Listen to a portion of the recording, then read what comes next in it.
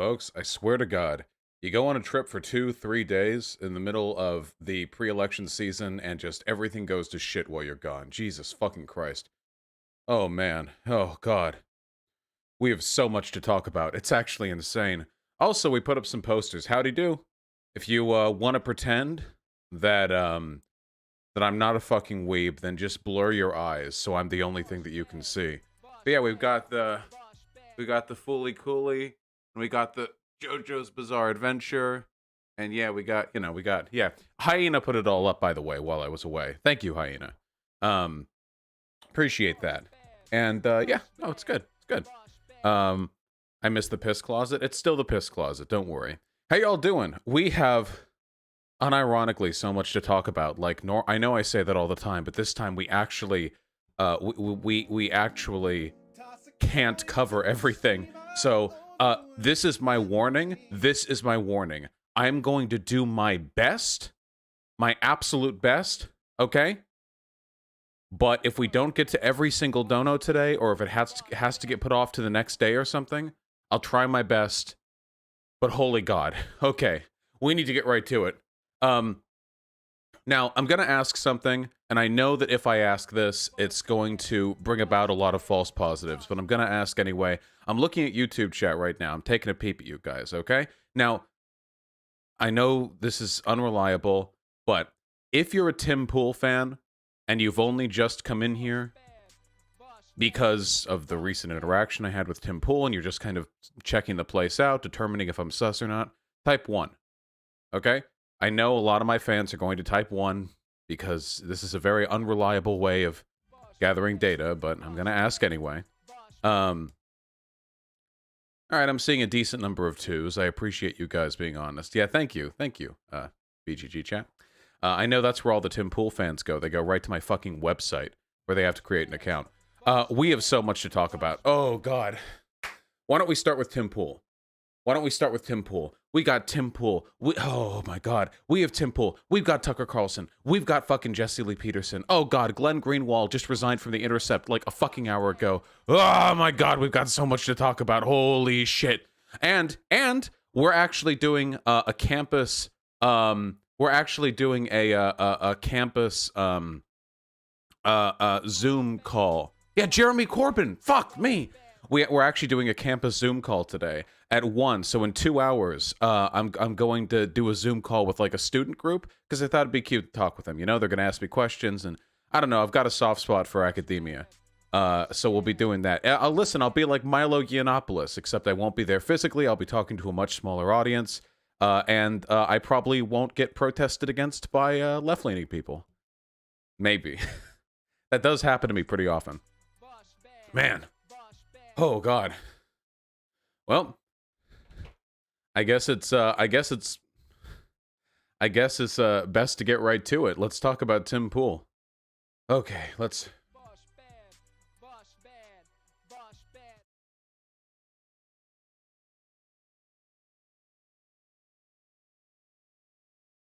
Wait, what is this?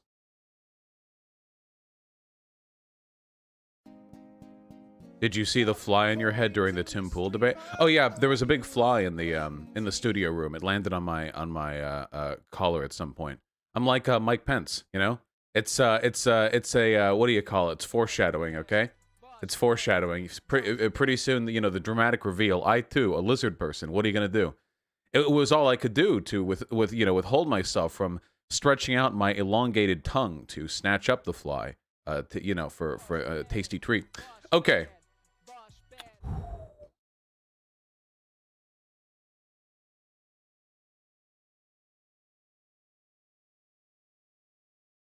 So, I imagine most of you are aware of the fact that I recently went over to see Tim Pool, and I wanted to share my thoughts on this, but in addition to sharing my thoughts, I thought it might be nice to address some of the Tim Pool fans who have recently started looking at my channel, and I know these people exist because I can see my analytics, and I can see where this stuff comes from, you know? So basically, the gist of it is this. As you guys know, I'm a pretty controversial left-leaning figure. I mean, everyone who does politics online carries some degree of controversy, but there's a sliding scale, you know? Somebody like David Pacman, for example, you know, very measured, doesn't get in drama very often. Me, on the other hand, I get around, you know? So I don't get many invites to things. Tim Pool started saying lefties were afraid to come on his show, and Sam Cedar and Hassan seemed interested, but then they weren't interested or backed off because of COVID, which I think is a perfectly reasonable reason, by the way. But I thought I'm a strapping young man. You know, I'm strong and firm and fit and ready to die. So I thought, okay, sure. Tim's over on the other side of the country, but I traveled over there and I went on the Timcast IRL show. And okay, so here are my thoughts. I'll lay out my thoughts, and then I'll make some general statements, and then I'll cover the fallout afterwards, okay? First of all, and this is the thing that surprised me the most, I have made a lot of comments about Tim Pool. At no point have I done so dishonestly. I'm never dishonest when I express my opinion of a person. However, I do think I was wrong. I actually don't think Tim Pool's a grifter. And I can say that because before the podcast started and after the podcast ended, he spoke with the exact same conviction on the exact same subjects that he had during the podcast. You can take from that what you will, but I genuinely believe that, you know, he's passionate and sincere about the things he believes in. Dude also has a gigantic underground skate park. That is true. That is true. I saw it. It is huge. He's doing quite. No, I'm not kidding. No, yeah, seriously. No, yeah, it was sick as fuck. It was rad as hell. No, it was fucking awesome. Yeah. Oh yeah. It was the whole like the half pipes and yeah. So that's cool. With regards to the discussion itself, I imagine most of you saw the discussion. If not, this won't really make sense. But how rich is Tim Pool? Tim Pool is the largest online political figure in the English-speaking world. That's how rich Tim Pool is. You know, Tim Pool is literally 10 times my size, and I'm doing pretty good. So it's, but whatever the case may be, I went over there, and Tim, enormously pleasant in person, unironically had a great time talking with him and the people who work with him. We went on the podcast, and as for the podcast itself, you know, I've seen a lot of the responses online. I think that I did a good job holding my positions. My interest in that discussion was to indicate to the people who are watching, who are mostly Tim Pool fans, that while even if they don't agree with every prescription that I have, they don't agree with every like solution I have to the world's problems, fundamentally, we believe in the same things. And that it's important for us to focus on those solutions and not to get bogged down by the most hyperbolic elements of the things we dislike, you know? Like, just because corporate idpol is cringe doesn't mean that, you know, intersectionality is bad. And there are a lot, you know, you can do a lot with that. And some people agree, some don't, whatever. I thought it went well. In terms of the shift in discourse, the thing that I found most difficult was not having a computer on me. See, I do all my debates online. I don't really do stuff in person, with the exception of my one conversation with Jesse Lee Peterson, who's not exactly a data-oriented kind of guy. When there are certain subjects that I think require like fact-checking or like a very specific or intimate inspection of detail, it really, really helps to have a computer or chat or whatever, because if you can fact-check, you can really quickly like nail points down. When it comes to certain subjects like Obamagate or Russiagate, the intricacy of these subjects is extensive enough that if you don't have the ability to fact check on the fly, a person can make a claim that's completely wrong, and it's very difficult to call them on it, because if there's even like if there's like a 1% chance you're wrong and you call them out on being wrong when you were wrong yourself, like, it's done. You've ruined yourself, you know? So that's something that I need to get better at in the future. Obviously, subjects like Obamagate and Russiagate aren't things that I pay a tremendous amount of attention to, because fuck me, man. Russiagate's done, and Obamagate is fucking nonsense. But one way or another, I think that I did a decent enough job. I hope everyone enjoyed it, and I hope the Tim Pool fans enjoyed it as well. I really do hope that the Tim Pool fans who are there who watched that. I know a lot of them dislike me, whatever. And I know a lot of you motherfuckers were in chat going like, I used to be a Strasserite neo-Nazi until I saw Vaush's glorious hair, and now I'm a cat girl. I know you guys, yeah, we're polluting the well a little bit. Which was very funny, thank you. Even if it did make it impossible to tell if people actually were being moved over to my position. But it was funny. Thank you. I appreciate that. That was the longest Tim Pool IRL segment ever done at over 4 hours. It was apparently in other metrics enormously successful. It currently has more views. Even I think than the Enrique Turrillo one, the leader of the Proud Boys. I think we did a phenomenal job. I think people were very interested, and there were even other streams watching that stream. I know they had 8K on the Surfs. I know there were, I don't know how many, but I know that Xander Hall was streaming it as well. And Destiny was watching it as well. So all together, if you piled together all the numbers, I think we got a lot of exposure. It shows in the analytics. I'm very, very proud.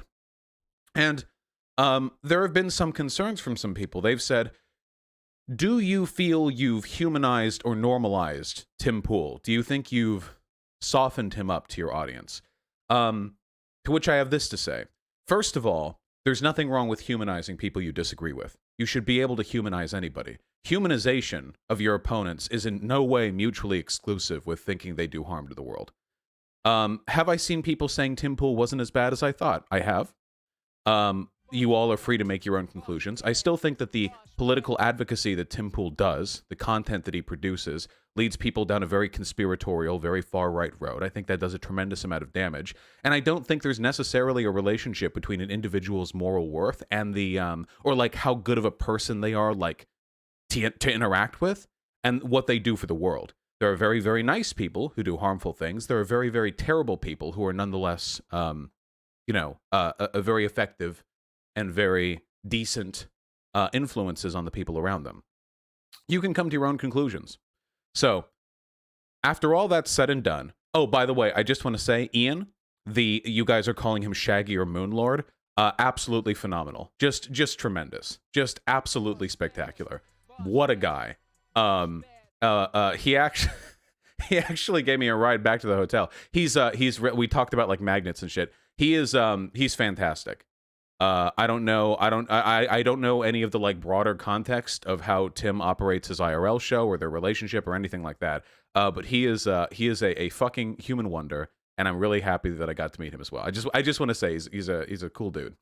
But all that being said, you have to remember, with regards to platforming, there's a lot of discourse on the left about platforming, you know? Because for a while, we saw a very dishonest defense of platforming people you disagree with.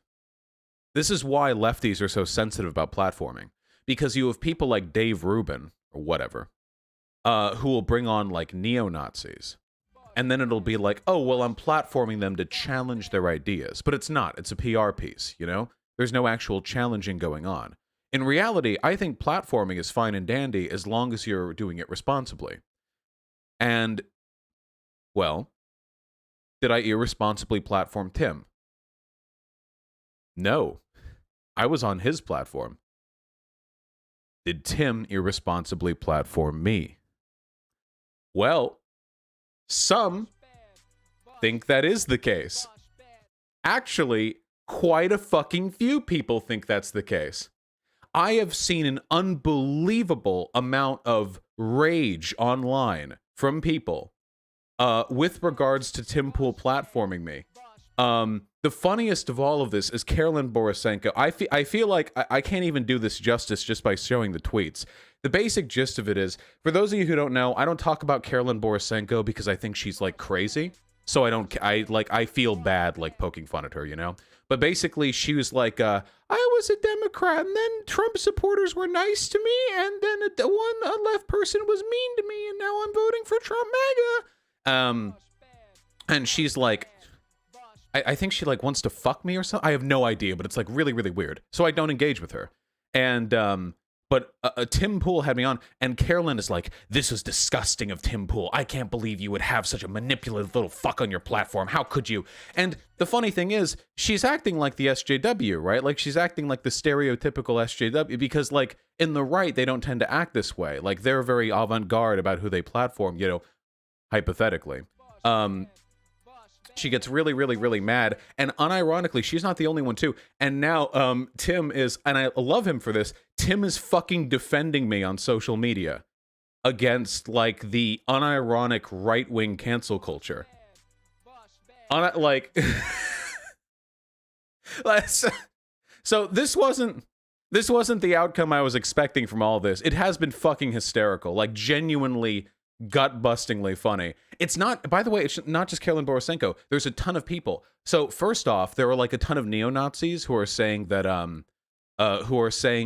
because they platformed me, they have to platform them as well. You know, like Eric Stryker or Mike Enoch or any of these fucking losers. So there's like that group, you know. And then there are people who are like, I can't believe that he would platform a rapist, pedophile, communist, murdering psychopath. And that's in the Karlyn Borysenko, the Ian Miles Chong billing. And also the former co-host of Timcast IRL, that guy Adam Kringler, I think, on the Quartering as well. The Quartering actually super chatted like $100 to like talk about my penis during the actual live stream. Like, holy God. Yeah, anyway, Krigler, there it is. Adam Krigler, I think was like the former host or something, but he's all like, now the house is polluted with Vaush. And I have to say this, by the way. I have to say this. I tend to value the criticism that I receive based on its apparent legitimacy, okay? And you can generally tell that.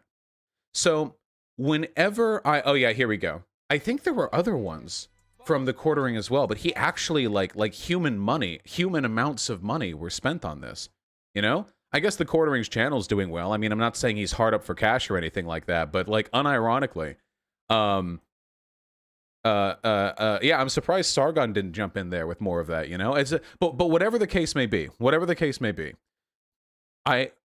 I'm not a perfect person. I do make mistakes sometimes. And when I do, I see criticism for it online, and sometimes I learn from that, and sometimes I don't. And my ability to sort of introspect or reflect is usually determined by the legitimacy of the criticism that I get. And it makes me very, very happy when I'm getting criticism that tells me nothing other than other people are mad. That makes me very, very happy. So, for example, when I go online and literally all of these conservatives, either the followers or the demagogues themselves, are just like, hey, he's a rapist, he's a pedo-rapist, he wants to kill all your children, he wants to destroy the white race. I know for a fucking fact that I did good, because you have nothing. How am I supposed to feel bad when the views you criticize me for aren't even within a fucking golf field of the things I actually believe, you know? They're way the fuck over there. They're in a different zip code. That makes me feel amazing. It really, really does. Like, you know? I know you guys are so fucking mad. One thing, and I'll say this, some Tim Pool fans did this, by the way. I saw a lot of this. There was a lot of really weird malding, too. A lot of these people kept talking about me like I was a fucking devil, you know? Like, I can't, like, the sinister, manipulative vibes this man gave off left me creep out. Dude, I saw myself on the podcast. I come off perfectly, sure, okay. Project all you want, you know? There were people, I'm not kidding, there were people who were saying, and this is serious, there were people saying, the only reason Tim Pool was being charitable to me on social media was because he had made the mistake of bringing me to his studio, and now I could dox them.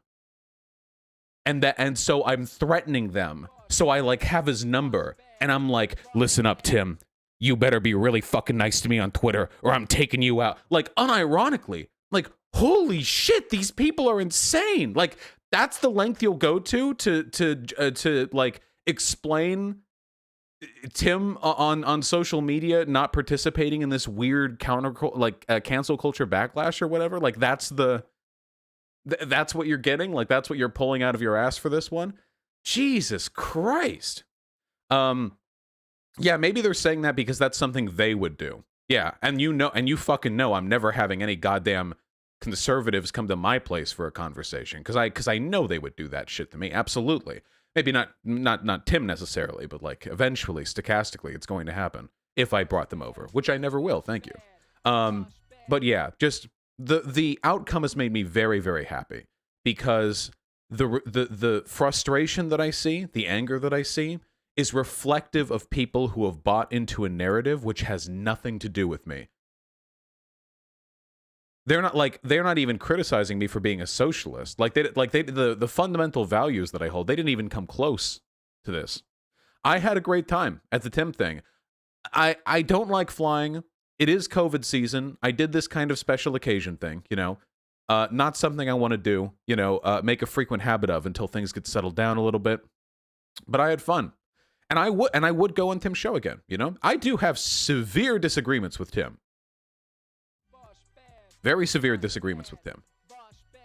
But one of the things that we have to recognize, you see people doxing you in chat, they've never gotten my real docs. Chill out. We go over this like every other day, dude. It's chill. And as severe as our disagreements may be, I am and always have been a firm advocate that the best way for us to advocate for our beliefs is to talk with people with whom we disagree and to give them the best presentation of our ideas. And I am always willing to do that. I will do that to any audience. I will do this to any number of people. I will do this with people who I find, even the most reprehensible human beings, I will do this, as long as there's no threat to my personal safety or anything like that. I do fundamentally believe that. As long as it's worth my time, it means a lot. And I had a lot of fun. So, to any Tim Pool fans, whatever, I legitimately appreciate you giving me the chance to talk to you. Seriously. And to all my fans, shut the fuck up. You were going to watch anyway, okay? You were all going to watch anyway. I don't need to thank you.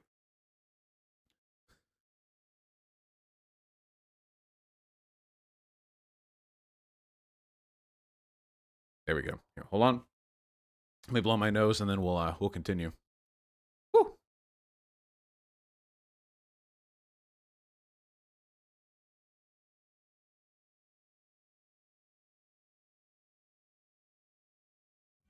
Allergies. Okay, fine. Thank you. Thank you. Thank you. Thank you, everyone. I appreciate it. Also, don't you fucking leave. We have so much to cover today. This is going to be a non-stop cavalcade of content, okay? I need you guys to be here with me, okay? You can't leave, okay? I need you to understand. You can't leave anymore. You have to stay. However, if you are here presently, you should subscribe to the channel. Oh my God, wait, seriously? Karlyn Borysenko got fucking Twitter suspended? Wait, what? Wait. What? Did that just happen live? Wait, what happened?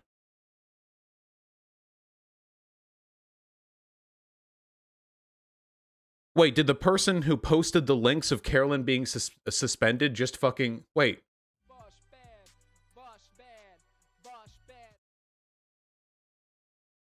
Okay, here we go. Wait, what?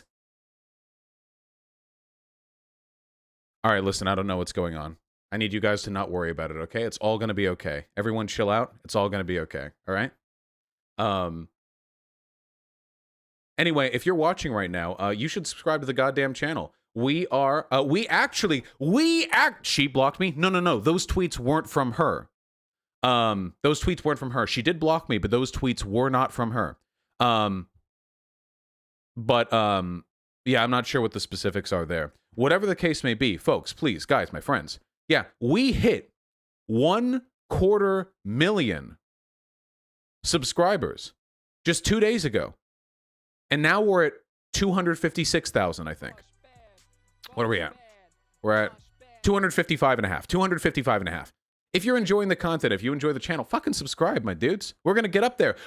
I want 300K by the end of the year. I want 1 million the year after that. I want 1 million. I want all of it. Give me all of it. I'm hungry for subs. I am. I genuinely am.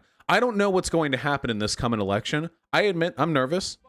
You know, it's going to be a difficult race all around. I don't know what's going to happen. But I do know that whatever world we find ourselves in after the election, it is a world which is going to need aggressive, pragmatic, rhetorically effective, socialist advocacy. And I will be here for you for as long as I can. So stick the fuck around. Speaking of the election, take a look at this. Dumb fucks.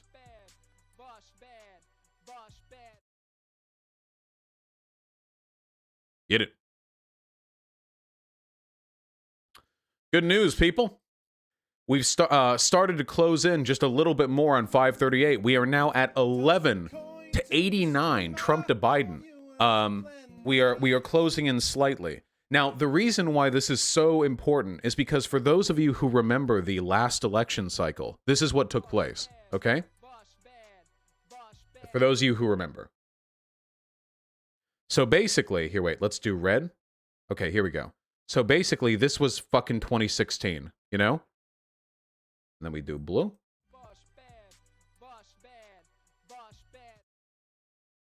Like that. And this right here was the actual day of the election, right here. Meaning that for a while, like 2 weeks before the election, around this time period, there was actually a pretty big gap between the projected likelihood of Hillary and Trump winning.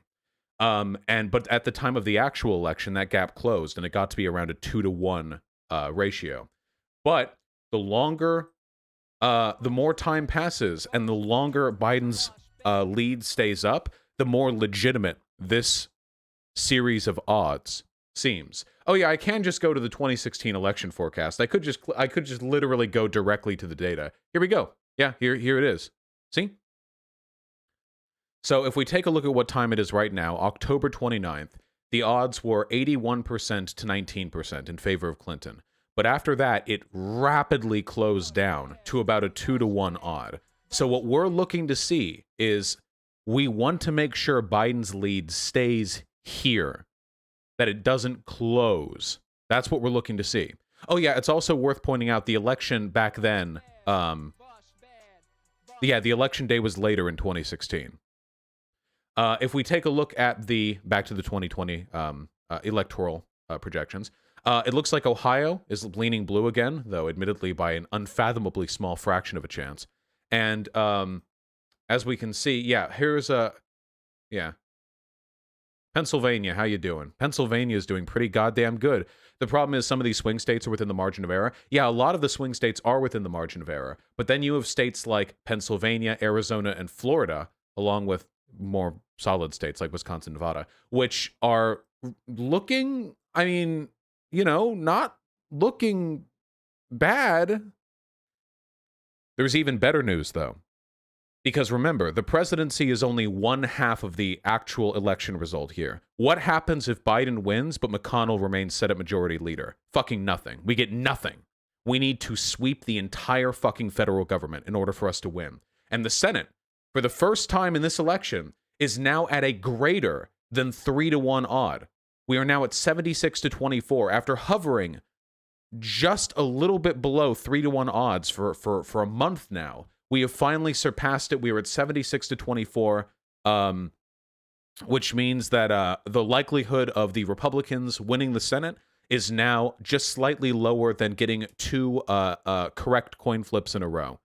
Like guessing heads and then getting heads twice in a row.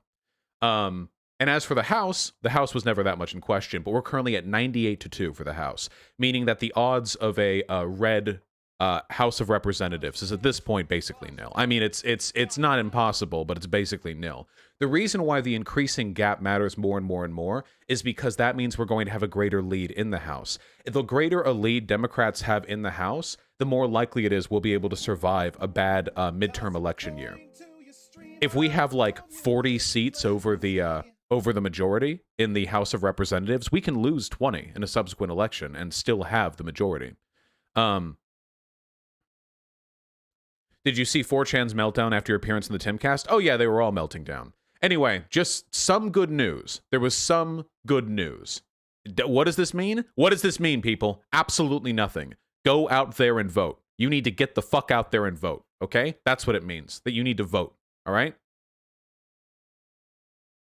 Pennsylvania's looking fine. It looks like it's just hovering 88, 86. He's down like 2 points there, but he's still up by quite a bit. Arizona looks like it's pretty much been even. There isn't as much polling in Arizona because people don't give a fuck about Arizona. Pepe laugh. In Florida, things have closed, unfortunately. In Florida, things have closed. For a while, we saw even as much as 72 to 68, but now we're at 65 to 35. So Florida has closed down, has narrowed just a little bit. Texas is about the same odds for us as Florida is for Trump, meaning that if Trump is able to take Florida, we're just as able to take Texas, possibly. We'll see how that goes. How you doing, Ohio? Well, Ohio's 50-50, which is good because just like 2 days ago, it was 41 to 59. Some good polling came out from Quinnipiac University, rated B+, saw Biden with a +5, which has shot the average rating there. 50-50 normally favors Trump. Generally speaking, yeah, but there are exceptions to that. There were states, for example, that Obama did well in 2008 where he was not projected to. So there are definitely a lot of variances.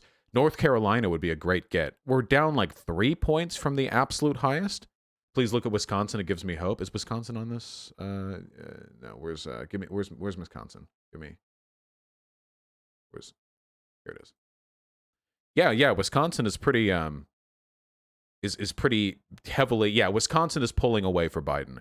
I would be willing to bet. Yeah, that this is. Why does 50-50 favor Trump? Because Trump, being the sitting president, has the ability to engage in electoral interference in a way that the Democrats do not. Holy fuck! A recent poll put Biden up at +17. What the fuck? From ABC News, A+ rated +17? Holy shit, that is a fucking lead. All right, well, Wisconsin's probably... I'm gonna guess Wisconsin's probably ours. You know, that's probably a win. Keep in mind, people, that on November 3rd, I am going to be here all fucking day. They will intravenously drip feed me nutrients through a fucking IV into my arm. And I am going to sit here, and we are going to go over every single exit poll. We are going to fill in the map, bit by bit, and we are going to see, okay? And I'm going to wear my fucking Biden merch, okay? Absolutely. And we're going to tip it over, all right? We're going to tip it right the fuck over. Yeah, I got to get my gamer bucket ready in case I need to shit or piss or cum, you know? Gotta keep ready. Gotta keep ready. How much was Hillary at this point? Oh, we just looked at that. I think Hillary was 81 to 19 at this point, as opposed to the 89 to 11, which means that our odds now are almost double what they were at this point in time for Hillary. Yes, we're going to talk about Glenn Greenwald. Don't worry. Anyway, yeah, this is check Georgia. We just checked Georgia. What do you want? What do you people want from me? Yeah, Georgia is, did we check Georgia? Oh, no, Georgia's pulling ahead. No, we didn't check Georgia. Sorry, we checked another state, I guess. Yeah, no, Georgia has pulled ahead. We have had a couple of really good polls lately. We have 3 evens, and then a +5, +2, and +3 for Biden. All the plus Trump polls go back a little bit older. Yeah, no, this is looking pretty good. This is a pull ahead. If we can actually get a win in Georgia, holy fuck, dude. Check the Georgia Senate races? Yeah, sure. Georgia Senate. Looks like a toss-up in the Georgia special Senate election. Whoa! Where did those numbers come from? Hello! What the fuck happened there? That's a fucking bounce there, isn't it? Jesus Christ. Look at that.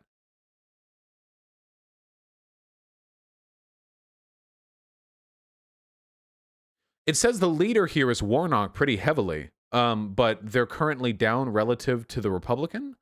Is it because it's special election? So there's like a different, math to determine the validity of...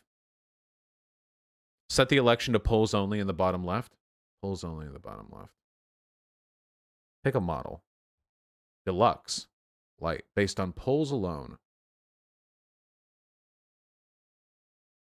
Huh. It looks like they've closed a bit lately.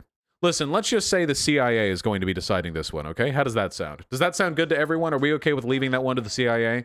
And we'll pay attention to other shit, okay? Is that okay? All right, you get me. You get me, people. Yeah, get out there and vote anyway, okay? Please get out there and vote. We have lots more to talk about. Are you ready for it? Are you ready for it? Oh, I would be delighted to have Contra on during the Election Day stream. Contra won't be able to stay in the entire time, though, because Contra is weak, and I am strong. I am a live streamer. Contra is a video essayist. I can be here for 14 hours straight, pumping out the political commentary. Contra's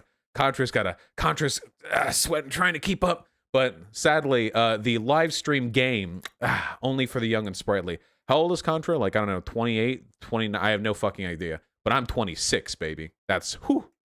I'm young, I'm spry. 32, really? I guess she was a grad student. Y'all,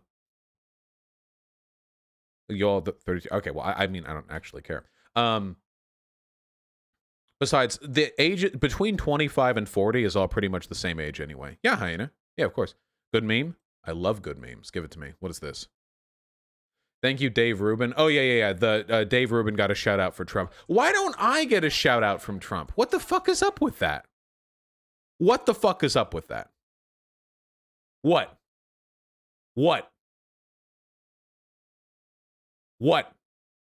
That's fucked up. I thought he was supposed to be the president of all of America. Guess not. Guess not.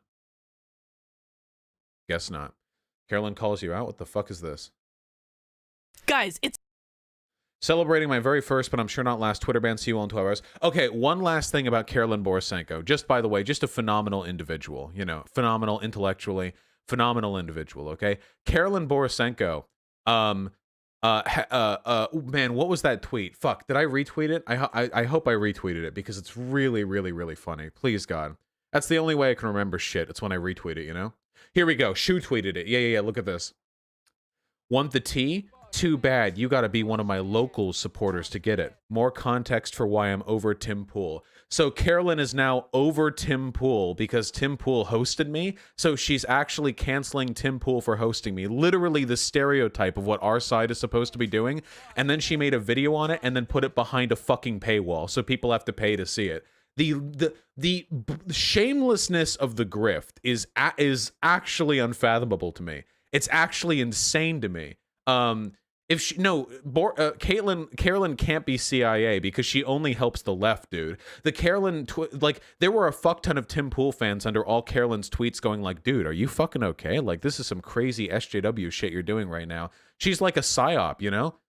Maybe she's grifting for us, like she's going under, you know, as like she's trying to show how easily you can get in with Trump supporters by just being like, oh, they were nice to me at a rally, and then she just acts like a psycho and makes them all look illegitimate. Reverse psyop, baby. That's the fucking 9 trillion IQ long game, okay? That's the good. You know what the good is? That's the goodest around. That's the goodest it gets. 9 trillion. It's true. That's a big number. Do you even know how big 9 trillion is? Do you know how long it would take you to count to 9 trillion? No, not just 9 trillion, 1 trillion. Do you know how long that would take you? 1 trillion. Just like 1, 2, 3, 4. You know how long that would take you?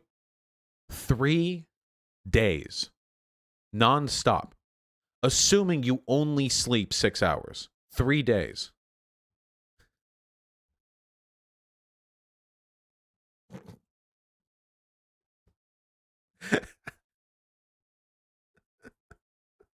Yeah, I'm sorry. Just here for the chat reaction. Thank you.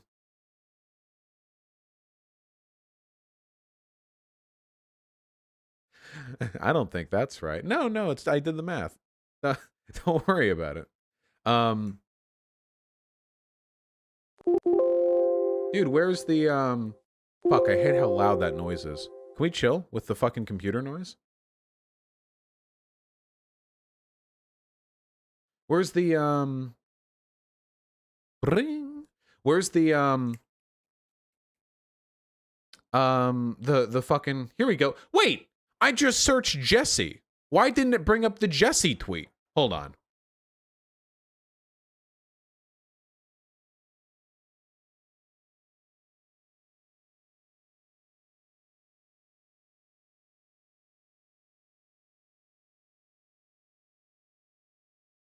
Fucking sniffles are going to be the death of me, folks. I tell you. Not COVID. Not COVID. Also, stop counting. I'll ban all of you. You're not getting to a trillion, folks. It'll take 3 whole days. My streams only last 4 to 5 hours. Chill out. We'll talk about Jesse Lee Peterson. Kill him. Get him. Sick him.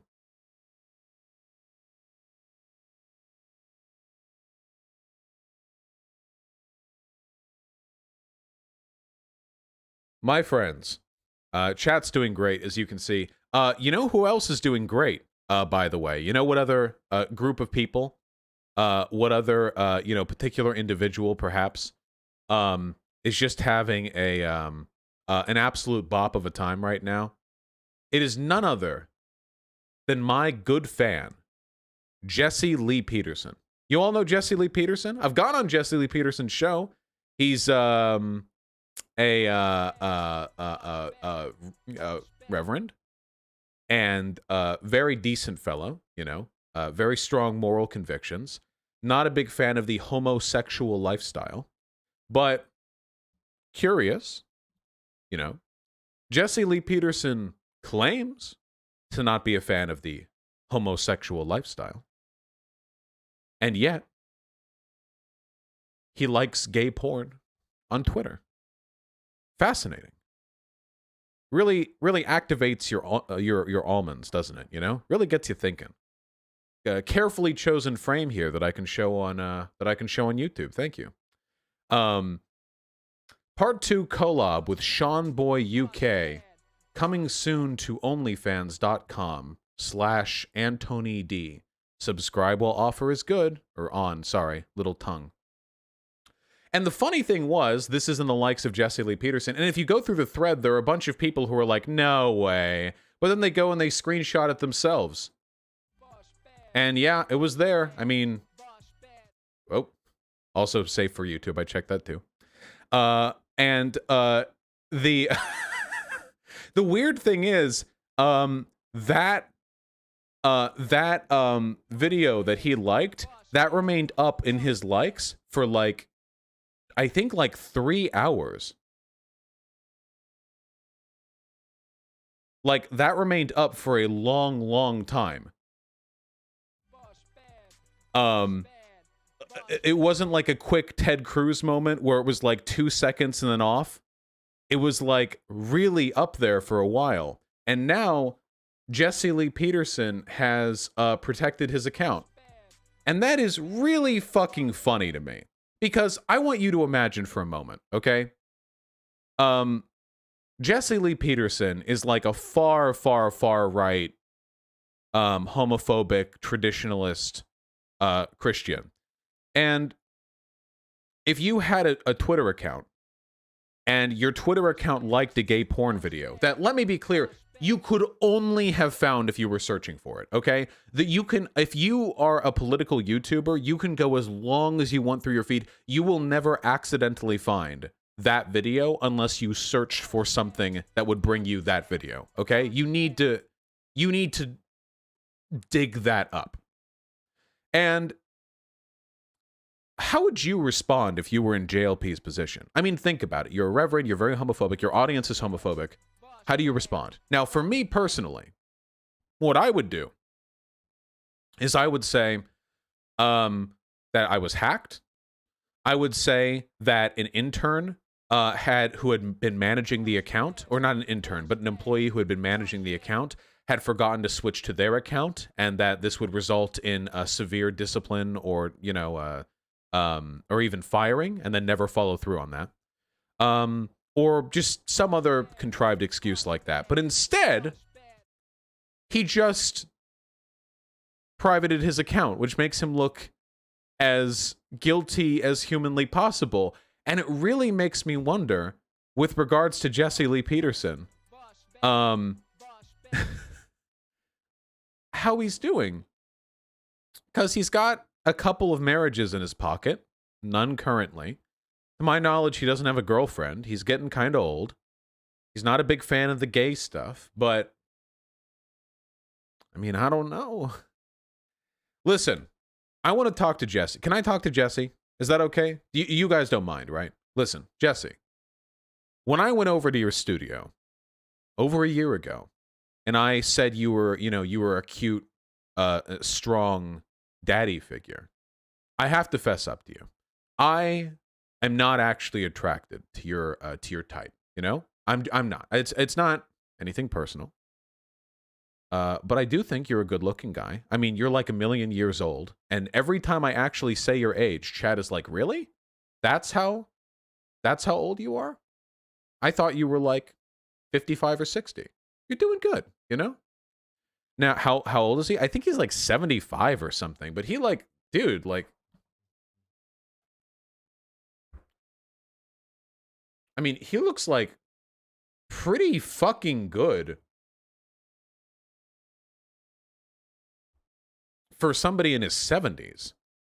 71? Yeah, like, that's pretty damn good for somebody in your fucking 70s. Like, I mean, obviously, like, he has this sort of, like, terrifying unawareness, to like, perpetual sort of aura of amazing that, you know, follows him around. And that may be a little bit unnerving, but whatever the case may be, I think he's looking good. And it makes me wonder, man, like, Jesse, I hope you're not holding off. Like, I hope you're not withholding from a lifestyle you secretly crave. This is a really, really, really common pattern, you know? A large portion of the population, like a really significant number, millions and millions of people, are gay, like men. A lot of them are going to end up being evangelical types. I don't think every gay-hating person is gay. I think that's kind of like a weird assumption to make, but I don't know, man. Here, wait, yeah, we have on-site video coverage. He's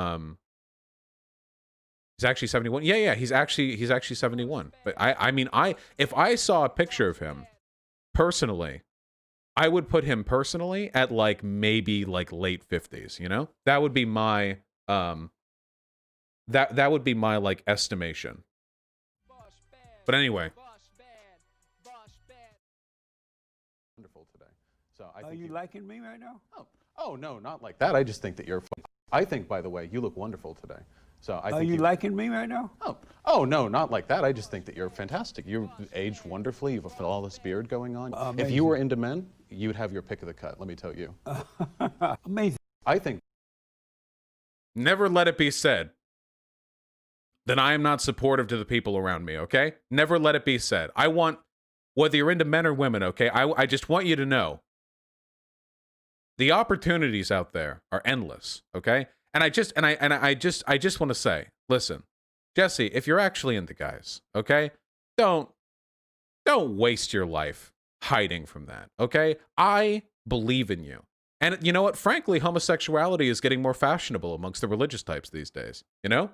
And judging from the video that you liked, you're into like bears too. See, that's the thing. You're not just like gay. If that video is representative of your interests, you're like gay.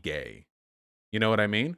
Like, because though you saw the picture or the videos there, that's like gay, you know? Like very like down the road, you know? Because I think there are a lot of straight guys who will occasionally jerk it to gay porn because they see something like they're into, you know, like maybe they just like dicks flopping around or whatever, or like anal's hot or what. But usually that's like twink stuff. But if we're talking big fucking mega bara dudes, like giant hairy fucking construction workers with girthy leg-sized cocks plowing each other, this is like we're in the like we're far in, you know, and that's great. That's fantastic. Yeah. Twink erasure, fuck you, Vaush. All of you are valid. All of you are valid. Okay? All of you are valid. Just want you all to know. There are a lot of people who are deeply uncomfortable with their sexuality. And this is not exactly like a hot take. I mean, you all know this, obviously. There are people watching right now who probably are. And this is one of the reasons why I'm a gender abolitionist, you know, not as an immediate goal, just a long-term idea, because I really do think that to a large extent, we're boxed in when it comes to our sexual interests, you know? For example, what does it mean to be straight? What does it mean to be gay? Now, my personal opinion here, there are probably a lot of people in chat right now, a lot of men in chat, who only like women, who've only ever dated women, who could only ever see themselves being with women. But you jerk it to a lot of femboy hentai, don't you? Don't lie to me. You jerk it to a lot of femboy hentai. Yeah, you do. Oh, yeah, you do. Don't lie to me. It's true. It's true. And you like it because they're feminine. Femboy, of course. And, I mean, what would your dating options be like if the world was just full of femboys? I mean, would you be straight? Would you limit yourself exclusively to people who identify as women? I mean, probably not. Not for a lot of you.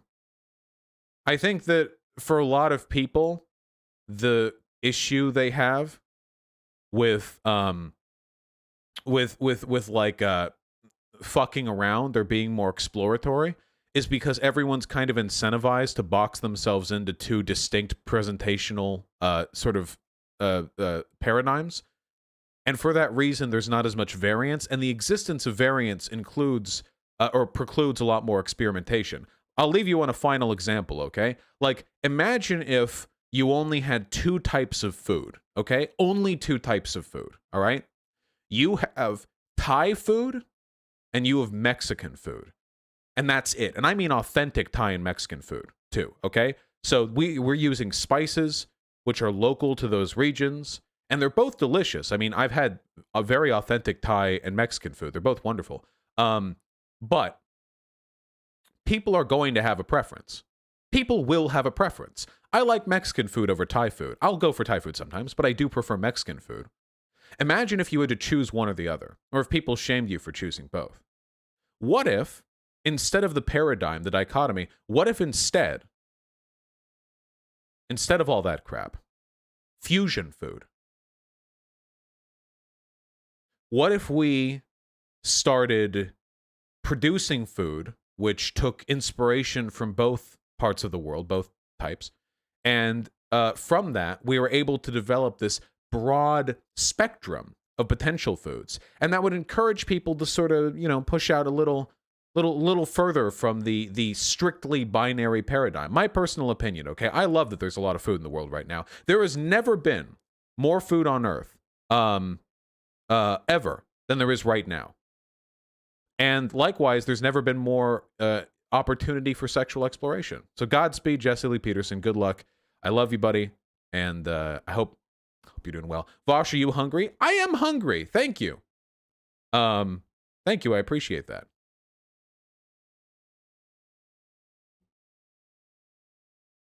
Nice. Hyena, holy shit. Hyena. Stop nuking people who are counting. Just ban them for a month. Just find people who are counting. Just ban them for a month. No more nuking. They're going to keep doing it if they just get nuked for 30 seconds, then go right back to it. Yeah, just ban them. Jesus. Yeah, just murder them. Obviously, as one does. Thank you. Let me blow my nose. We have to talk about Tucker Carlson. 17,000 people watching. Hello, that's so many people. You could fill a stadium. Hello! If you're enjoying the content, you should consider subscribing. We don't always talk about bara porn. That's an every once in a while sort of thing. You know what I mean? That's like an occasional. That's like a flavorful divergence from our typical content. So yeah, just if you want, of course. Obviously, it's nothing you have to do. I can't force you to. And in my ideal society, of course, you would have to, but that's not the society we live in, obviously. If we all subscribe to the maxim of Vaushism, Leninism, then there would be no choice. In fact, every time you opened up your browser, you would get one of those pop-up windows like you do when you have to sign into a temporary Wi-Fi at an airport, and it would be my YouTube channel, and you'd have to click subscribe, and then it would give you access to Wi-Fi, And that would be the future of this country, but we don't live there. So for now, you have to do it of your own volition. You have to click that button with your own two hands. If it takes you two hands to get to that. I could do it with one hand, but if you really need two hands, then that is an option. That is an option. Hold on, let me again blow my nose. I'm sorry. And we have to talk about Tucker Carlson because he has truly done it again, folks. Thank you.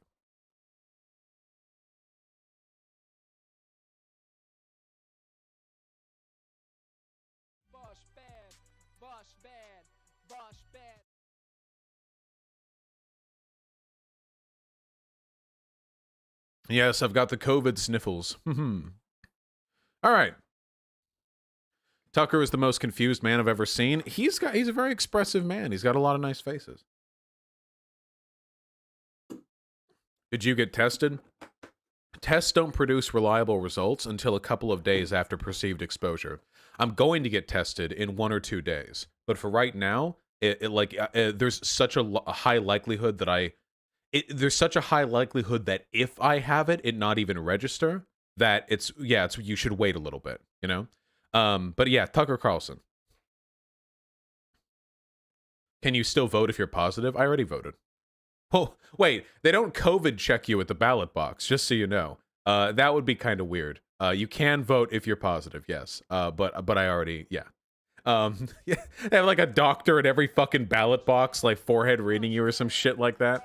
Am I going to cover Trump's 60-minute thing? Yes. Probably not today. Don't know if we're going to have time. But yes. Can you vote if you're HIV positive? Can you vote if you're gay? All interesting, fascinating questions all around, you know? Who knows? Honestly, in America, well, honestly, with the Supreme Court being how it is, actually, who knows? We'll have to see.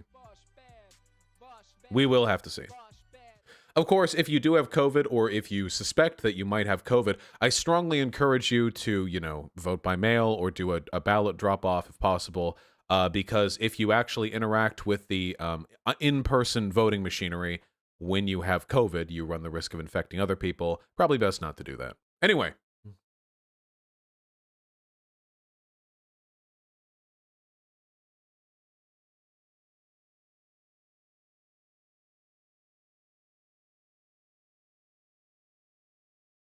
My friends, the fact that we are on the cusp of an election means that at this point we are going to be seeing both parties busting out pretty much anything they can, absolutely anything they can, to maximize their chances of winning. But what I mean by that is that the Democrats will do absolutely fucking nothing, because Democrats suck shit at politics. They're all useless career bureaucrats who have no concern for whether or not they vote and are perfectly happy taking the kickbacks from whatever benefits there are to just being an establishment president until they die at 93 after holding their respective district hostage for 30 years. But Republicans, they are fierce, and they will do Republicans will just make shit up. It's incredible what Republicans will do. Like this Hunter Biden crap, you know? Again, like the Hunter Biden stuff. Is there any evidence that there was millions and millions of terabytes of child pornography on that laptop? No, there was no evidence. Thank you.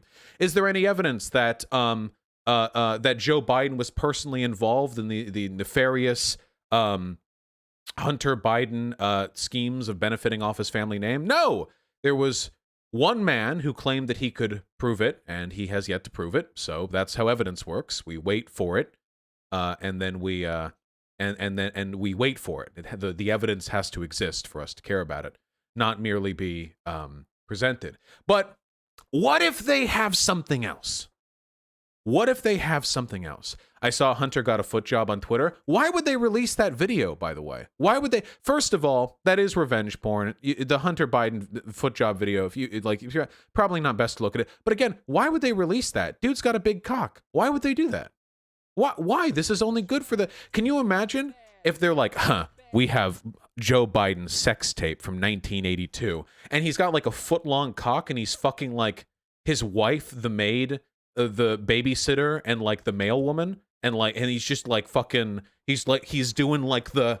You know when they do like the revolver where they like rotate cylinders? You know what I mean? Like that? He's pumping it in and out, like rotating. Like, why would you release that if you have that? Like, that's only good for him. You know? That only helps him. You understand. You sex havers, those of you who have had sex 1 know what I'm talking about. Those of you who are waiting on sex 2 maybe don't know what I'm talking about. Anyway, getting back to it. From the man himself, Tucker Carlson, damning Hunter Biden documents suddenly vanish. There's always a lot going on that we don't have time to get to on the air, but there's something specific going on behind the scenes right now that we did feel we should tell you about. So on Monday of this week, we received from a source a collection of confidential documents related to the Biden family. Ooh. We believe those documents are authentic, they're real, and they're damning. At the time we received them, my executive producer, Justin Wells, and I were in Los Angeles preparing to interview Tony Bobolinsky about the Biden's business dealings in China, Ukraine, and other countries. So we texted a producer in New York, and we asked him to send those documents to us in LA, and he did that. So Monday afternoon of this week, he shipped those documents overnight to California with a large national carrier, a brand name company that we've used, you've used countless times with never a single problem. But the Biden documents never arrived in Los Angeles. Tuesday morning, we received word from the shipping company that our package had been opened and the contents were missing. The documents had disappeared. Now, to its credit, the company took this very seriously and immediately began a search. They traced the envelope from the moment our producers dropped it off in Manhattan on Monday all the way to 3:44 a.m. yesterday morning. That's when an employee at a sorting facility in another state noticed that our package was open and empty. Apparently, it had been opened. So the company's security team interviewed every one of its employees who touched the envelope we sent. They searched the plane and the trucks that carried it. They went through the office in New York where our producer dropped that package off. They combed the entire cavernous sorting facility. They used pictures of what we had sent so that searchers would know what to look for. They went far and beyond, but they found nothing. Those documents have vanished. As of tonight, the company has no idea and no working theory even about what happened to this trove of materials, documents that are directly relevant to the presidential campaign just 6 days from now. We spoke to executives at that company a few hours ago. They seemed baffled and deeply bothered by this. And So, I'm not kidding. His assertion is that some sort of deep state agent read his text messages and then intercepted the package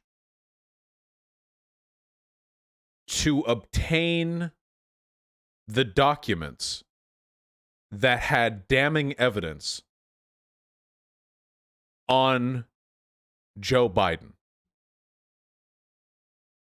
By the way, get to that link there.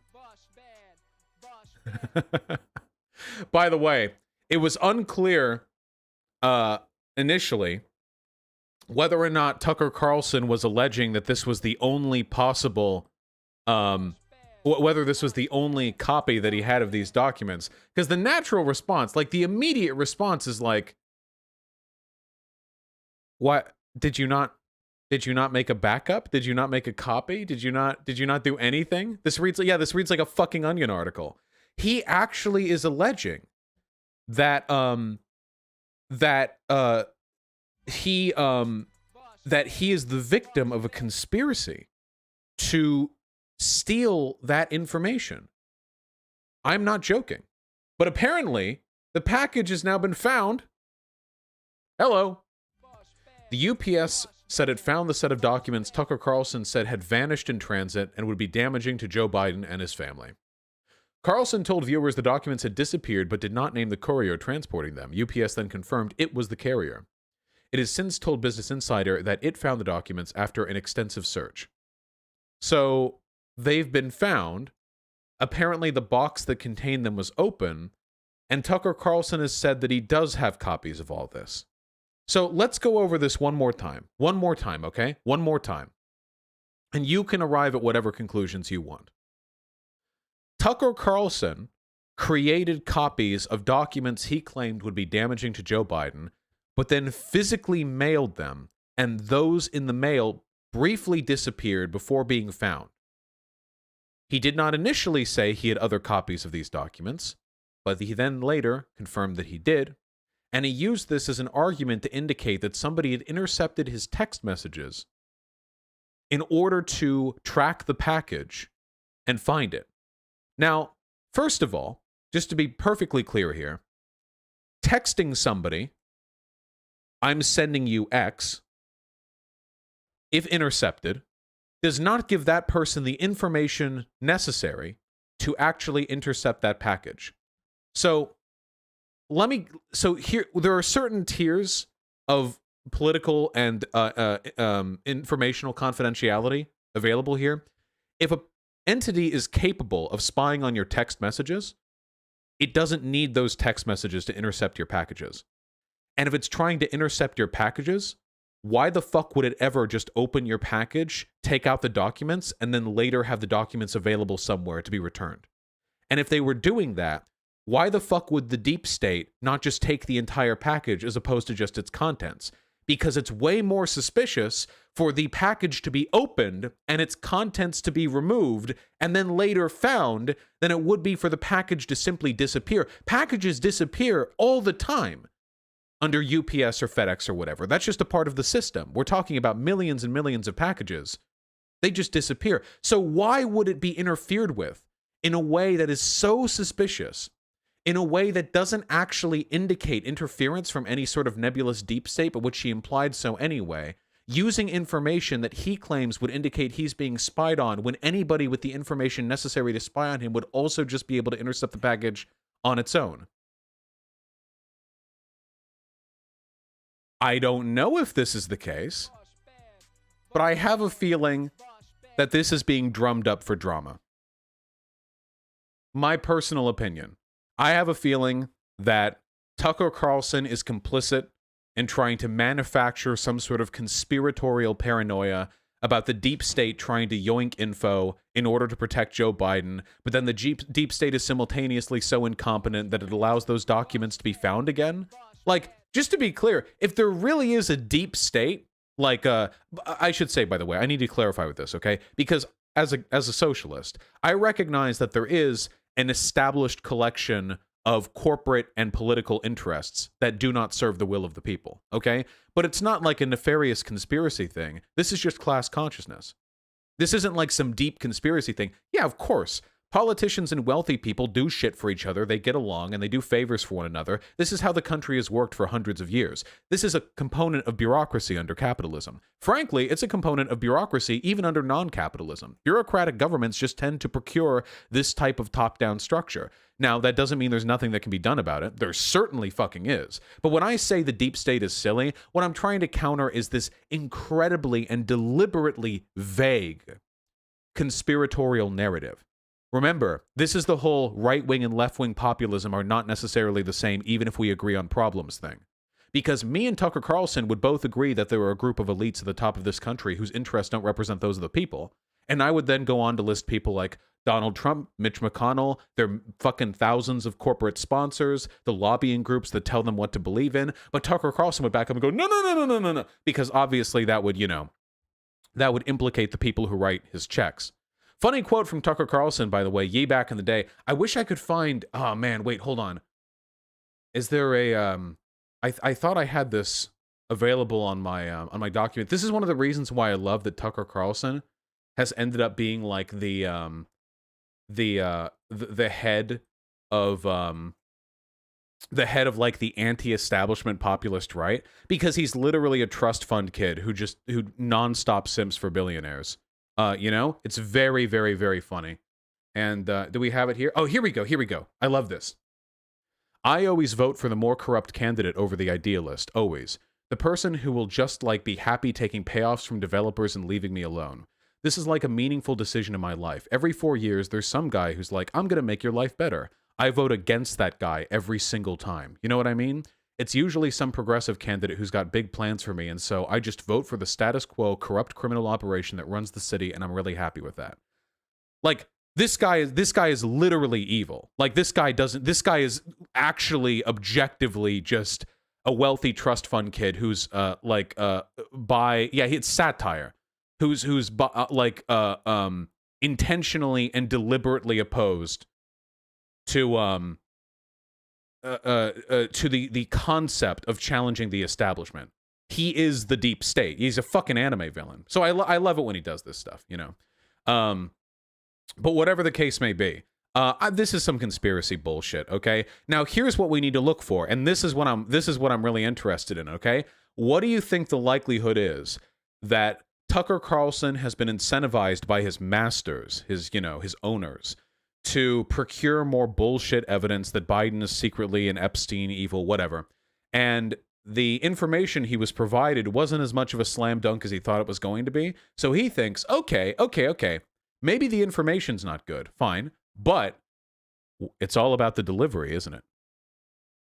So even if the info ends up being bunk, nothing interesting actually comes out of Tucker Carlson's show, we can still sell this conspiratorial deep state, they stole my info, but then conveniently returned it to me bullshit narrative. That's what I'm looking to see. Is the story going to be the contents of the document, or is it going to be the fucking delivery truck that brought it in? That's what I want to see. Who knows?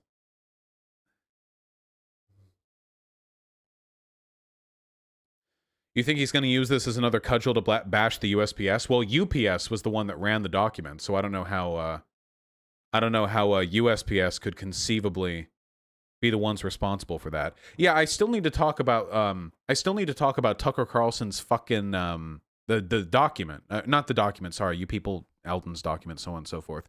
I need to talk about the lawsuit that ended up getting settled. There's so fucking much to talk about, dude. Holy shit! Oh my god.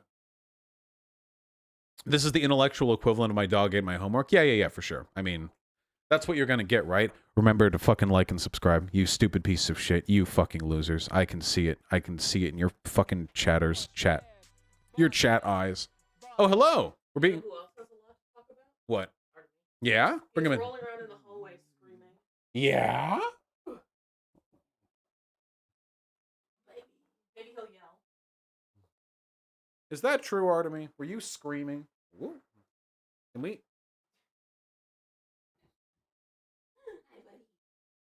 He's purring. Mm. No, unfortunately, the audio, the background noise dampening on the mic is capable of blocking out the purring noises. Look at him. Ooh. Yeah? Are you mad? Yeah, he's feisty. Feisty boy. Here, let's get in close.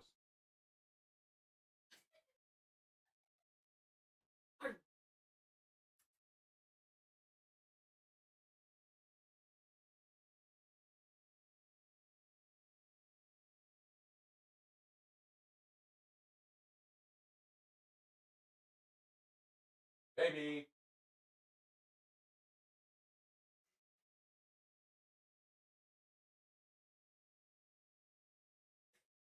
He's purring so fucking hard. Yeah?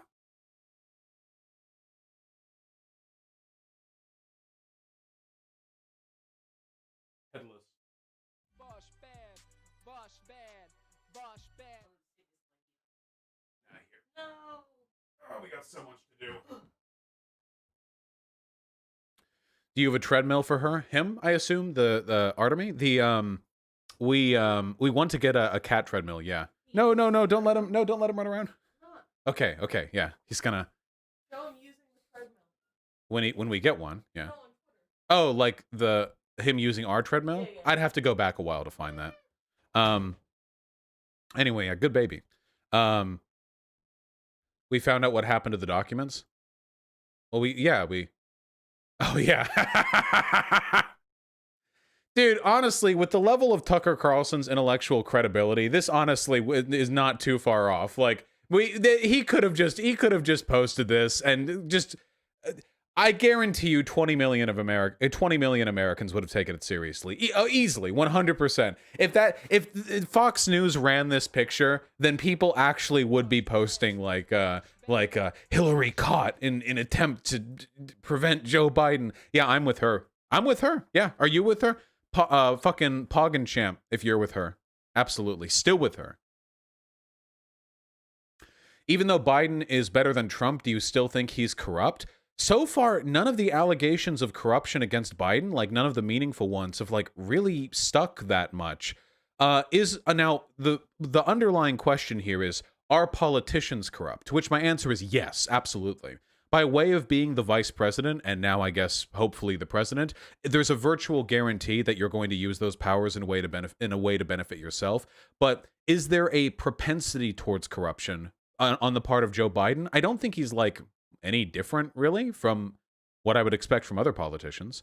And it's just funny to talk about this because Donald Trump is like the most openly fucking corrupt politician like ever. The nepotism, like all his fucking family members are suddenly like high-ranking government officials. He refused to let go of his businesses, so he's continuing to operate with a conflict of interest. He'll shill out industries that he has stock in. He constantly holds trips to Mar-a-Lago, so taxpayer dollars have to be spent so he can funnel money directly from taxpayers into his own failing fucking businesses. Like, he's so obviously fucking corrupt, you know? So it's such a distraction. The issue is when people talk about corruption in Joe Biden, these people don't give a fuck about Joe Biden's corruption, like, at all. Like, zero. They give no fucks about it. They don't like Joe Biden, okay? I would be okay with criticisms of Joe Biden's corruption if it was from people who actually cared about political corruption.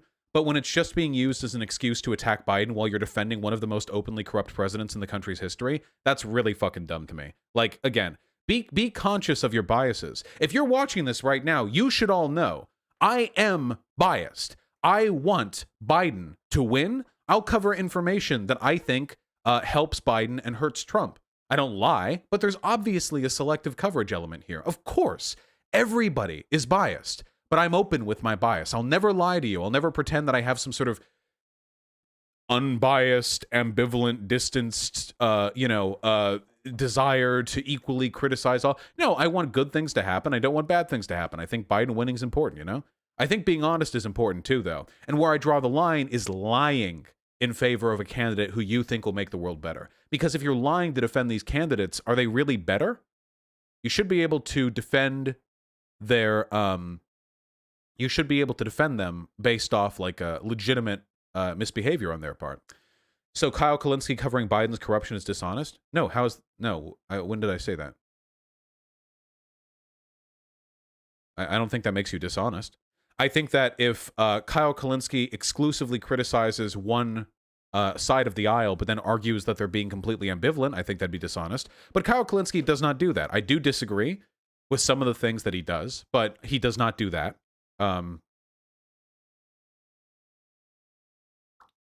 Yeah, based is just biased without the eye. True. Yeah, like Jimmy Dore would be an example of somebody who I think is disingenuous with the way in which they target their criticisms. That would be my that would be my a criticism that I would levy. Kyle's going to be on Rogan with Alex Jones. Yeah, that's fantastic. That's absolutely fantastic. Joe Rogan is going to be doing election coverage, and we get to have Kyle Kulinski there. Now, admittedly, Kyle Kulinski does lean a lot of Bernie or Bush shit, but I do think that Kyle Kulinski is going to be very critical of Trump, which is something that I can hope for. 538 just updated the Senate race. It's even better? Wait, no way. Like, just did? Holy shit! It did just update it. It's almost at 4-1 now. Look at this.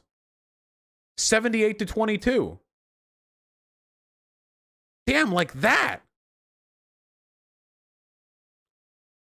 That is fucking awesome. Jesus Christ. Check both Georgia races? Yeah, wait, what happened? Updated 6 minutes ago. Yeah, okay, presidential's the same. Take a look at Georgia's Senate races. Oh, shit! This just released from Monmouth University. Oh, shit! Dude, the gap. Holy shit.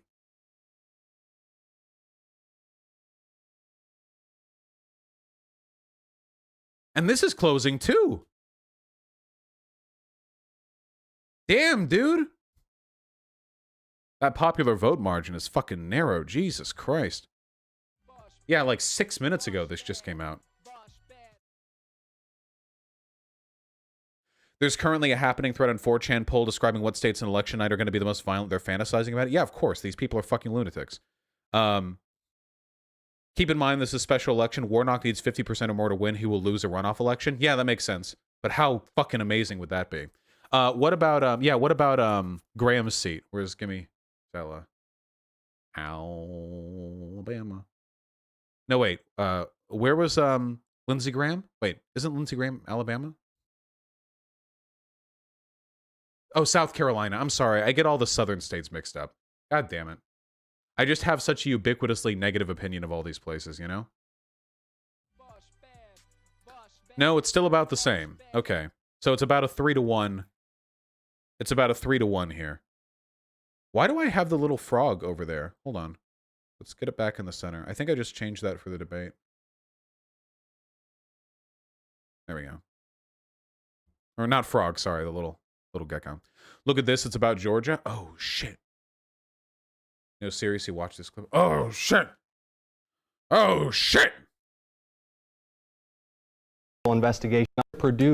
Well, perhaps Senator Perdue would have been able to respond properly to the COVID-19 pandemic if you hadn't been fending off multiple federal investigations for insider trading.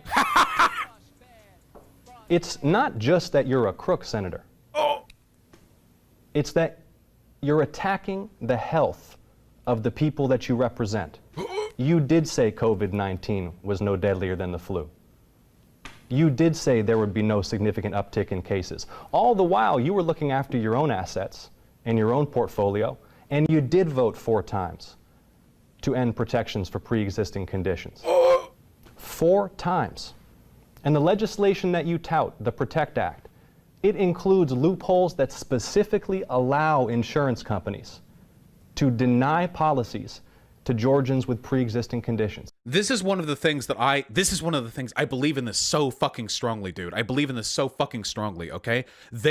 Listen, the Democratic Party is fucking shit, okay? But there are Democrats, like people running. You know, in order to run as a Democrat, like, you don't have to sign yourself over to the deep state or whatever. You just have to get the votes. This guy, I've learned, I don't cover this on stream, but I've learned about this guy. Fuck me, I don't want to fucking mispronounce his name. Does anyone... Yeah, the is it Ossoff? Ossoff? Ossoff? Ossoff? Well, what? Yeah, John. Okay, whatever the case may be. This guy seems cool as fuck. But I firmly believe this. Okay, I firmly believe this. All right. Winning over the Republicans is just a battle over information, okay? These people are fucking evil, okay? It's a death cult. They want you dead. They will lie to your face every fucking time. And winning over them is just a matter of how effectively you are able to point out the fact that they lied. Look at this motherfucker right here. Look at this motherfucker right here. Look at Perdue. Look at him. Look at he's dying on the inside. Look at him. He doesn't have a response for this. Can you look down the camera and tell the people of this state why you voted 4 times to allow insurance companies to deny us health coverage because we may suffer from diabetes or heart disease or asthma or have cancer in remission? Why, Senator? Holy shit, dude. I remember this from a while back. This is when I started looking into this. David Perdue, the dipshit who we just saw got scolded, had a digital attack ad distorting the face of Ossoff or whatever, which enlarged his nose. They actually made his nose bigger in the fucking attack ad. It was like the only alteration they made. He's Jewish. Like, it's impossible to overstate how bad these people are, okay? It's impossible to overstate. If they're running against black candidates, they've done this. You guys remember this, right? If they're running against black candidates, they'll sometimes make their lips or nose look bigger. I remember this back from, like, this is long running too. This is like not just this election, 2016, 12, 08. This has happened before as well. They will play to every possible fucking bias. Every possible fucking bias that they can. Anything they do. To Lindsey Graham did it. I don't fucking doubt it. I absolutely do not doubt it. Yeah, they darken black people's skin in the ads. Yeah, 100%. These people are so fucking shameless. So fucking shameless with how bad they are. But the Republican voters, I mean, listen, I would love to pretend that every Republican voter is just like a misinformed, good old-fashioned American who wants what's best for their countrymen. Let's be fucking real. A lot of Republicans clap like seals when they see black people or Jewish people or whatever being made fun of. Let's be fucking real here, okay? We don't need to pretend that there's some sort of completely honest, pure working class coalition in this country. There are a lot of fucking white people in this country who just don't like black folk that much. Just don't like women that much. Just don't like Jewish folk that much. That happens. That's real. And that's what they win off of. That's why Republicans will talk about nebulous, conspiratorial, clickbaity bullshit. America, traditional values. And Democrats, or at least the good Democrats, tend to talk about literal factual information like, you did X, you did Y. You know? Yeah, this is the same guy who did the Kamala thing. Yeah. The brilliant, the intellectual titan, the powerhouse, who yeah, we all know and love. You guys remember that, right? Because that made some news as well. Here's another clip from that debate. Beneath the office of a U.S. Senator. You've continued to demean yourself throughout this campaign with your conduct. First, you were lengthening my nose in attack ads to remind everybody that I'm Jewish. Then when that didn't work, you started calling me some kind of Islamic terrorist. How does that work? And then when that didn't work, you started calling me a Chinese communist. It's ridiculous. And you shouldn't do everything that your handlers in Washington tell you to, because you'll lose your soul along the way, Senator. What the people of Georgia deserve is a serious discussion of economic relief for Georgia families and how we're going to protect coverage for pre-existing conditions. Thank you for your time. Send us off. Fuck me, that's good. I fucking hope this guy wins. What are his odds again? Wait, one more time. I know we just saw it. Help me out, though. Where's, give me Georgia. Give me Georgia. Give me Georgia. Give me Georgia. Georgia. Georgia. No, this is the, here we go. Regular election. Yeah, it's closing in. It's closing in lately. Here's some examples of racist Republican ads you should show. Yeah, I'll take a look at that in just a second. Yeah, this is the 43 to 57 based off some recent positive polling for Ossoff. +3, +2. Oh, God, I really hope. Oh, God, that'd be so fucking good. Oh. Well, we can only hope, people. We can only hope. Oh, yeah. Donate to the candidate. Ossoff, John Ossoff for U.S. Senate. By the way, great domain name, electjohn.com. J-O-N, not J-O-H-N. John, J-O-N. .com. God, man. Oh, I really fucking hope this guy wins. Oh, God. Warnock 2, man. Yeah, Warnock 2. I'm just saying, like, that's specifically what we were talking about just a hot second ago. Warnock is the one who needs to win the special election that can't go to runoffs.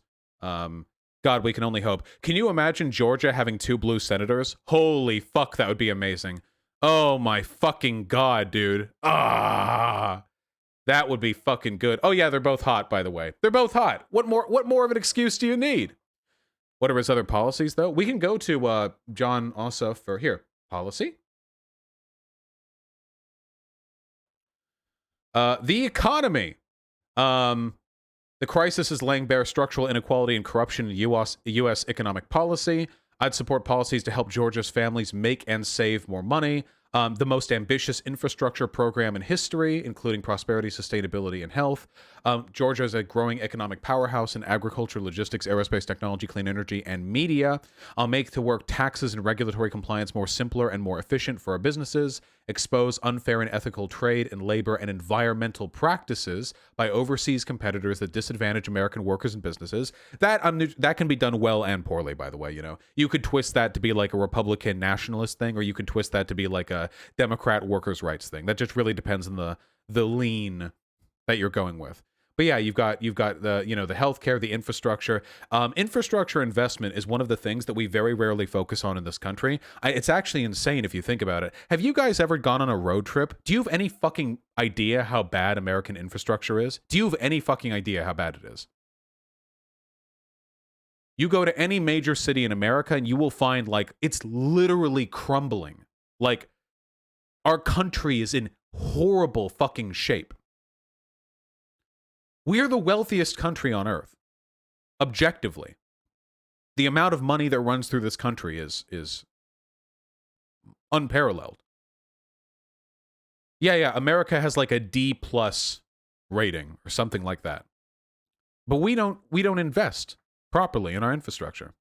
Why don't you have any fucking trains? Well, you know, there's a complicated answer to that, okay? There's a complicated answer to that.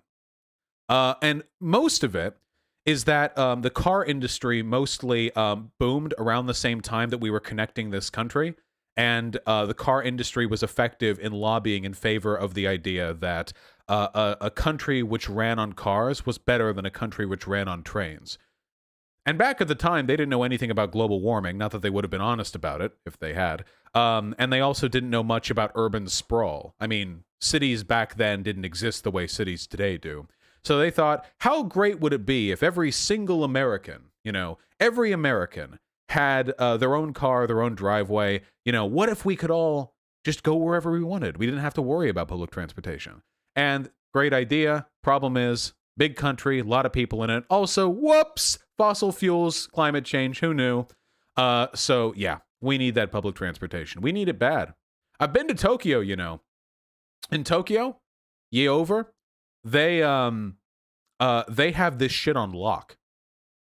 In Tokyo, they have this massive grid system of subway trains and monorails that run every minute. Like, it's insane. If you miss a train in Tokyo, you're like, damn, I'm going to have to wait 3 minutes, Yeah, if Tokyo didn't have that public transportation system, it would collapse as a city because the economic efficiency of that place, the densely packed population, can only exist with a strong public transport system.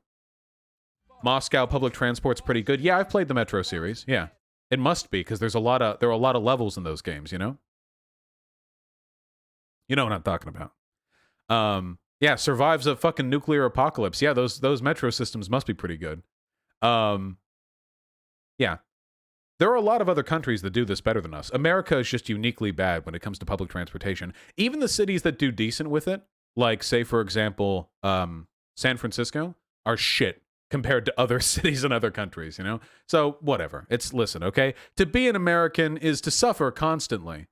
Vaush, wouldn't your employer beat your ass if you were 3 minutes late? Well, listen, Japanese work culture is its own thing. Woke culture. Jesus.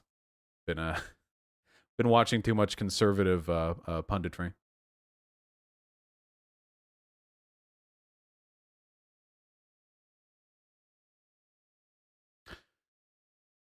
All right, go team. That was an unexpected segment. I appreciate you guys giving me the clips, but those were some dope ass clips, dude.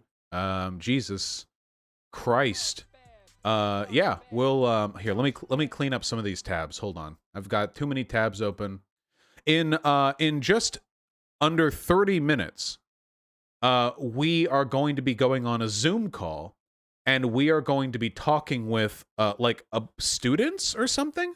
Wait, Vaush, Lance may have pranked Trump's senior policy advisor and campaign manager to say the slogan that's on the gates of Auschwitz, Arbeit macht frei. He said he was from Alpha Freedom Friends, then bought the domain, redirected his Planned Parenthood donations, got retweeted by Clint Klippenstein. Wait, what? Lance, what are you up to?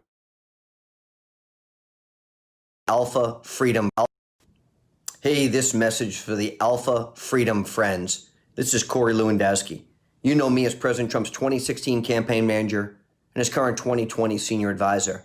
Look, I want to say freedom only for the members of the government or only for the members of the party is no freedom at all. We need to end the China virus lockdown, and only work sets you free. So let's get everyone back to work. Let's get our economy growing again. And let's send Donald Trump and Mike Pence back to the White House for 4 more years. Nice meme. Nice fucking meme. I love it. I love it. You know what actually sets you free? The knowledge that every time you open up YouTube, high quality political punditry will be delivered straight to your inbox via the one and only Vaush. That is true freedom. Not having to worry day in and day out. Will I be getting good political will there be sick-based political takes in my inbox? I don't know. Well, you can quell that anxiety by simply subscribing to the channel on YouTube. It's true. It's true. Oh, by the way, I'm going to read out some donations because soon we have that Zoom call, and then we'll do that, and then afterwards we have to talk about the Trump rally where he left everyone out to die in the freezing cold. That'll be fun. What does your shirt say? Oh yeah, it's a new Goods for the People shirt. It says, yeah, well, I'm trying to read it myself because I only just got it. Evict the landlord, fire the boss, arrest the police, and tax the rich. It's cute, no? I mean, it's more readable when you don't have a mic arm blocking it, but yeah. It's on goodsforthepeople.com. I do so much fucking free advertising for these people. But no, it's worth it. It's good company. Anyway, I just want to say there's a lot of really exciting content coming up. I can't be specific because we don't have anything planned at the moment, like anything specifically scheduled. And I've learned from my experiences doing this for the past nearly 2 years now that getting people hyped up for something that's not 100% guaranteed is generally a bad idea. But I frankly just can't help myself. I want you guys to know we're soon going to be talking with some prominent political figures, and I'm quite excited to. And it's going to be good. We have a lot of stuff to do, people. And it's all on the up and up from here, okay? All on the up and up from here. Yeah. Yeah, it's going to be, yeah, Trump. Yeah, we're going to have Trump on stream. It's not AOC. It's not AOC. Stop. Okay, never mind. Stop. Stop. Stop. You people are aiming too high. Stop. Stop. Stop. I shouldn't have said anything. This was my bad. This was stupid of me. Stop. You're aiming so fucking high right now. Jesus Christ. Okay, pull it back down. Pull it back down. AOC will never publicly associate with me. Do you have any idea how controversial I am? Jesus Christ. I was actually talking about that with Tim Pool, because Tim Pool, after the podcast ended, it went like 4 hours, so we were all tired. Afterwards, I was talking with Tim Pool, and he was saying, like, yeah, I know that I'm going to be getting some blowback. I'm going to be getting some blowback for having you on. And I said, well, I'm probably going to get some blowback for talking to you in the first place. And he was like, yeah, man, just there's something about you. And I was like, yeah, I don't know why, but I think I might actually be, relative to my size, the most controversial political figure online, like in terms of YouTubers. And he said, yeah, I don't know. It kind of seems that way, doesn't it? And I want to say, you know, it's not good for my blood pressure to be so multilaterally condemned. I really wish I could at least get along with the left. But yeah, I'm trying to work on that, though. I'm trying to work on that. It is rough out here some days. I hope you all know that. Did he take off the beanie? No. Tim kept the beanie on. I respected the beanie, the right to beanie, and I maintain that. They hate us because they ain't us. That's true. Contra Big Joe like you. That's all that matters. Yeah, one hopes eventually, because I'm always gonna rep these people too. At least you and Kaiju will see. Oh, Kyle and I on good terms. Sam Cedar and I on good terms.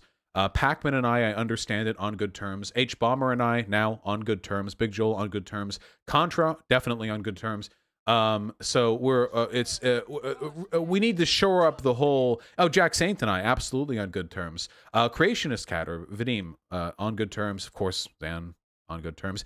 Hassan on good terms. What about Thought Slime? Thought Slime, we'll get there. Okay. Philosophy Tube. I haven't talked with Philosophy Tube. But we'll get there. Lance? Yeah, of course. Lance, on good terms. Destiny? Well, yeah. Sean, you know. Contra, you know. But we'll get there, okay? And here's the important thing to remember, okay? Here's the important thing to remember, all right? We have outgrown the petty bickering and the infighting, okay? This isn't just a matter of principle. This is a matter of pragmatism, okay? We have to remember that. We are now a large community. Wait, what about Contra?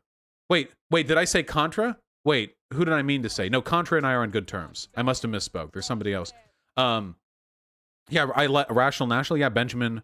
I quite like Humanist Report. Definitely on good terms with Humanist Report. Okay, enough. Stop naming everyone. Stop. Fuck. The point that I'm getting at here is that we now have a large community, and it is unbecoming of us to use that community and that time to bicker and infight with other lefties. Occasionally, we can make fun of lefties with bad takes. I'm not principally opposed to that. In fact, I quite enjoy that. But I think that we have to remember that there's a very big difference between 1 year ago, Vaush with 2,000 concurrent viewers beefing it out with like the unprincipled Bernier bust left, as opposed to Vaush today, 17,000 concurrent viewers, beefing it out with much smaller content creators, or equivalently sized content creators who share values with me. Yeah, no more slurs. Will you have Mao on stream? One day we'll have Mao, okay? One day we'll have Mao, okay? We'll work on that. AOC will hang out with Hassan. America deserved 9/11, but you, how unfair. Oh, well, what are you going to do? How many times have you said we're not going to infight? I have stopped infighting for the most part. You guys have to recognize, if you think that I fight with the left a lot, you need to go back like a year ago, because I used to like 90% of the shit that I did was arguing with other lefties, you know? But I've gotten better about that. I've gotten much, much better about that. And one of the reasons I was able to get better about that is because I now have a large enough audience that I feel insulated from the worst elements of the left. There are enough people who follow me now that I outnumber the bad lefties. And for that reason, I don't feel like this imperative emotional need to address all the dumb shit that goes on there, you know? But we'll keep it going, folks. This is only the beginning. 17,000? What even is that? What is that? That's nothing. 17,000? Come on, people. 17,000? That's nothing. That's not even close to what we're going to get up to, okay? That is a fucking appetizer compared to what we're going to be doing next year. We began this year getting what? 2, 3, 4,000 concurrent viewers every time. We're going to end it getting 15 to 20, okay? And the sky's the limit, all right? The sky's the limit. Actually, I do expect there to be a decrease in my viewership and my engagement after the election. There's no denying the election gets people more hyped up to follow politics. There's no denying that. But I think we're going to grow in spite of that. I really do. I do think that. UPS found the documents? Yeah. We talked about that. Anyway, I am going to quickly go over some donations just to pad things out a little bit before the, because we're going to go over as many as we can. And then in 18 minutes, we are getting on that Zoom call, and that'll be fun. That'll be a good time. I'm going to talk to some students, and afterwards, we're going to talk about Greenwald. We'll maybe talk about Corbyn, and we're definitely going to talk about Trump and the audience he abandoned. Yeah, for sure. Now, the first donations here are from, like, during the Tim Pool debate, so let's nail it. Rodful Methaldu twice over, GLTT500 and Nikav16. Thank you all very much for the tier 1 subs. I really appreciate that, comrade. And Rodful, hell yeah, comrade. I hope that your videos go well. I'll link it in chat. Your first experience with weed? Fuck yeah. Pog. Scary possible executive orders. The fuck is this? Stephen Miller has a bunch of executive orders waiting, too scary to be used before an election but not after. Eliminate birthright citizenship, make citizen test more difficult, increase deportation / refugee admissions to 0. Nice! But trust me, guys, a second term of Trump isn't going to be any worse than his first term. Trust me, okay? Shiny Sylveon, thank you very much for the tier 2 sub. Appreciate that, comrade. Horsme, thank you very much for the $2.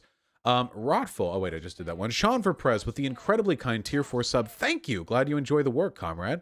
Asiax and Comrade Pool, thank you both very much for the tier 1 sub. Somnio Static with the incredibly kind $250 donation. Jesus Christ.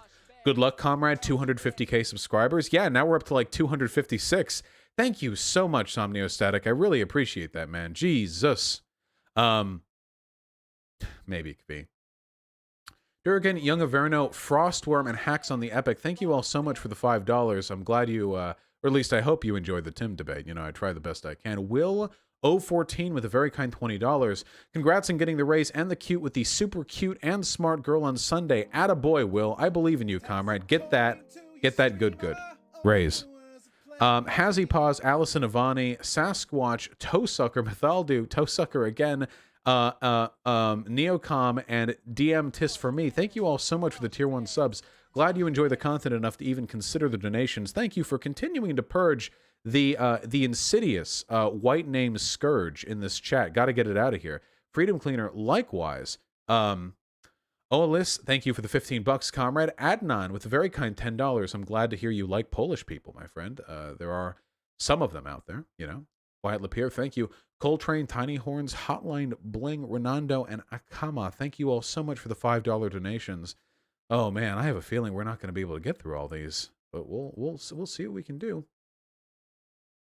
Sucker, thanks the tier 2 sub. Jew for you with the $5. Yeah, today is the anniversary of the Tree of Life shooting. Please fuck off and leave us alone. I assume you're referring to the Tim Pool debate with the guy who talked about Jews. Probably not anything I said. Yeah, okay, that makes more sense. Okay, yeah, the what if the Jews who defeated Hitler ended up worse than Hitler? I remember that. Semi Lukon with a very kind tier 4 sub. Thank you. Enjoy your pretty yellow name. And Swole Arok with the tier 3 sub. Do you have any content that covers critical theory and the James Lindsay fiasco? I don't know anything about the James Lindsay fiasco. If you want me to talk about critical theory, though, this was literally my major. I mean, I can do a video on it specifically. Maybe I should. Dame Rail, Mythaldu, Dark Samus, Mythaldu, twice more. And Tyler, thank you all so much for the tier 1 subs. Really, really appreciate that, comrade. Yeah, people have no fucking idea what critical theory is. It's crazy. Giacomo, thank you for the tier 2 sub. Really appreciate that. Semi-Locan with a gifted tier 1 sub. My goodness. Jup Fligovic with a very kind tier 2 sub. Glad that the Tim Pool debate was an alleviant of stress for you. It was quite stressful for me. Booger Sugar with the tier 2 sub. Thank you. Glad to hear you enjoyed it. Legosaurus and Brett Hassar, thank you very, very, very, very much. AT5D2D Derek, Eurist McProll, Jammy, and Gyro, thank you all for the $5 and the 777 respectively. Glad you thought I did well with the Tim Pool story. Or not story, sorry, with the Tim Pool debate. I had a lot of fun with it, and it was a nice microphone to be speaking into. I had a lot of fun with it. Oh, God, there's so much news to cover. Ian Crossland, Hank Reardon, and Shushio, thank you all so much for the $5. Hobbit with a tier 3 sub, thank you. Enjoy the dark orange name, or like yellowish. And Prime 038, thank you. Vaush, did it again. Wait, what happened? Wait, guys. I'm never going to finish donos, you people. Wait, why can't I cover the Trump story after the... Oh my God, it's a different thing. Oh my God, it's a different rally. The first one, they were left to die in the cold. Now they're left to die in the heat. Holy shit. He is unleashing the fucking elemental plague on his supporters. Jesus Christ. Trump has COVID? Well, yeah, we knew that. Molten Universe, thank you so much for the $100 donation. I really appreciate that. Phenomenal job on the Timcast. You absolutely killed it. Thank you. I tried my best, comrade. There were definitely some points where I could have improved. I'm not that familiar with like the specifics of the Russia, Obamagate, whatever. But I think overall it went pretty well. I really, really appreciate that. Jarrett Lowry, Andrew Starr, and Ron Skvuk, thank you all so much for the $5. The Fooly Cooley sequels are absolute trash. You know what story reminds me a lot of Fooly Cooley? It's very different in some ways, very similar in others. Chainsaw Man. Finally caught up with the manga. Phenomenal manga. Love it. Love it, by the way. Chainsaw Man, absolutely spectacular. Really incredible. Makes me want to go back and read Fire Fist. Heard a lot of people talking about that as well. Sushio, thanks the tier 2 sub. Corvos, the tier 3 sub. Very, very, very much appreciated. I really quite like that. Flat Jupiter, Annuendo, and Zoomer, thank you all so much for the tier 1 sub. Yes, we'll get Moonlord on the channel one day, no doubt, comrade. Hertzbird, likewise to you. Sake Tanuki with a very kind $10. Yes, Karlyn Borysenko, absolutely, comrade. She is the stereotype to a T. The BT, Alex, Beckett, and Ashes, thank you all so much for the very kind $5. Well done, comrade. A vote for Biden does indeed make you black. Yeah, Alex, we're not quite the small, intimate, personal Vaush we used to be. But if there's one thing you guys can count on from me, it is to maintain the authenticity. No matter how big our audience gets, no matter how big the views or the videos, I don't know if I'll always respond to donos the same way. I don't know if I'm going to handle all this the same way. But I do know one thing unequivocally, and that is that for as long as I am doing this, I will never be a shill. I will never be a sellout. I come here every day with no plan and an empty stomach, and I talk to you off the cuff, and I would never have it any other way. Well, not every day. I do take days off, and sometimes I do. Sometimes I do video games. But you'll never see me grifting, no sir. The Debate Me channel and Hannah, thank you both very much for the incredibly kind $15. I really, really appreciate the Debate Me channel. Yeah, of course you can do a response anytime. Hannah with the $15, and Ancom told me voting for Biden to prevent a fascist takeover is useless because America's always been fascist for POC. I know that's reductive, but I keep feeling guilty as a white person. Thoughts? First of all, that person was probably white, okay? Because black people are overwhelmingly voting for Biden. Second of all, so don't feel too bad. Second of all, if they unironically think that they'll be treated the same way under Biden as they would under Trump, like, here's some executive orders. Yeah, no. The real racist enablers here are the people who have sold the lie that neoliberalism and fascism are exactly the same. those are the people who actually don't give a fuck about black people. They don't give a single shit about black people. Anyone who actually considers themselves politically educated, who perpetuates this idea that the treatment of people of color is identical under fascism as it is under neoliberalism, these people are complicit in whatever harm is done to people of color under those systems. I think it's a despicable attitude that's overwhelmingly represented by white people, because white people are the ones who are distanced enough from the actual consequences of Republican policy to not actually feel the difference. Stuart Keating with the 5 Australian. How tempted were you to mention Destiny when Tim said no left-winger has contacted me apart from you? I didn't mention anything in that moment because when I hear left-winger, I think of leftist or anti-capitalist, and Destiny is, of course, a capitalist. However, regardless of personal beefs, in the interest of broader discourse, I did recommend Destiny to Tim Pool heartily, privately after the stream. I actually just forgot in that moment. If I had remembered, I would have said something at that time. I do think a conversation between Tim Pool and Destiny would be, if nothing else, very amusing and politically expedient. So I did recommend that, of course.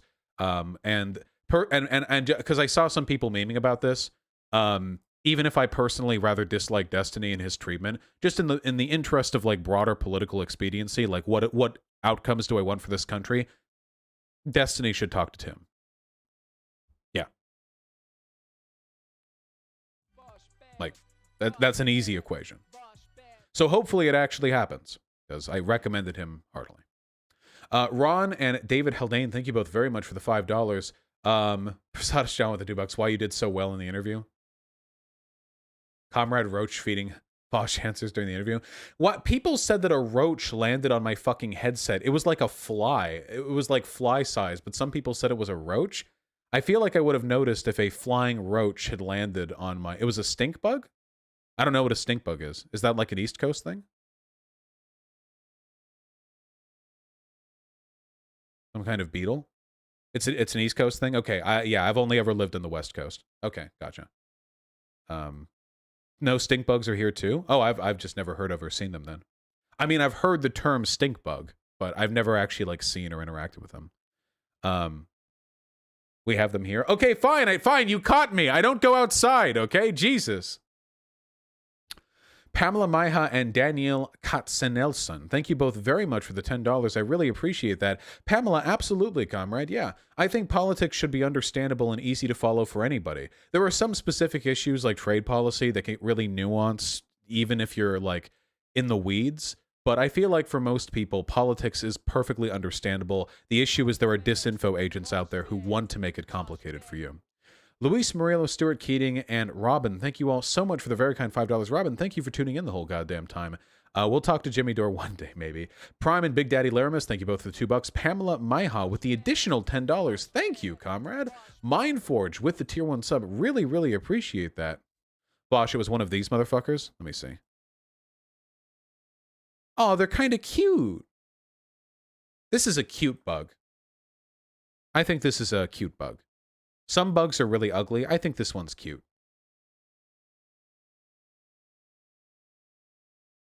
They smell... Well, I don't know. I'm just saying it looks cute. I just think it's cute. They look disgusting up close. Well, all bugs look disgusting up close. They're like little fucking spindly little monsters, obviously. Daniel Thomas Hersberg, thank you both so goddamn much for the very kind $10. Hey Vaush, Timcast IRL is the first time I've ever listened to you. TBH, I initially thought I'd hate you, but I was wrong. You're a great communicator. IMO, thank you for going on Tim's show. Thank you, comrade. I'm sure you don't agree with everything, or maybe even most of the things that I believe in, but fundamentally, I think that we can agree this country needs to be made better, and it's really just a matter of methods, you know? So, as long as we want the same damn thing. Thank you, comrade. And Hersberg recommends, what is this? I want you to cover this insane rant from Computing Forever. This is unfortunately a 40-minute rant. I don't know if I can go over this. I'm pretty sure Computing Forever alt-right? I think Computing Forever is like really, really far right. Or am I thinking of a different person? He is? Yeah. I'm pretty sure he's alt-right. But yeah, this is a 37-minute rant. I'm not entirely sure how well I'll be able to go over that. I like the cringy, like, rant Sona thing that he has. I don't know. Hella right wing? Yeah. I've never actually covered a video of his. Oh, we're 5 minutes out. Hold on. how can I contact you for an interview in my master's thesis? I can't. I'm sorry. I'm so booked. I'm so fucking booked. I'm really, really, really, really sorry. I can't do it. I can't commit to any more appointments. I'm backlogged on so many people. I'm already disappointing enough people. I have to back up a little bit on that. I'm really, really sorry. Normally the thing that I like most, I love helping students out. But unfortunately, it's just not feasible presently. Anyway, it's about time to call in. Hold on, let me blow my nose, then we'll do it.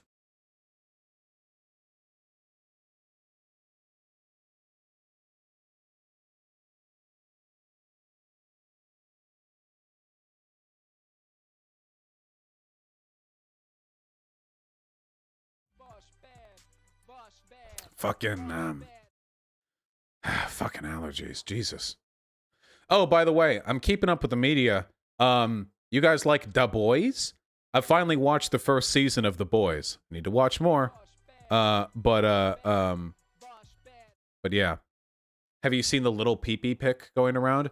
It's the weirdest thing. I think Sargon had it pinned on his Twitter account for a while. It's like a picture of me in tights, and I have a flaccid penis, and I guess to me it just looks like sort of a normal penis. But they all they're posting my dick all over the place, and they're like, look at his dick, it's so tiny. The weird thing is that when I started the channel, I actually publicly posted nudes of myself to the Discord because I had a feeling that if things went on long enough, if the alt-right got mad enough at me, it would turn into a dick measuring contest. And I noticed that when people post pictures of my penis, they never post the actual pictures of me hard with my dick out, you know? Which is interesting, because I see nudes of me shared around sometimes, but it's always, you know, I'm like soft, or like they censor things to sort of give a certain impression over another. But I mean, the truth is out there, folks. You just have to search for it. I don't see that getting posted around. Just, I mean, it's the counter evidence is out there, you know.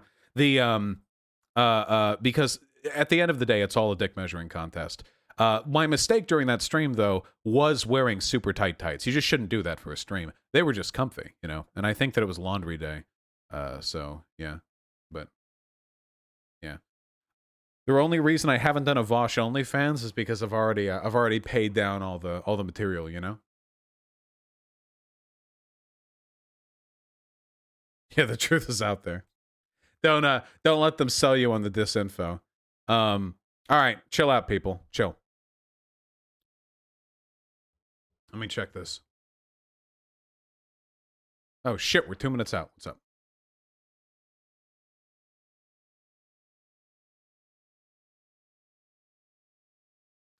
Hopefully this doesn't crash my camera. It hasn't in the past. We'll see.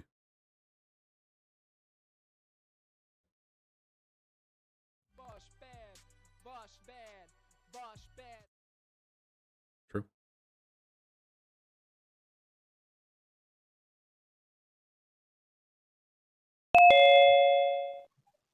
Howdy.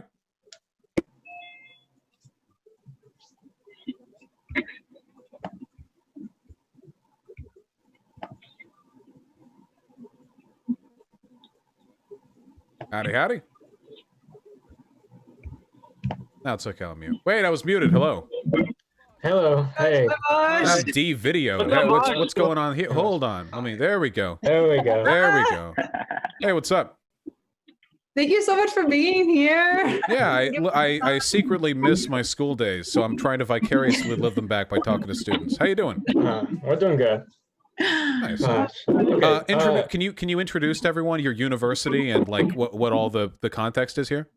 Okay, so we are a student org we go to Northern Kentucky University, which is in Kentucky. I don't know if you know where Cincinnati is, but we're in the greater Cincinnati area, like really close to Ohio. So we're a branch of DSA for colleges and high schools. Hold on, somebody is losing it into their mic. Do you mind whoever that is muting? Yeah. So like I said, we're a student org at NKU, Northern Kentucky University. So we're just basically a leftist coalition on campus, but operating under the DSA moniker, just out of ease. We aren't that old either. We're about a month old that we've been on campus, but we've had a really good response so far. We have about like 30 members, so it's been pretty nice. That's pretty good turnout for a student org. That's okay. I'm only 26. You know, it's we're all you know, we're all fresh Zoomers here. Nothing wrong with that. Yeah. So let's get. Oh, just to inform, I said beforehand over email, but I'm streaming on my end. So it's how many people are in the Zoom call?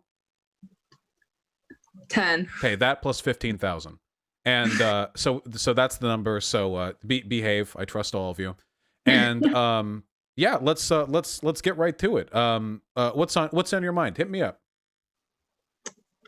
Okay, so I don't know if you're familiar with Turning Point USA. I don't know if that was a thing when you were in college, but they have, I guess, pamphlets for their students, like quick rebuttals for leftist talking points. So we're interested in kind of making our own. So we've asked our members to collect questions that they have for you for rebuttals for right-wing talking points that they might struggle with rebutting. So we're just going to start with Andrew. If you want to talk about your point, we'll just go into that first.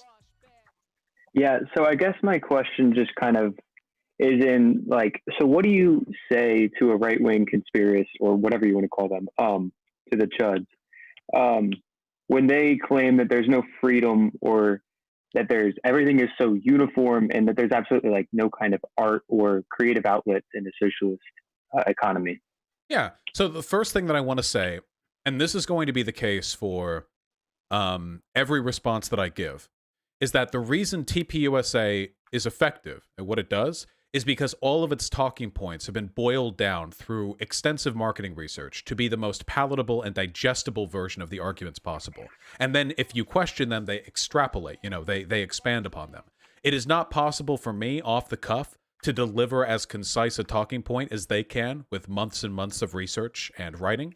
So it's more about the general answer, and then you try to boil it down to its most essential element. So the answer to this is, a socialism is merely a state in which the workers are in control.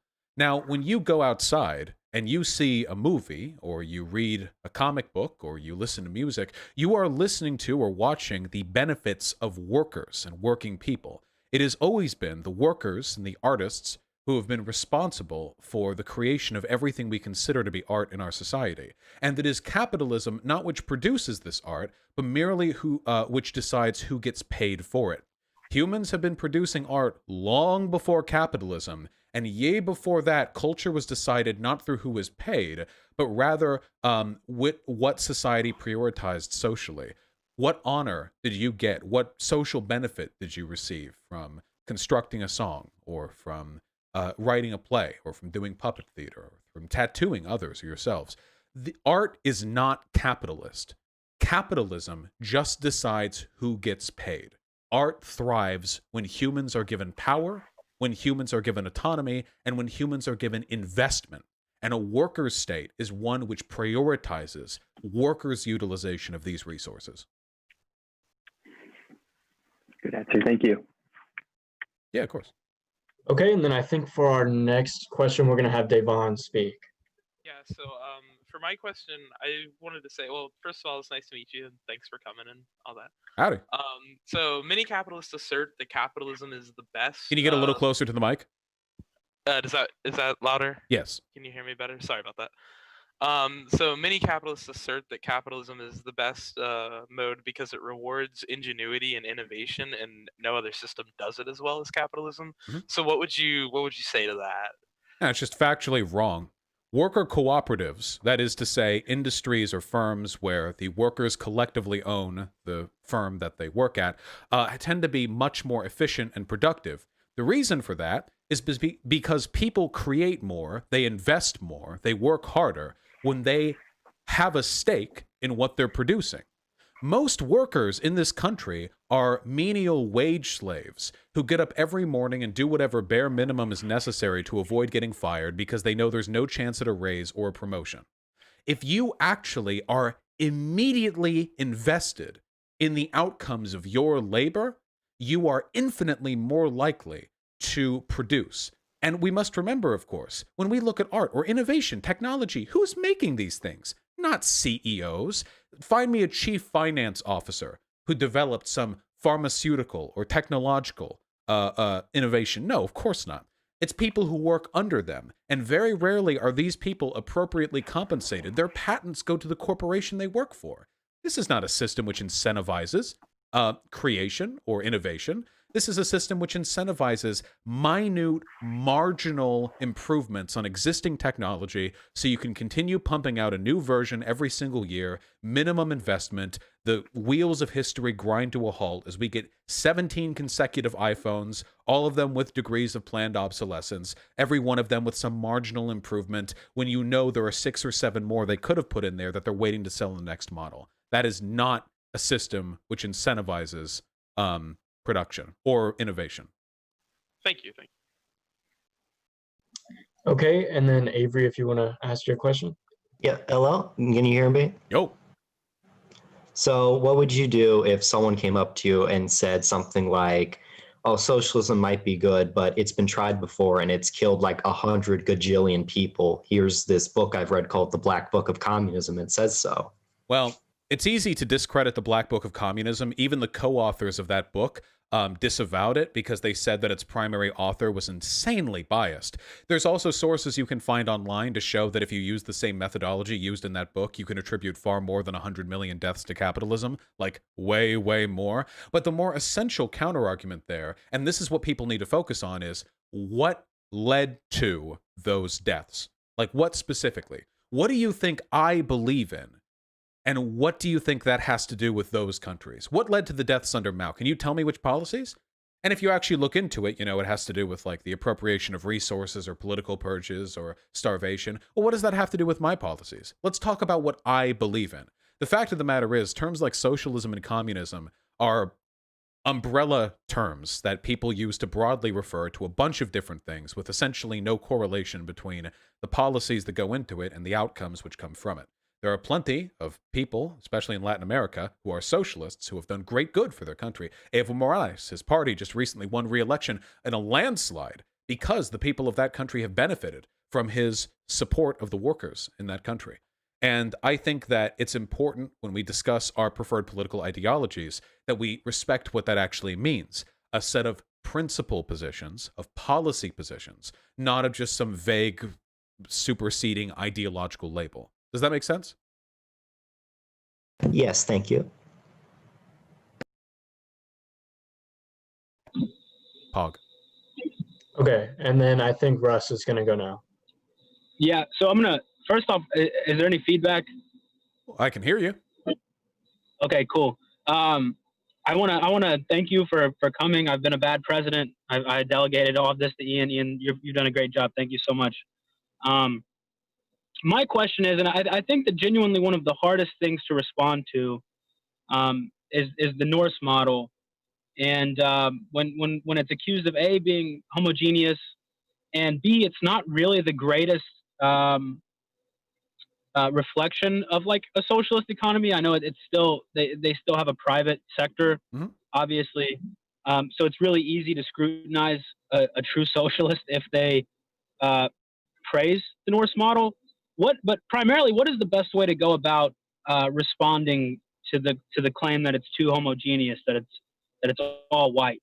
I mean, anybody who's making that claim, you can probably avoid the argument altogether by just accusing them of being racist. If we're talking about talking points here, depending on your audience, you can actually completely circumnavigate that by forcing them to define what they mean. Now, somebody from TPUSA who's operating on a campus is probably not going to be overtly, directly racist. I mean, they probably hold those beliefs internally, but they're being told not to. But when you make arguments like that, you know, they're homogeneous. What does that mean exactly? Like, seriously, like, what exactly does that mean? Because here in America, in the United States of America, the reason our policies are failing, there's absolutely no evidence to indicate this has anything to do with, like, cultural or ethnic heterogeneity. What's more, and people forget this, the diversity in this country is not racial, principally it's cultural. The divide between the rural and the urban people of America is the greatest indicator of differing values and of differing relationships to the means of production. And the way in which these economies are organized, from like Midtown America to like Seattle, the differences here are substantial. So when you start saying stuff like, America is too heterogeneous for these things to work. You really have to boil down on what that means. And depending on which way they answer, there are a million potential responses. But I would ask, find data. Can you indicate any sort of data, any policy whatsoever, where you can show that there was a problem that was caused by, like, diversity? Silly argument. With regards to, like, the Nordic model that they have up there, the SOCDEM model, is better than what we have here in America. Not because it's a glorious socialist paradise, but because America is terrible. So the so the movement towards that, set of positions is beneficial to us. Even the far right in countries like Norway and Sweden, they don't get as far right as the parties over here. It's a movement left. And if you want to move to the left and then make arguments for things like the reappropriation of wealth or the seizure of the means of production, you can. But remember, the right loses even if we just move towards the Nordic model. So I would say, don't split hairs over this. If they want to believe the Nordic model is socialism, don't argue that. Argue whether or not their model is better and more efficient than ours. The answer is that it is, certainly with regards to stuff like the welfare state. And then once you've gotten them on that, you don't actually have to do the hard work of ideologically parsing what real socialism is versus what social democracy is. You can do that later, maybe in a less contentious environment. Yeah, definitely. Thank you. No problem. Okay, so next we're going to have Max talk about his question. I was just wondering, how do you respond if they bring up something along the lines of like 1350, all that? Disproportionate. The Socratic method. Why do you think 1350? It's very, very easy. See, and they do these gotchas all the time, so I don't think it's wrong for us to do them as well, because, we're here to win. When a person brings up 1350, okay, why? Why do you think that is? Why do you think black people commit more crime? There are only two answers. Only two. There are only two conceivable explanations. It is your environment or your genetics. Those are the only two things that it can be. And you have to keep asking them. You have to run down this tree. They'll say, I don't know. And then you'll say, oh, well, then I do know. The reason why black people commit more crime is because of a bunch of policies that were deliberately designed to target them, like the drug war and redlining, and because they're disproportionately poor, stemming from environmental inequality that stemmed from generational, poverty. It's that simple. That's why they commit more crime, because of that. Easy. And if they challenge that, like, well, hold on, America's not racist, then you have to ask, oh, so do you think there's something wrong with black people then? And they'll usually default to some nebulous argument about culture. Well, what creates black culture? What creates culture? What leads to culture? Is culture not a product of its people? Are you saying that they're bad, or are you saying something else led to culture being wrong? You ask these questions over and over, and they don't want to come out and say it. Let's be real. Most conservatives privately think there's something wrong with black people. They do. They do genuinely believe this. But they recognize optically they have to avoid actually engaging with that point. So they'll usually either say they don't know or defer to some nebulous cultural explanation. But culture is a product of environment. Why do black people distrust the police? That's a cultural element. That's a product of black culture in America. It's not because of rap music. Rap music came from a pre-existing fear of the police. Why? Because police mistreat black people. That's environmental. That's not genetic. That's not an expression of their personal biological deference from the police.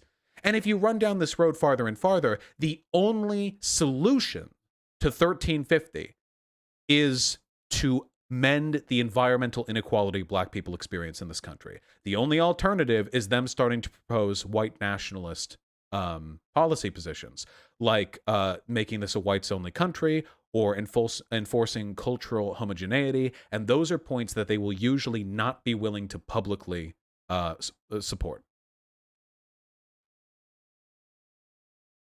You know what I'm saying?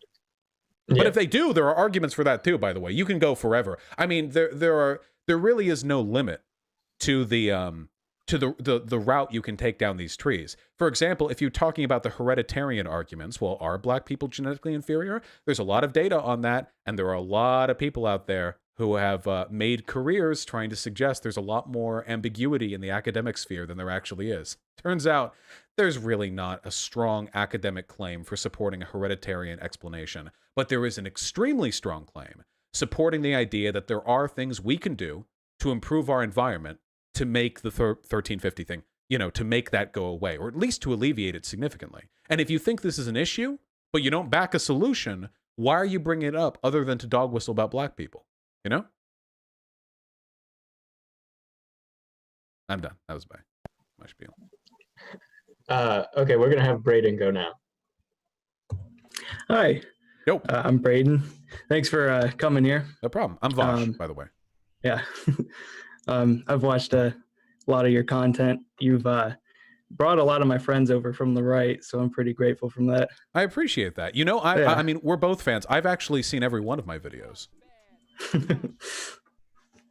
All right, yeah, so my question was, like, when arguing or debating with, like, right-wing individuals, how do you deal with, like, if they start making, like, bad faith arguments and, like, logical fallacies? Like, how do you address that?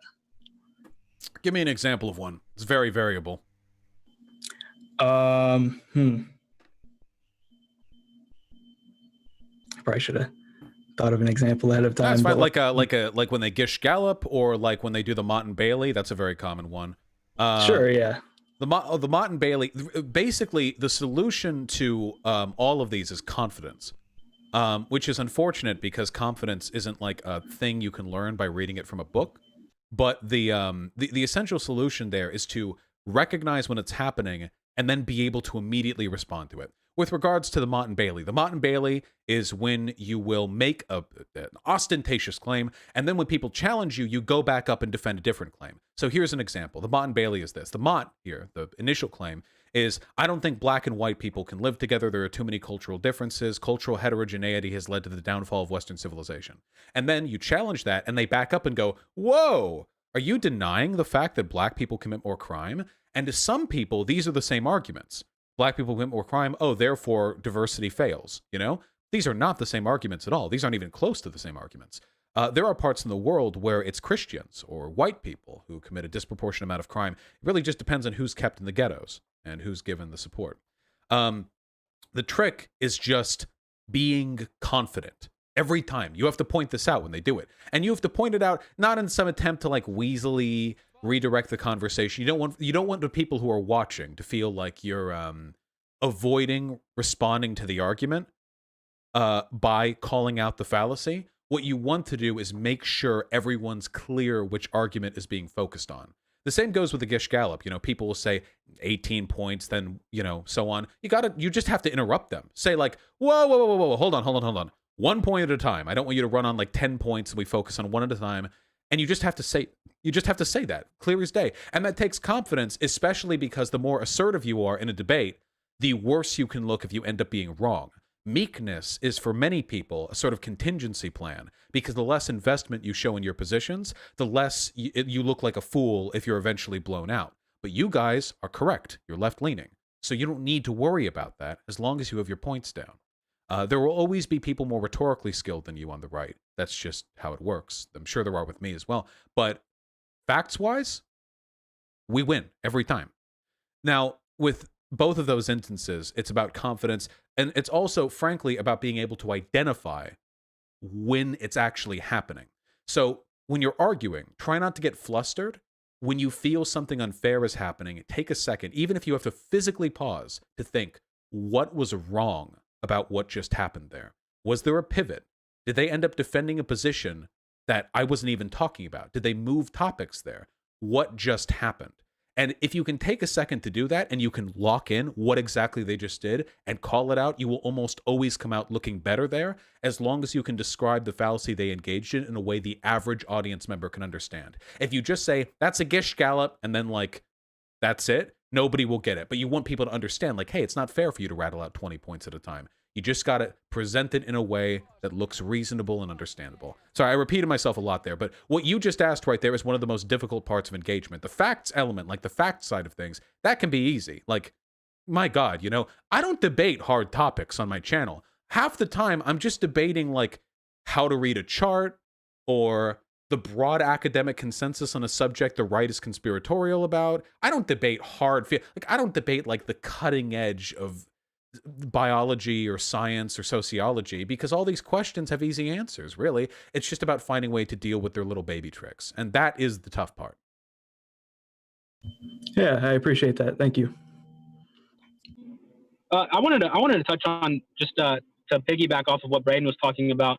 At what point is it more auspicious to just leave the argument or debate after the goalposts have been moved, so many times. Because I think that the Socratic method just leans itself to that, just the constant goalpost moving, and eventually it just seems kind of pointless, like you're not getting anywhere. Yeah, well, you have to hold them to that. Whenever you begin an argument, you need to place a flag point in your head of where the goalposts began, and anytime they move, you need to be able to push it back. So, and you can do this forever too. And the best part is you don't even have to make an argument when you're doing this, because you're just exposing their hypocrisy. If they keep moving the goalposts, you have to say, wow, we're here. I remember 10 minutes ago, we were talking about X, now we're on Y. I'm just curious, like we had to run down quite a few dialogue trees for you to arrive at this point. You don't even have to make the argument.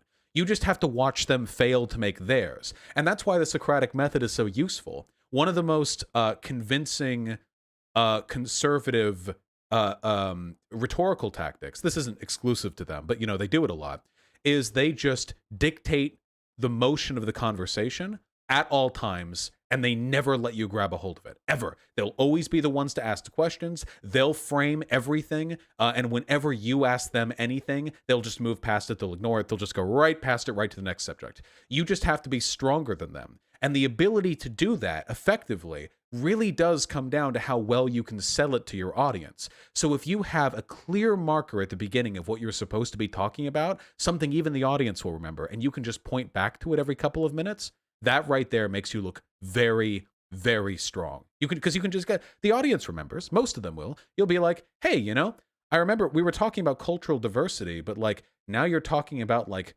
black people in school. Like we really moved over on this one. Like, do you, where are we? Why are we on this? Like, do you think that heterogeneity is bad or not? Like, because you haven't made the argument, and you can keep doing that forever. And if you do it well, it's very fun. It's very gratifying. Thank you. A question. Yo. First, I just want to say big fan, obviously. But I watched the Tim Pool debate the other day, which I thought was great. But I'm just wondering how you stay like so calm and collected and cool, It's just like I find myself getting like so flustered and like somewhat emotional when I'm talking to people, especially if they say something that's kind of dumb. But I just want to know how you like always stay so collected and eloquent. Well, a lot of that is a matter of perspective, because conservatives often come across quite level-headed in their discussions, and the reason for that is because they don't think you're people. The conservatives are trained to be relentlessly depreciative of the value of left-leaning discourse. That's why, by the way, lefties, they'll talk about, well, conservatives are wrong-minded, sure, but they're still part of the working class, and we got to reach them out. Conservatives don't do that. They are contemptuous of you and of me, and for that reason, they don't actually care what we have to say about them. They run through their talking points. If you don't care about a person, they can't really fluster you that much. And I hate to say it, but I think a little bit of tactical contempt can be a little useful. Go into every argument hoping you can change their mind, but personally, internally, you have to recognize that you are in a you are in a battle with somebody who is being, in many cases, paid, or sometimes has been fed information deliberately for the specific purpose of humiliating you. This is an antagonistic engagement. The second piece of advice that I would give, and this is something that I've done for a while, that maybe it works more differently for other people, I don't really know, is that I like to imagine that when I'm debating somebody, I'm not actually there. I'm watching myself debate from the perspective of an audience member sympathetic to me. So this is probably because I watched debates for like a decade before actually doing them, but I'm quite used to watching from the sidelines and thinking like, and when you're watching, you don't like it when the guy you're watching gets really flustered or upset, because then you're like sort of embarrassed on their behalf and it feels really awkward, and you're like, oh God, I wish they would just say that. Oh, you missed that talking point back there.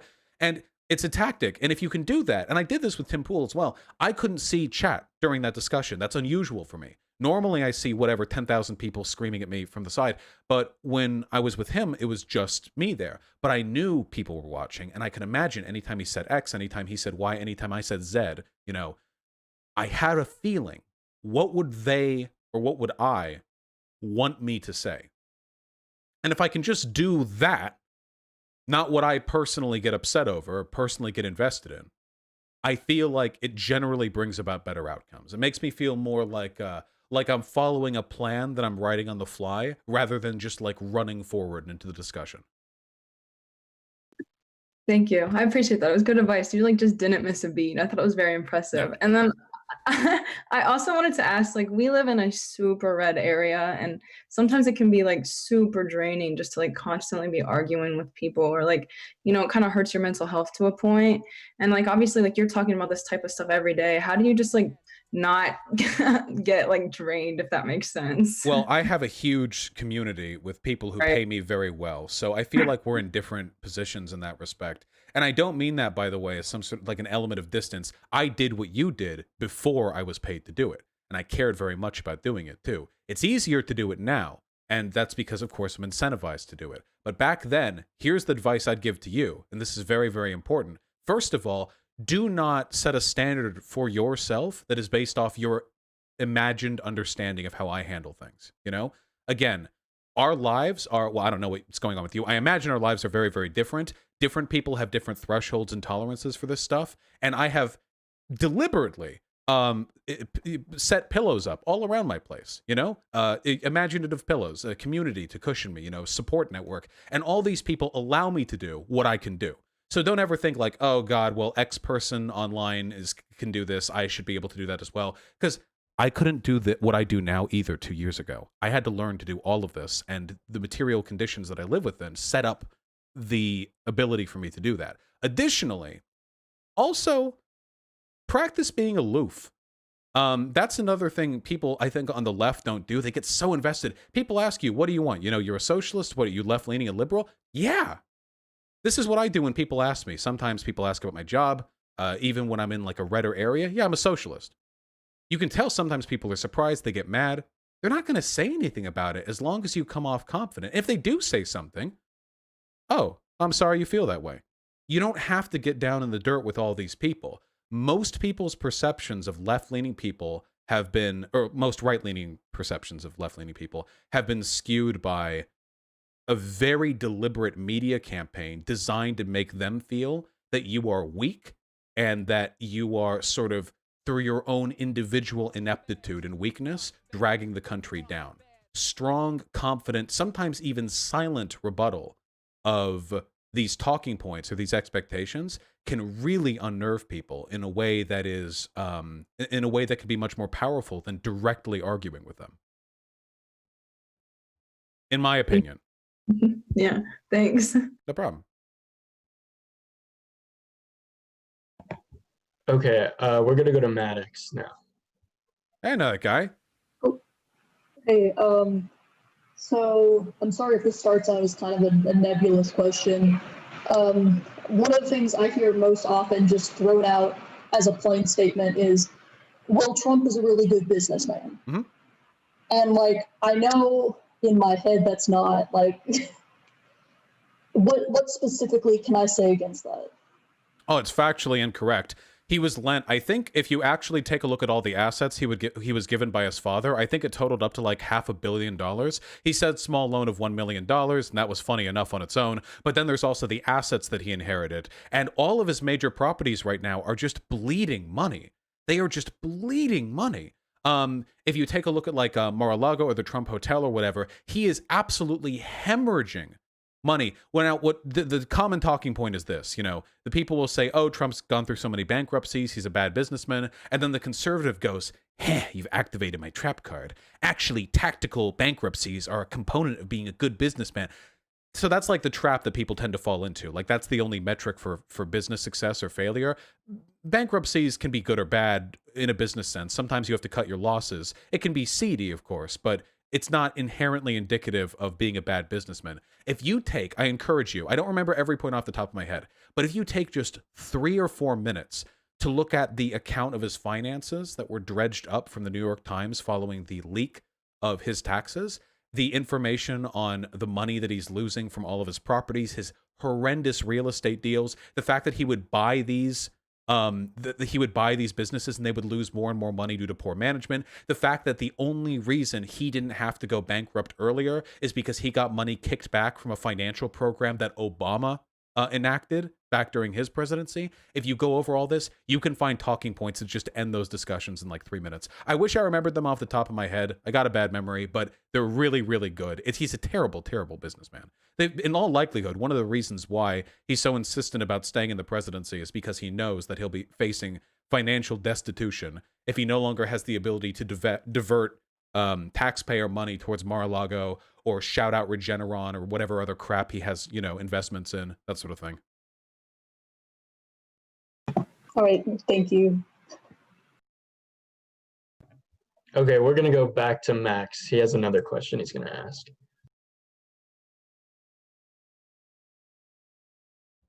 Max, you're muted, just so you. Max! Okay, thank you. Another thing that right-wingers like to bring up is that the wage gap is non-existent. And I was just wondering how to You mean between men and women? Yes, yeah, my bad. Well, I think if you account for, so there is objectively a wage gap. I think it's like 18%. And that wage gap is a product of a number of factors. If you account for things like men and women tend to go into different careers, and men and women tend to have like different priors going into them, that kind of thing, I think the gap goes down to about 6%. So there is objectively about a 6% wage gap with all other factors accounted for. If you make $50,000 a year, then a wage gap is then that wage gap means that if you're a woman, you would be making like $3,000 less every year than a man. That is an insane amount of money for your average middle-class American. That is an unbelievable amount. And that right there is an objective wage gap, even if you take everything else into account. But if you want to go to the broader wage gap, why do women work in fields which reward them less money? A lot of this comes down to the fact that women are expected to be the ones who, child rear, take care of the house. A lot of it comes down to the fact that women are socially incentivized into fields which reward interpersonal skills, and those fields tend not to pay out quite as well as the other fields, which tend to sort of be a product of masculine association. We have to remember, of course, that back in the beginning of computer sciences, women were up there with men, 50-50, leading the front on the development of new computational technology. Our modern computing systems are derived from the ingenuity of women. And it was only after they started marketing computers to consumers that this gap between men and women opened up. They would market it to boys. Those boys grew up. They went to college and they got into computer science. They didn't market it to girls. They were seen as a boys' tool. So the girls go off and they do whatever girls do, underwater basket weaving, whatever. And the problem is you see these schisms that are in many cases caused by social prioritization of labor. Now, in a perfect society, in like a perfectly ideal gender-neutral society, would men and women do exactly the same things and be rewarded exactly the same way? Personally, I don't think so. I mean, if there's no gender at all, then we don't say men and women. But if we're to say men and women now in the context we generally currently understand it, there's probably going to be some general trends in different directions. Maybe women go a little more into nursing because, I don't know, they tend to have babies more often, so there's some sort of association there. Maybe men go more into construction work because, our hefty, broad shoulders can carry more pallets of wood. This becomes less and less relevant the more gender expression or variance we allow in society as well, And there will be, of course, women strong enough to do construction work, as there are today. And there are, of course, many men who can go into nursing. But in terms of like a general trend, maybe there will be some differences. What we see today is not a product of inherent ideological... I'm sorry, I'm choking on my words here.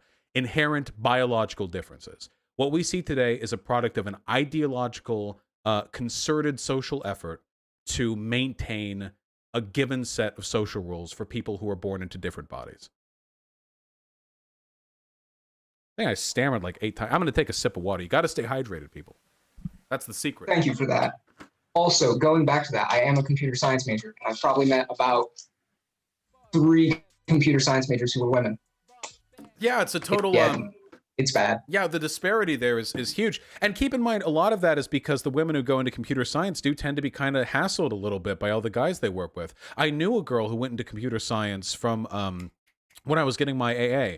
back in Santa Monica Community College. And, you know, there was always some story about like the creepy class project mate or whatever. And a lot of that is, you know, the guys who get into computer science, they don't tend to see as many women in their day-to-day social interactions. And that just leads to bad outcomes, you know? It's not about you, by the way. It's a broad statistical observation, not an individual condemnation. Yeah. No offense to whoever's been in my classes, but I know who you're talking. Yeah, yeah. Okay. I have a few questions that are from some of our members that couldn't make it today. But before we get into that, I just kind of want to talk to your chat right now. So I just want to, I'd probably get in trouble if I don't plug this, but you guys should really look at your local DSA branch. If you don't have one, you should start one. We started ours, but we have a chapter from Cincinnati. So it's really close to us, but we were the first YDSA branch on our campus. I definitely recommend organizing with your fellow students. If you're at college or even in high school, they have YDSA for high school as well. So I really think you guys should get out there and get organized. Like the fight definitely does not stop November 3rd. So I really implore you guys, if you live in the US, to join DSA, get organized. They're trying to get 100,000 members. So I really think that if you guys can do that, it'd be awesome. Also, follow us on Twitter at NKYYDSA. We're trying to go viral on Twitter.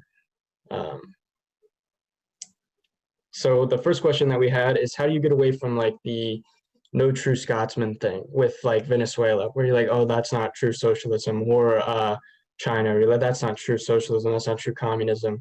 How do we kind of avoid falling into that trap of where they bring up countries where I guess they've had slight missteps or something, but there's still positive aspects, obviously, to these countries. I personally, I never defend these countries. There's been a misconception, I think, amongst the left in the West that we're going to build local solidarity through like an international proletarian movement. Unfortunately, in America, nobody in America gives a fuck about people outside of America. I'm really, really sorry. Frankly, even socialists barely do. It's pretty rare for even so. That's why Michael Brooks was so exceptional in many ways, because he was so international with his approach. The idea that you're going to be able to win people over by like really selling them on like the glorious history of Cuba or whatever, it's just generally not the case. The best thing that you can do usually is just put your hands up and say like, I want to take this policy by policy. Here's a policy I want. Here's a policy I care about. You don't have to shit talk these countries or anything. I mean, don't. There are defensible elements of these countries. Maybe not modern day China. I'm not gonna get into that or nothing. But the point is, like, these countries only serve as an optical trap for you. So avoid them as much as possible. And you can also play to patriotism when you're doing this as well. You know, it's pretty easy to do that. When they say like, oh, well, you know, we don't have the money to do that, you can say, listen, this is the goddamn United States of America. We used to pride ourselves in innovation. We invested back at the time an unfathomable portion of our federal tax revenue on expanding this country, expanding the railways, the electricity, the roads, on building this up from the ground up. Our infrastructure, what do we do today? Our infrastructure is crumbling, our roads are crumbling, our cities are dying, our healthcare is inefficient, and where does all this money go? Well, hey, it's not going to the people, I'll tell you that much. The wealthier are getting wealthier and wealthier and wealthier and wealthier every single year. Now, the level of income inequality in our country is equivalent to that of the days of the pharaohs of Egypt. They are literal, at least economically, gods amongst men. They have power incomparable to that of you, and this is supposed to be a democracy, and you want to excuse all of this. You're fine. You're totally okay with this. I thought America was about more than that.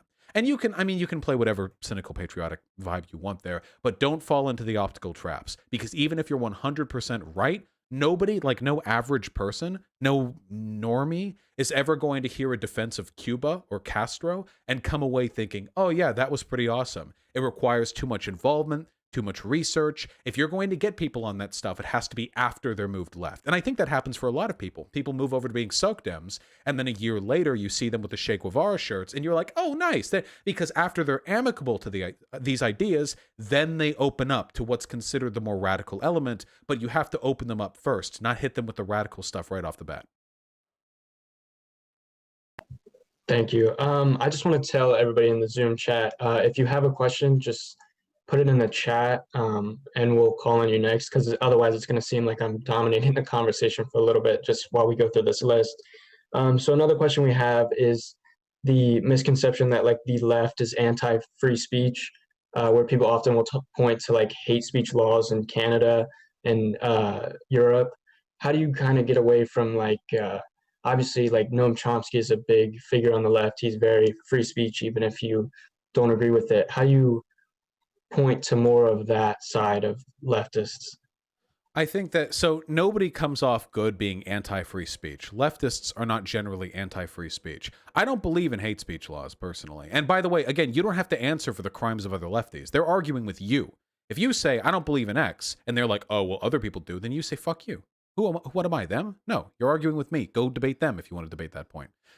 There are arguments you can make for stuff like hate speech laws. For example, freedom of speech isn't just something, you know, that is done when the government doesn't arrest you. What about implicit or chilling effects in your free speech? Say, for example, a black man going to a sundown town somewhere in the South. They still exist today. There are towns in America today where if you are black, you do not go there at all.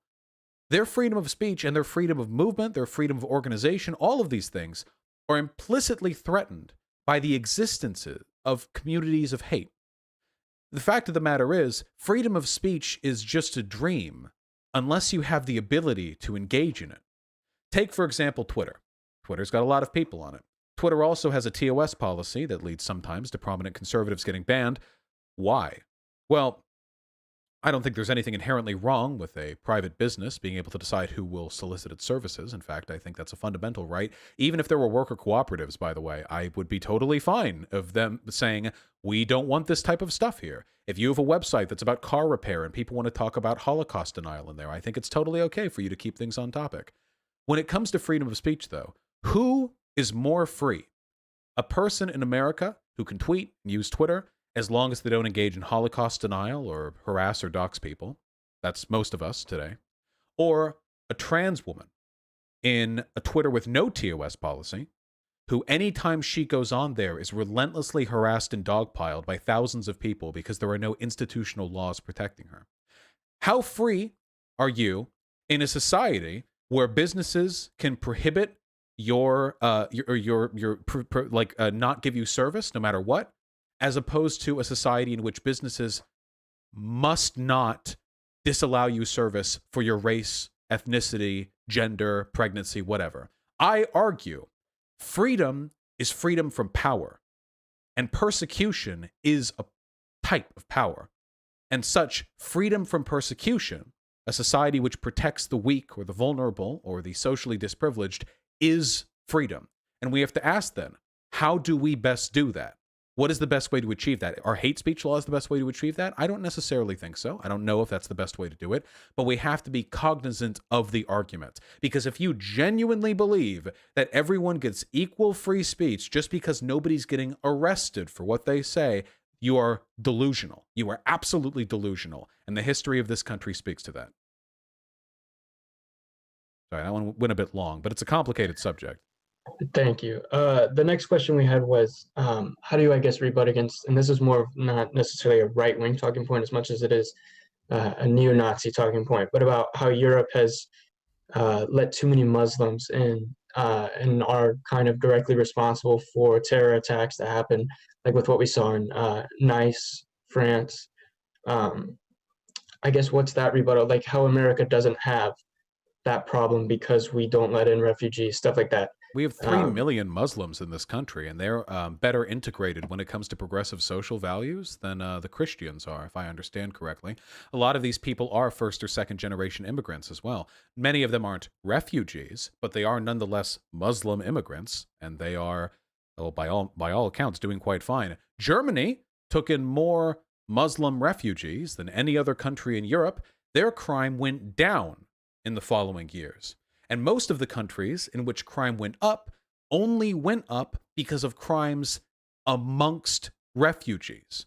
That's one of the little data points they like to ignore there. If you get millions of people, or hundreds of thousands, whatever, and you pack them all into tight refugee camps, they have limited access to the same social freedoms as full citizens, as their papers get sorted out and they get distributed amongst the country. Of course there's going to be crime there. These people are hungry and starving. They're terrified. They just fled a war zone. They traveled half the height of the world to get up where they are right now. There's going to be crime and unrest, but it's amongst each other, which means that it's not destroying the country it's in. It's just a product of the process of having refugees.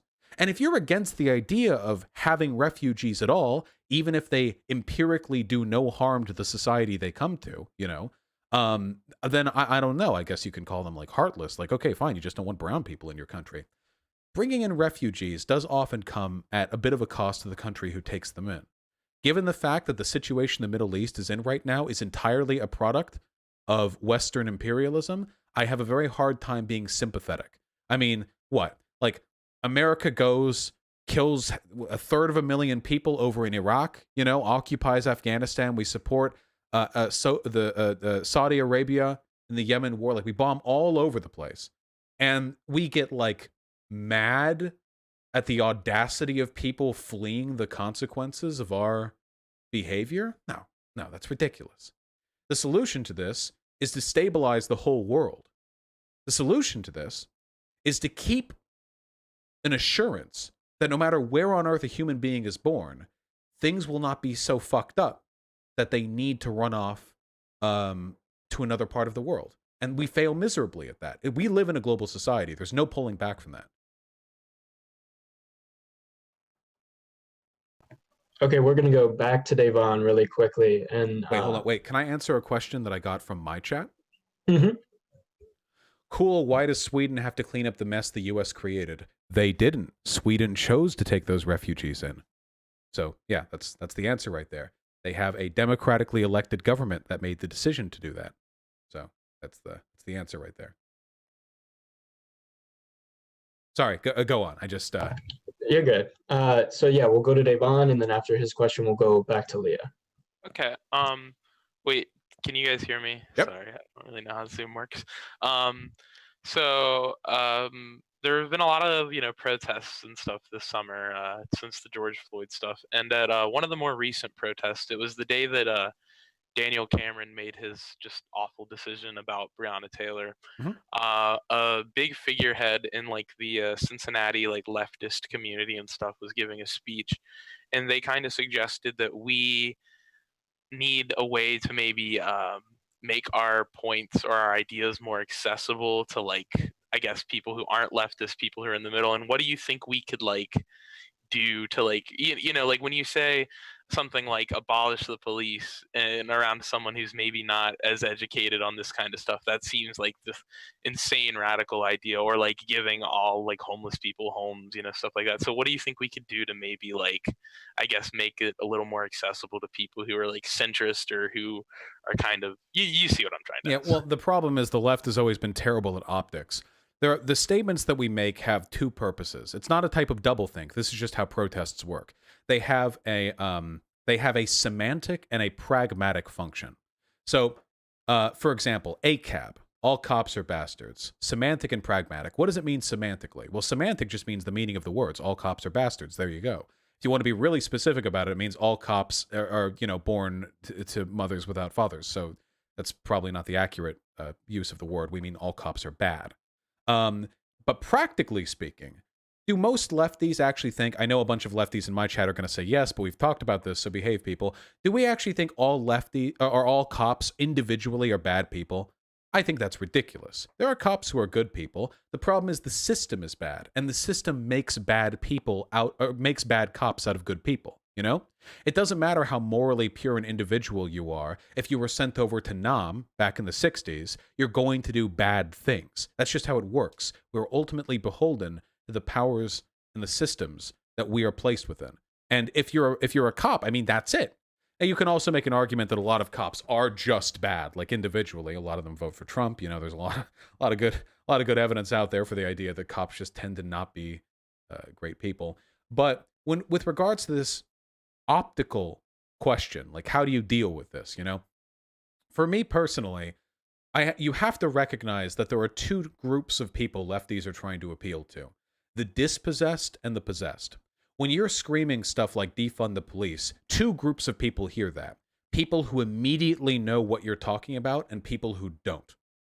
And you have to convince the people who don't. The people who do understand get energized. And that is the practical meaning of ACAB. The practical meaning of ACAB doesn't have anything to do with the individual moral worth of cops. It has everything to do with getting people energized, getting people angry. Most slogans do. Am I not a man? The civil rights movement, you know, no justice, no peace. Same movement. Do they actually mean no justice, no peace? Do they mean no justice, no peace even within themselves? No, of course not. You get people riled up, you get people angry. That's how protests are born. But you, as interlocutors, as advocates for these positions, you are placed in the unfortunate position of having to defend statements which have semantic meanings that seem at times indefensible. And doing that is largely just a matter of selling the underlying idea. I've done this with the defund the police thing, you know? Defund the police doesn't mean you just get rid of the police. Defunding the police means that wealth that's currently put into that system is removed and then diverted over to other forms of social investment, like public works programs, which can revitalize communities and decrease crime, or social programs, which can be used to disincentivize crime without very expensive police training and equipment. You do that, and now, is every person who's saying defund the police advocating for that? Of course not. But you want to sell them on the best variant of the idea. And also remember, this is the United States of America. Radical shit does not get passed through our government, like ever. That's just not a thing that happens very often. Get them on board with the basic idea and get them on board with the toned down, optically viable, maybe slightly more politically expedient version of the idea, and you might put them in a position to be more sympathetic to the radical version later. But for now, it's just a matter of sort of diffusing their antagonism to the slogan itself. All right, yeah, and that kind of seemed like what he was going for too. So I appreciate you. Thank you. Yeah, it's, by the way, not difficult to do, like at all. Just have to say, that is not like a, oh yeah, just do it, bro thing. This is like one of the most fundamental problems leftist advocates have to face time and time again, over and over. Oh, I agree. That's why I appreciate your insight on the subject. Thank you. No problem.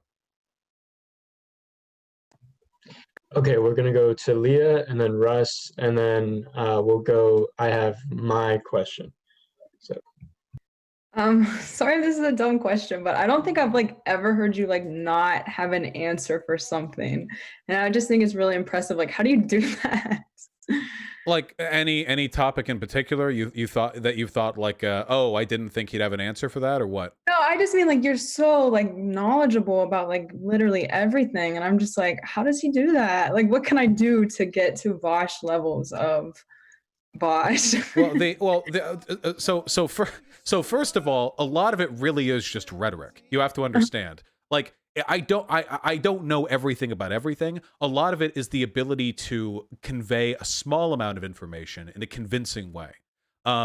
Because frankly, I don't have much of a mind for research.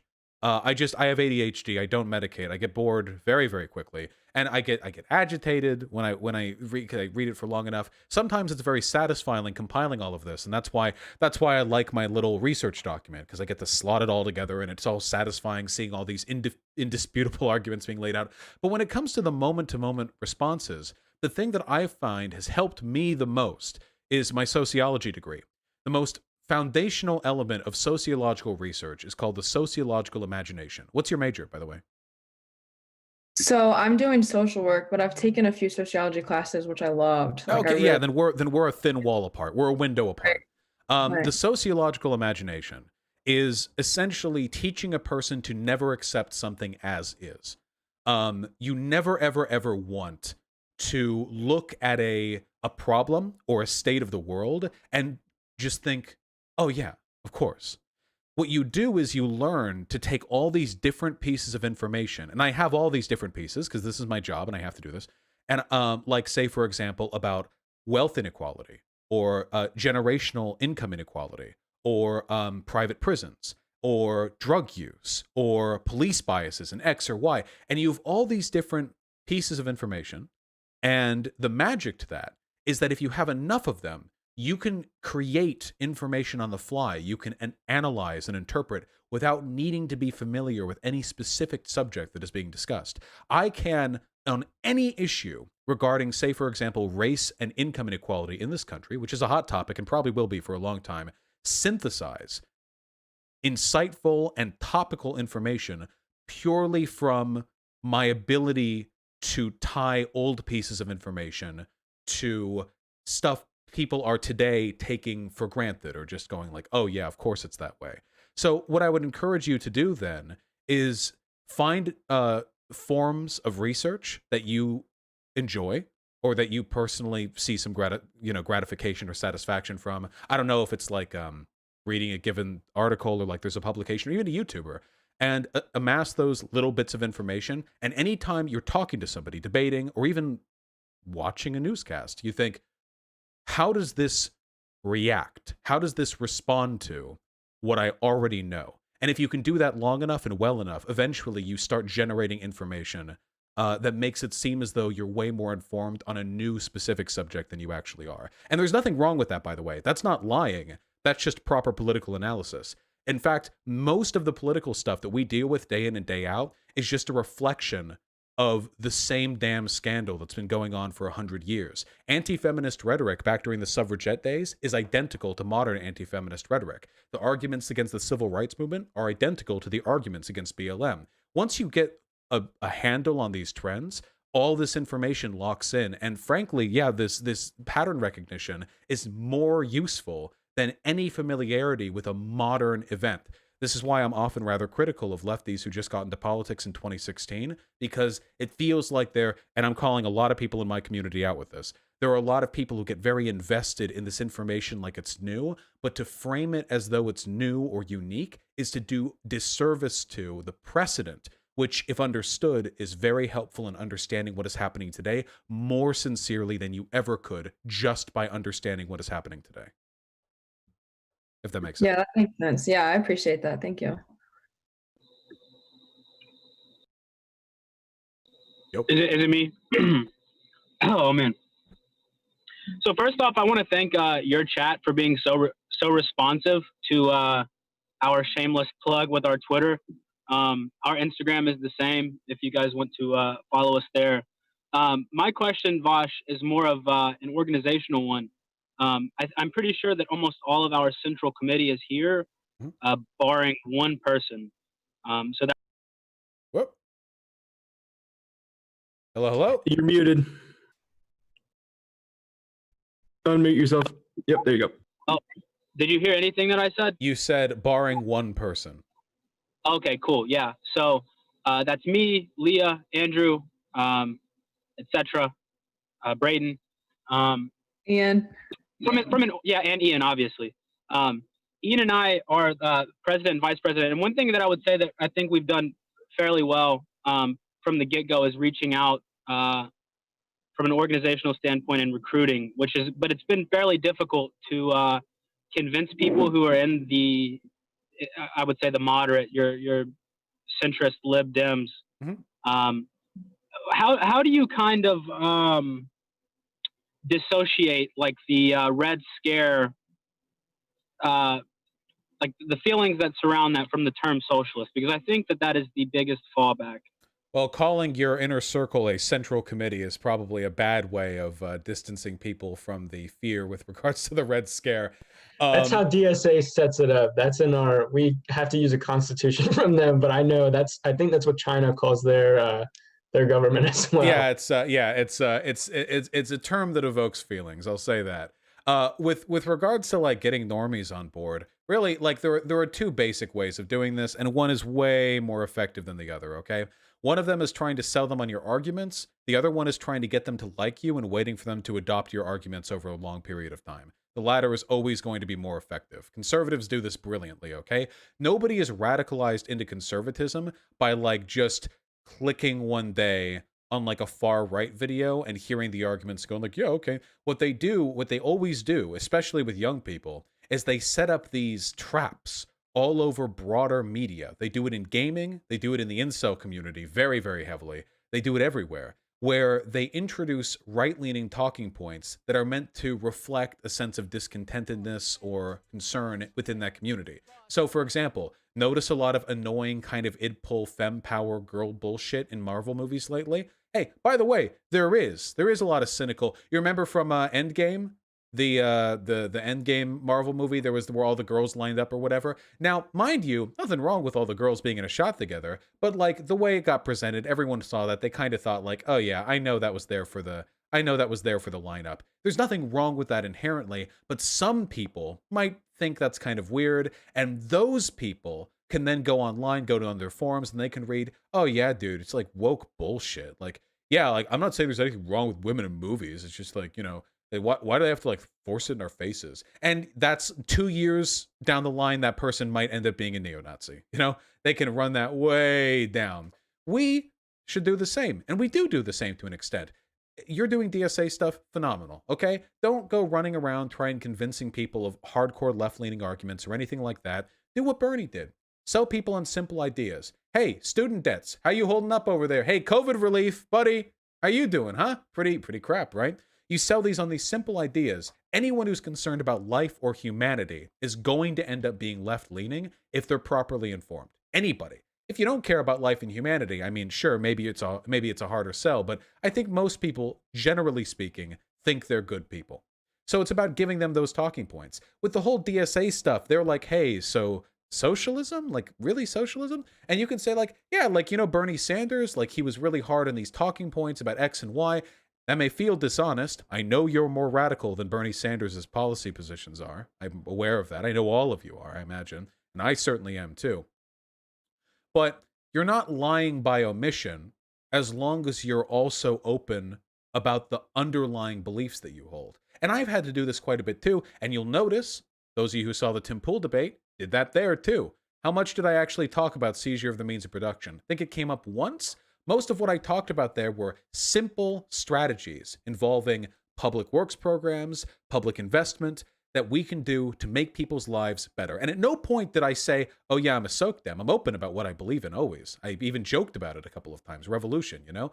But if you sell people on the easy bits, they'll move over on their own. Have fun with it, you know? DSA event, don't do a little socialist work table, whatever. Do a little party thing, you know? I used to be a student government leader. I was the president of the Sociology and Criminology Club for 2 years, you know? We'd get a certain amount of money, we'd fundraise, and some of what we did was academic. We went to conferences to present research and listen to other people present research, and that was always fun. But sometimes, you know, it was just about throwing a little party or going on a hike with people. And the little convos that happen during those social events, if you can get people to go to them, which, I mean, that's up to you guys. Make good flyers, you know? Those will bring more people over to the left than any amount of overt agitprop, full-on lefty organization, you know? Oh yeah, absolutely. I think I'm trying to remember. There was a point that I wanted to touch on, as far as like you not mentioning the seizure of the means of production. That's another really prominent talking point. I think that what's really odd is that the left is really fractured in America, and I mean globally, and I think that that's a very important structural flaw that I see as needing a solution.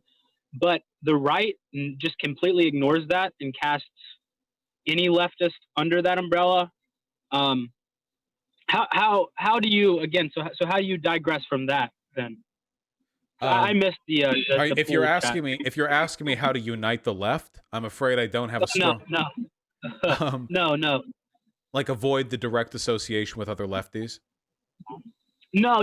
You mentioned that you were able to not discuss like far left talking points, like seizing the means of production, which even though most of us would agree with, like that is something that will be brought up in debate, like specifically with TPUSA. They're really fond of saying that we want to abolish private property? And while we may, how do we keep, how do we divert attention from that when it's small not ideas? Healthcare is a good one. Decommodifying healthcare has led to objectively better results in a lot of other countries. You can do this with policy positions and data. That's not scary either, Now, they have talking points against that. They'll say, oh, you're enslaving people by forcing them to do work, which is, of course, nonsense. Obviously. If that was true, then every government worker would be a slave, which is just stupid. But with regards to the decommodification thing, or with regards to the revolution thing, it's not about selling them on the whole damn idea. It's about selling them on the idea that if the people want it, it should be done, and the people should want it because X. This is how you get people on revolutionary sentiment as well, Like, I was talking with Tim Pool, and he was like, so you're pro-political violence. And I said, well, I mean, if the people, America started with political violence. If the people are extensively dissatisfied with their representation in government, I feel like they have a right, a moral right, to rise up and to try to build a society which is actually reflective of their interests. You don't say socialism. You don't say communism. You just say that there's a right, a fundamental right to. And then you have to argue, what do people want? Well, I would never make the argument with other people, like with Tim Pool or whatever. I would never make the argument that Americans today want like a big revolution, What I would make the argument for is that there are things in this country that are being done terribly. There are ways in which the interests of the working people are not being met, and that should the time come where they want to change that state of affairs, they have every right to through the democratic processes of this country. If those democratic processes fail, if they are stamped, if they are crushed in their efforts to make this country better, then what are we not but American peasants back during, 1776? It's about selling basic American values and then arguing that there's not so much of a difference between conservative posturing against government and left-leaning posturing in favor of better healthcare, et cetera, And that's a difficult line to balance, too. But it is very important because we are never going to win if the best outreach we can do is like Maoist third worldist advocacy for the glory of like the Juche regime in North Korea and its resistance to Western imperialism. We're not going to sell people on that. It's not going to happen. I think the cam of the person I was talking to directly cut out, but yeah, I think it's Oh, no. I just thought we were turning it off when we were done talking. So okay. Yeah, they're just Kept for precedent then. We're gonna have Avery go, and then I'll finish up. So we were planning on having a sort of debate with the college Republicans and the college Democrats. I was just wondering if you had any advice on how to generally go about that. You're not going to debate them both at the same time, are you? I'm not sure if like a three-way debate. That'd be a difficult optical tightrope to walk. Okay, sure. Well, then okay. So you have a benefit there in that you will be aligned with the Democrats in being against the Republicans.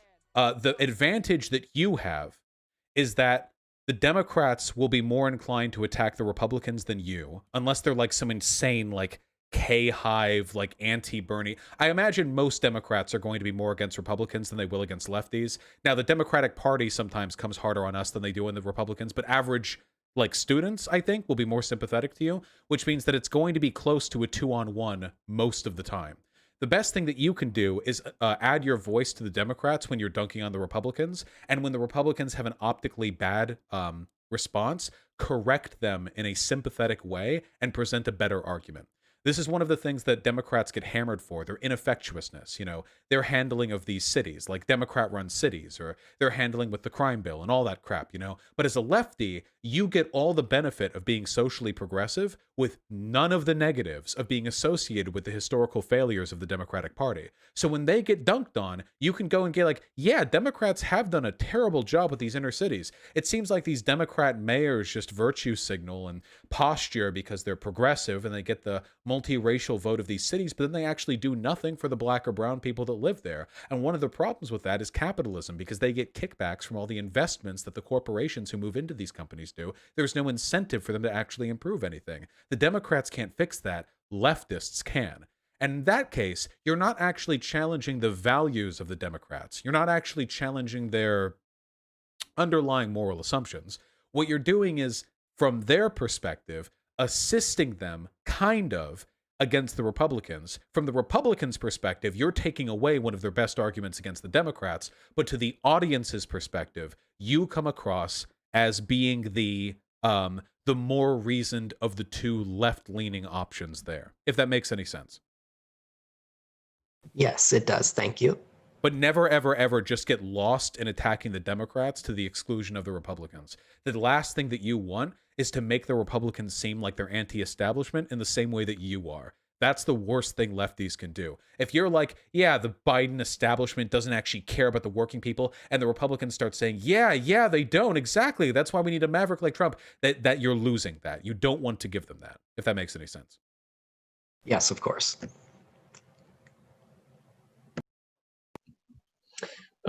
Before I ask my question, I guess I just want to sim for you real quick. I wanted to say congrats on the Tim Pool debate. I thought it went really well. Thank you. I almost fell into that anti-SJW pipeline in like 2015, 2016. So I just want to say, like, I really appreciate what you're doing, especially for young men on the internet. I know YouTube's algorithm really promotes stuff, like you said, that will kind of trickle down that alt-right thinking into your brain before you even know it. So I just want to say I think you're doing a lot of good stuff. I think one of the biggest failures of progressives and leftists online is a kind of aversion to individuals who have privilege in a way that really bothers me. So first of all, just from a matter of pragmatism, whether you like it or not, white cis men are the power base in this country. They're not 100% of it, but let's be real, okay? Let's not delude ourselves into believing the revolution is going to be led by, like a bunch of genderqueer, trans, whatever, like it's black people. It's not happening, Now, those are people who we should support and curtail our interests to, because they're human, and I'm human.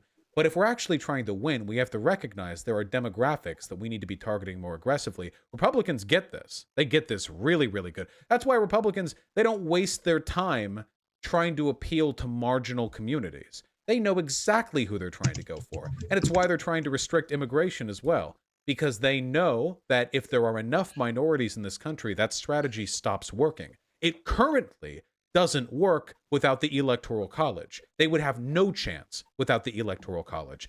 Trump's chances of winning this election right now are on 538, I think, or 11-89 in favor of him versus Biden. If it was just a matter of popular vote, it's 2-98, about a fifth of what it currently is.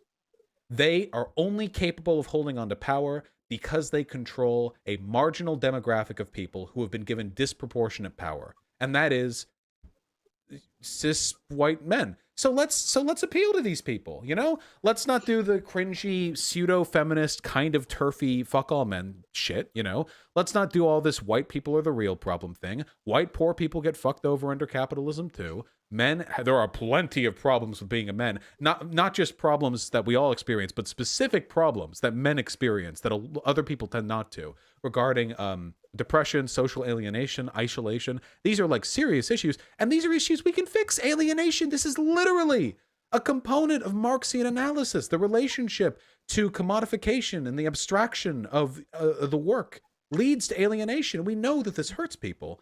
But a lot of people, I think, they just kind of want to distance themselves from this whole group. I love men, okay? And I want them to love being alive as socialists, okay? We got to work together on that. I just too wanted to say congrats on reading All Theory, specifically your work on Alden's number. Thank you. It's the research is still in the booking, but I feel like I've been prompted a little bit here because all my research is being sort of leaked to the outside world. I know, my fans, especially the Tim Pool fans. Yeah, they're very they're very kind on disseminating this unfinished research. But we'll get there. As a conservative. But yeah, I just want to say thank you so much for emailing me, talking to me. when you name dropped us earlier today, when you first started streaming and you said you were going to talk to a college student org, I was like, thank God that I wasn't just emailing someone random and they were going to like fuck with us, like pretending to be Vaush. It's the real email. I do read every email that I get. I can't respond to all of them these days. I do read every one of them though. I know. I was talking in the Discord to people during the Tim Pool debate, and I was like, you guys should really email him if you get the chance now before he blows up after this debate. But my question, I guess, that I mainly have is, and this really isn't even for right wingers as much as it is libs who are kind of sympathetic to the movement, but how do you envision life for ordinary people under socialism? Like, people can't get the grasp on how their life would change. Like, I know a lot of people are like, oh, no iPhone, stuff like that. But obviously there's a lot of positives to that socialist regime. We are all, so the problem is everyone is biased towards the status quo. We fear what we don't know. We all live in a system which prioritizes capitalist realism. You know, what did Zizek say? For some people, it is easier to imagine the end of the world than the end of capitalism. It's very true. We have plenty of movies about the end of the world. We do not about the end of capitalism. Maybe Star Trek movies, you know, but yeah, to some extent. But what would the world look like? Well, let's focus on simple stuff, okay? First of all the anxiety you feel about wealth and income, all the anxiety that you feel about, you know, living or paying off debts, that's gone right off the bat. And that's not just a matter of socialism either. Our country is wealthy enough. We don't need to have this protracted debtor system, you know? Credit cards were invented not because it made people's lives better, but because people realized that they weren't able to extract as much wealth from the middle and the working class unless there was some kind of reliable way they could indebt themselves. And now a ton of Americans have credit card debt, and that's the way the system is supposed to operate. You die with your debts. That's the way people expect it to be. Nobody pays off their debts anymore. You pay off your college debt 20 years later, your mortgage 30 years later, and you keep credit card debt going on you till the day you die. It doesn't have to be that way. It objectively doesn't have to be that way. Like, it absolutely doesn't. So get rid of that. Get rid of that stress. And what about work? How much time do you spend at work? How worried are you about work? Well, first of all, you now have a cut in your work. That's you're in there with that. There's democracy in the workplace now. You get to vote on what goes on. All your concerns about you being beleaguered and bullied by people above you with no say, your anxiety that you could be fired at any time, all gone. All of this streamlined to a democratic process, which is at once more ethical and also more effective. What about the industries that you live within? Well, nowadays, you know, we do have good healthcare in America, if you can afford it. We do have good transportation in America, if you can afford it. We do have a lot of good stuff in America, if you can afford it. But it doesn't have to be that way.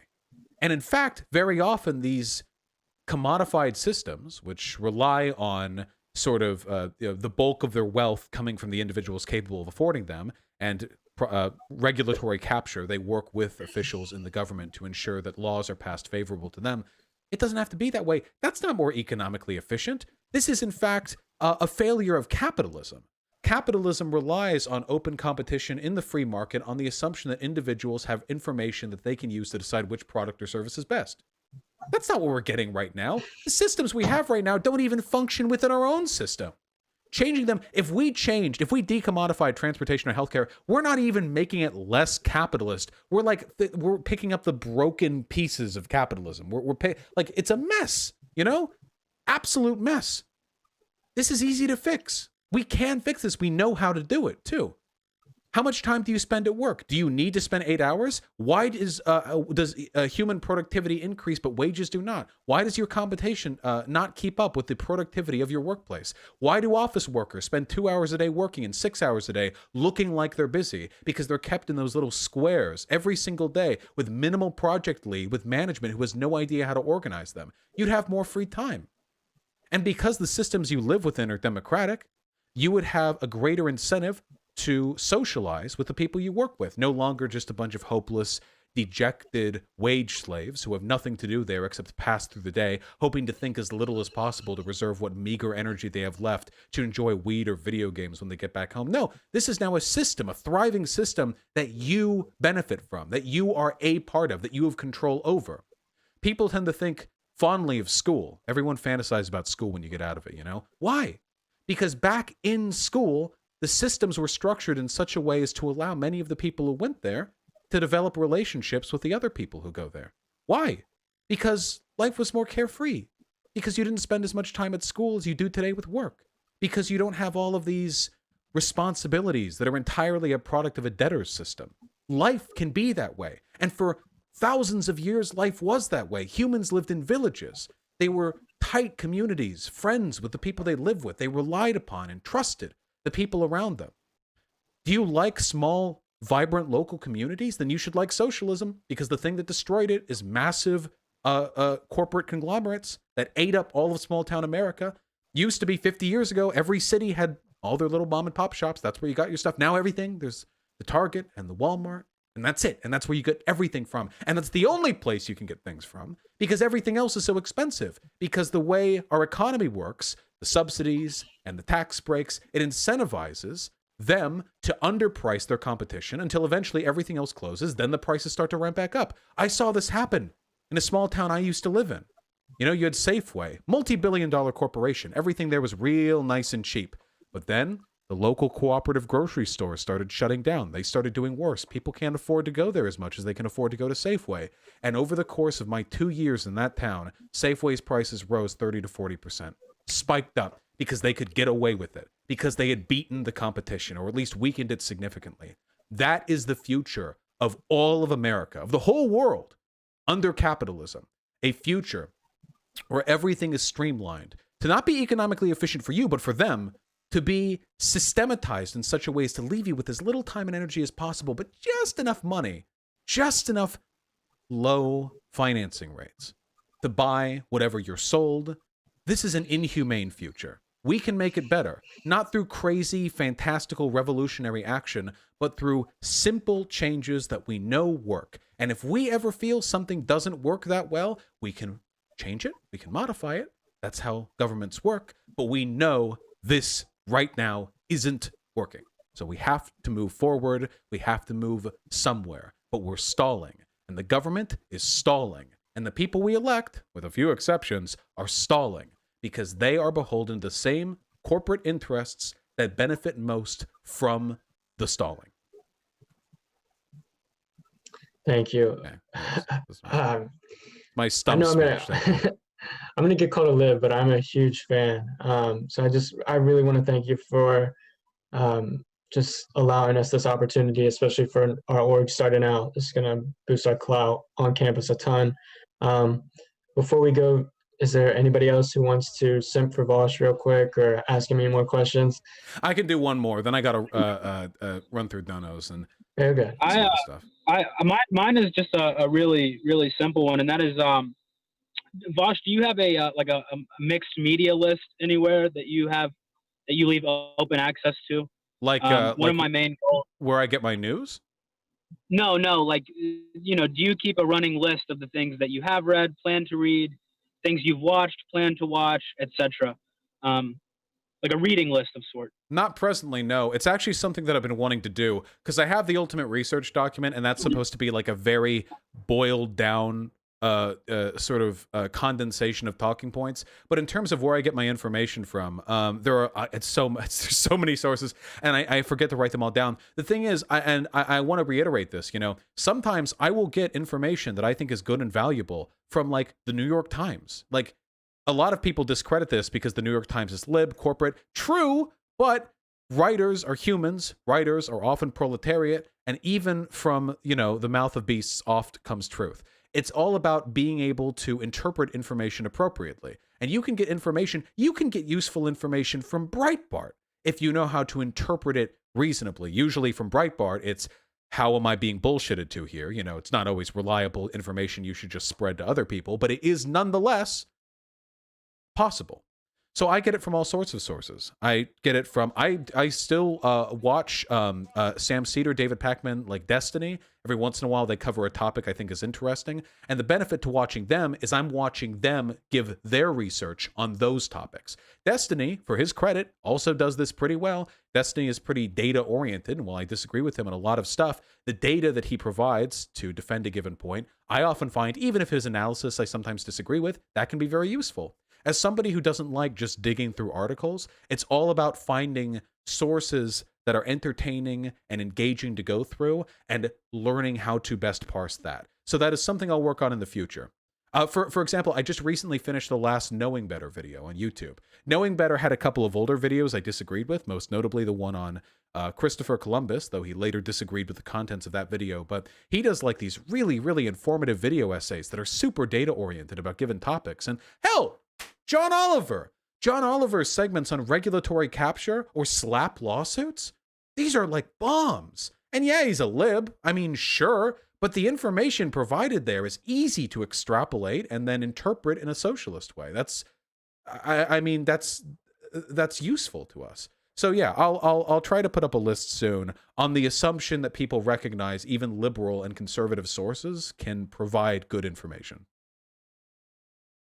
Yeah, thank you. I appreciate that. Like I said, that's one of the main things that I really want to do is to have like an educational arm of the org that affects those who aren't necessarily a part of it. That's inclusive of things that aren't also just literature and text based, because that's not the most optical or efficient necessarily. Yeah. Well, thank you so much, Vaush, for real. It was such a pleasure. We really appreciate it. It was wonderful to meet you. Congrats on the 250K subs too. Yeah, we hit 256 while I was talking to you guys, so that's it's going well. Thank you, seriously. I really do appreciate it. You're all so I'm assuming the people here are mostly freshmen and sophomores. I myself am a sophomore. I believe Russ is a standing senior. Leah's a sophomore. Brayden's a sophomore. Are you a sophomore, Max? Yeah. Maddox, are you a sophomore? No, I am a freshman. A freshman. Okay. Avery, Paul. are you a freshman? I am sophomore. Sophomore. Okay. Yeah. A lot of sophomores. Yeah, I just people I feel people tend to get like very immediately invested in this stuff when they're early on. I just want to say, I'm sorry, by the way, if this comes off patronizing. I know I'm only 26 years old. It's not my intention. I sincerely hope that those of you, especially the freshmen, enjoy your college experience. Do take the greatest possible advantage of it, but also remember that life doesn't end after college. I was so fucking nervous after I finished college that like, oh, I've learned all this cool info here, but I'm in the bubble. Once I get thrown out into the real world, it's all over, you know? And that is absolutely not true. There are tons of people who are happier in their 30s than they are in their 20s. I am personally of the opinion that you get to make your own happiness. It seems to me like you all are fairly engaged and intelligent people. So I hope you're all able to develop the necessary coping mechanisms to survive living in this terrible fucking country. And that if you can, and I think you can, and I hope that you can, that you will all be effective advocates for the things you believe in. The first step, of course, to being a good advocate is to be healthy and happy, or I guess that's the first two steps. But that is very, very important. I see so many people, they burn themselves out and they end up miserable, and then they drop out or get disaffected because they were too disappointed. They invested too much. They got burned. Just not good. Listen, life is totally full of disappointments, but we, as lefties, we get to make the hope. We were the organizers. We were the socialists and anarchists 100 years ago fighting for workers' rights. We were the ones marching alongside the civil rights activists. We are the bedrock of everything good that has ever come out of this country. We make hope for people who don't even agree with us. In 50 years, conservatives will live their whole lives appreciating policies that were born from our activism. So we are the source of happiness. We are the radiant light of this country. And I appreciate you all giving yourselves to that process. Thank you. That was so sweet. Thank you. Thank you so much, History Vaush. will absolve us, I think, is what you're really trying to say here. And I agree. I agree. I hope all you have a wonderful day. You too. Vaush Dad. Thank you. Thank you. Be well. You too. Okay, so NKY DSA people. Oh wait, sorry, I thought Vaush left. My bad. Nice. What's up? No, Don't he's worry, gone. I'll help you out. Oh, Yeah. wait, There we go. Nicely done, team. Oh, by the way, I just want to, that was really, really good. I just want to say, by the way, early on, you guys were being weird. I saw 3 people being weird and 8,000 people freaking out at the people being weird. Okay, you guys got to chill, all right? Chat's gotten a lot better than it used to be, all right? I literally saw, like, I could barely even see the weirdness for all the people freaking out about it. Just chill, just quietly ban them or time out or whatever, you know? Just don't the huge mutes, the huge purges, and everyone freaking out. It doesn't. Yeah, that only makes it worse. Okay, just chill. All right. Because I have to say, when the reason I turned chat off wasn't because people were being weird. It's because you guys were being weird about the people being weird. You know, it's just like, because it looks weird. Because people look at chat and it's all like, oh God, guys, they're being so fucking creepy. But I look, nobody, like 2 people are being creepy in a chat with thousands of people in it. So you're kind of, you know, you're feeding the fire a little bit. Just chill out. It's okay. Nothing to worry about.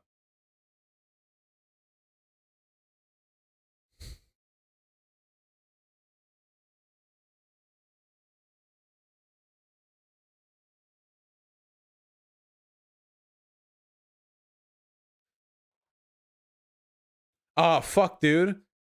Senator Perdue canceled his final debate with John Ossoff. The fucking guy, remember earlier in the stream we saw the segment with the guy?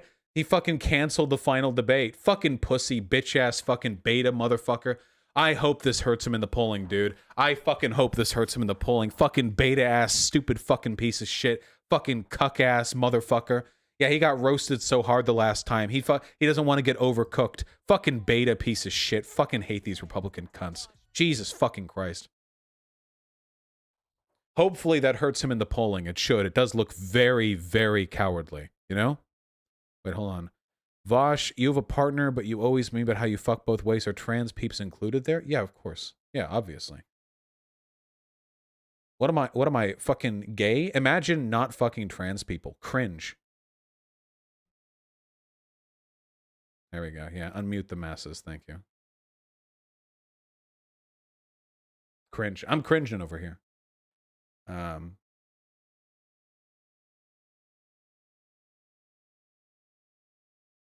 Yeah, Red Thinker. That was mishandled in a lot of ways. How do you feel about Destiny sitting there looking like he was malding listening to your Tim Pool stream, Lamau? He literally spread your shit to a 7K. I didn't think there's anything wrong. I mean, Destiny's free to watch my discussion with Tim Pool if he wants to. And because I watched parts of it, because I'm interested in how Destiny's community responds to that sort of stuff. It seems like they weren't being, like, unsympathetic to me or anything like that, you know? Yeah, he was defending me the whole time, I'm pretty sure. Wait, I got a voicemail. Uh-oh. CIA has finally found me. What is this?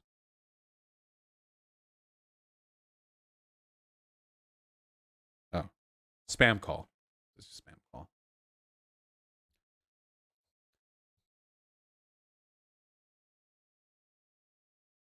Or unless that's just what they want you to think. Hello, this message is from... Oh, yeah, Hyena. Yes, the answer is yes. Anyway, hold on, folks. You're going to be disappointed with me. I actually thought that student discussion was going to last 30 minutes, not an hour 30. I'm going to read as many donos as I can. I am ending at 3 today because I am very tired and very, very hungry. If there are more donos to read, I'll read them tomorrow at the beginning of stream. Yeah, I know. Is that a segment? Well, probably, right? Yeah, we'll do Greenwald tomorrow. We'll do the Trump we'll do the Trump rally shenanigans tomorrow. Yeah, the rally shenanigans. We'll do Corbyn tomorrow as well. Yeah. But I am very tired. Guys, wait, please be sympathetic to me. Please be sympathetic to me, okay? Because I actually didn't sleep last night. After the Tim Pool interview ended, I got to my hotel at 2 a.m. and I had to wake up at 5 a.m. in order to catch my flight at 8 a.m. and the airport was an hour and a half away from the hotel, and I couldn't sleep because I was still wired from the online attention, so I just didn't sleep, and I can't sleep on airplanes, and I wasn't able to nap when I got home, so I was awake for like 43 hours before sleeping, and even then today I was only able to get like 6 hours of sleep, so I gotta catch up a little bit. Oh. Yeah, I can't sleep on planes. You know, I try to sleep on planes. You know what happens to me? You know when you're like trying to drift off to sleep and like your body is like, hey, you should kick. And then you kick and you're like, all of a sudden you like snap awake. You know what I mean? Like, hey, you're falling. You know what I mean? Anytime I try to sleep on an airplane, that's me every fucking 2 seconds, dude. And the problem is, since I'm actually flying, because you can actually feel the plane moving, the actually is like terrifying because I feel like the plane is like falling, you know? Oh, Yeah, I can't do it. I've never been able to. I've never been able to do it. Couldn't even do it during the 14-hour flight to Japan that one time. Thank you, insert name here. Anyway, let's run through as many donos as we can. As always, you all have been insanely generous, but that's just how you guys are. Zonia with a very kind $20. Thank you so fucking much, comrade. What did you think of Tim's kitty? Actually, Tim Pool had 2 cats, and they were both beautiful. There was a gray one and a spotted black and white one, and they were lovely. Al3 Bruds, the very kind $20. Thank you, comrade. I really appreciate that. Yeah, I'm always down for civil discussion when I think it's like pragmatic or possible or viable. You know, Tim Pool is fairly civil in person. Of course, civility is not in and of itself like good policy, but the civility is the thing that I can adopt. It's just an affectation. Jimmy Thunder with the incredibly kind $20. Oh, here we go. The fact that you are now praising Tim is demonstrating how well he hustled you and disarmed his most vocal enemy. He knew you'd be a diplomat in studio, and you further legitimized a monster by playing nice. Pac-Man went even harder. Well, I understand this approach to things. I don't think that I like retreated on any of my positions. I don't think it's going to withhold my arguments in the future. And what's more, because I engaged in a tone that I felt was more effective with his audience, it's more likely Tim Pool fans will be amicable to my ideas. If I had gone there and had just been like super fucking aggro, I do not think it would have beget as positive results, personally. Emma Adorable, thank you very much for the tier 4 sub. I really, really appreciate it. Seas of Cheese with the incredibly kind $20. Stellar performance on the Tim Pool podcast. You have the patience of a saint. Thank you. 4 long hours. I tried my best, you know. Whew. Beta Analytics, thank you for the $15. I agree. I want to look more up in that. 100%. And Daniel Thomas, the very kind $10. Wait, I already looked at that one. Okay. No 2 reads out of me, you slippery son of a bitch. Josh 95 Falk, Sin of Greed Ban, and My Richard is Itchy. Thank you all so much for the tier 1 sub. I really, really appreciate that, comrade. My absolute pleasure. Yes, Karlyn Borysenko Malding is very, very, very, very funny.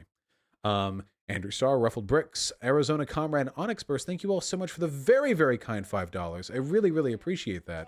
I will be using the Tim Pool appearance to try to get on larger platforms. Absolutely. And Mike from PA said I did a fine job against Pool. That's awesome. Well, I appreciate that, Mike. Yeah, apparently that Adam guy who was criticizing me, has like a beef with Tim. I don't really know the details. Hoot Hoot and Whores Me, thank you both very much for the $2. Princess Jade Evelina Negus, and you're probably touching yourself right now. Thank you all very much for the $5. I appreciate that. Likewise with Spherical. I think mixed member proportional can sometimes be better than ranked choice voting Spherical. I'd have to look more into it. Apparently we have a Karlyn Borysenko Pepe available here. Very good. Oh, yes. Very good. Thank you. Perfect. Injected straight into my...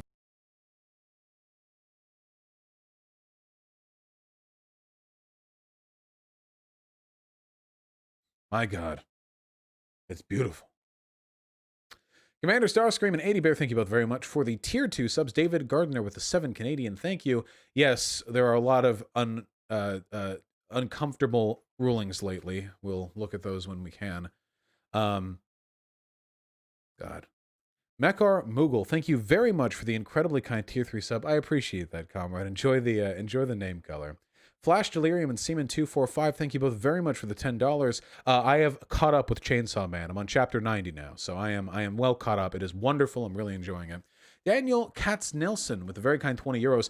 2016 model opened up again in favor of Clinton in the last few days. From 35 to 28 is due to head ring. Pollsters trying to skew results towards who they believe will win. It's good to disregard the very last few polls. Yeah, okay, that's fair. Even pollsters are prone to bias at times. Rivera Life and Log the God, thank you both very much for the incredibly kind $10. I really appreciate that, comrade. And yes, anecdotes are not evidence. Tim does like to use a lot of anecdotal arguments. He is quite fond of that particular style. Unfortunately, it's very difficult to call that out unless you want to do the hardcore point-by-point debate bro thing. And I didn't feel like the type of arguments we were having were ones where I would look better if I started scrutinizing that. I was more interested in looking good in a very broad, sort of principled way than I was in like hardcore nailing down on one or the other points, you know? Yeah, I also can't fact check because I'm, you know. Holy shit. John Ossoff saying that his opponent canceled the final debate. That was only tweeted 12 minutes ago. It has 11.3 thousand likes. Jesus, people are there. Yeah, Rooster, I hope we can get Pennsylvania. Ernbots, Poschamp, Dumb Bunny, and Christian Goves, thank you all so much for the very kind $5. Yeah, we'll see how the senatorial runoff goes. Trump is dumping money into John James. Fuck yeah, comrade. Well, we'll see who wins, won't we? Can I join Kyle Kalinske and Joe Rogan for election night? No, I cannot. Listen, folks, I'm getting pretty big. I am not quite at Joe Rogan, Kyle Kalinske, Alex Jones big. But we'll get there when we can, okay? Alan A, it's your boy Younglin, Mura May, Christopher Stoltz, and Miguel. Thank you all so much for the very kind $5. JLP has a decent taste in porn. I'm surprised. Yeah, I mean, whatever you're into, right? If you're into the Bears. With JLP's recent like, do you think he's gay and really repressed? I mean, there are people who are gay and really repressed. Like, that is a thing. It's, like, kind of sad, but it's a real thing. True, Sake. Only bears deserve constitutional rights. Umar Ba and Mike Carano, thank you both very much for the $2. Norian Scum, Frisky Beast, Casper Christensen, Jeffrey Klein, thank you all so much for the $5 or $2, depending on how much you donated, comrade. But I thank you all equally. Bootsy Kitty with a very kind $5. Nico House is trying to glom onto your Tim Fest by calling you out using the N-word but providing no context. Oh, I don't care about this. This is like 2,000 views. I don't care about this. Nico House recently worked with fucking Jack Prosbiak. He appeared on OANN. This dude literally works with neo-Nazis. I do not give a fuck what he is or what he does. He is literally irrelevant compared to me. Yeah, the grifting god. Markstar Skulls and Max 2000, thank you both very much. I appreciate that. Knack45, Warren Stoll at Scream Gaming, and Comrade Pool, thank you all so much for the very, very kind $5. Comrade Pool, if you want an idea as to which videos of mine to show other folks, you should ask my fans, not me, because they would have a better idea than me, for sure. And thank you, Take Video. I really appreciate that, comrade. I love challenging ideas, you know, no matter the context. Colin Hanrahan with a very kind $15. Yeah, Tucker's been getting awfully orange lately. Vaush Cell with a tier 4 sub. Thank you. Greetings from Luxembourg. You've changed my opinion on a lot of issues. Thanks for that. I love you, trans rights. Trans rights, comrade. Fuck yeah. That's what I'm talking about. Oh, hey, speaking of personal growth and development, guess what I just got? We just recently got another piece of our home gym. Finally. We got the barbell. And we got the rubberized plates, you know, like the big plates they put on the side of the barbell, you know, to do bench press and crap like that. Yeah, we got that. So we can finally do the bench press. We can do the squats. And we could do deadlifts, but I won't be doing them because the last 2 times I did deadlifts, I died. Weak lower back, I guess. What are you going to do?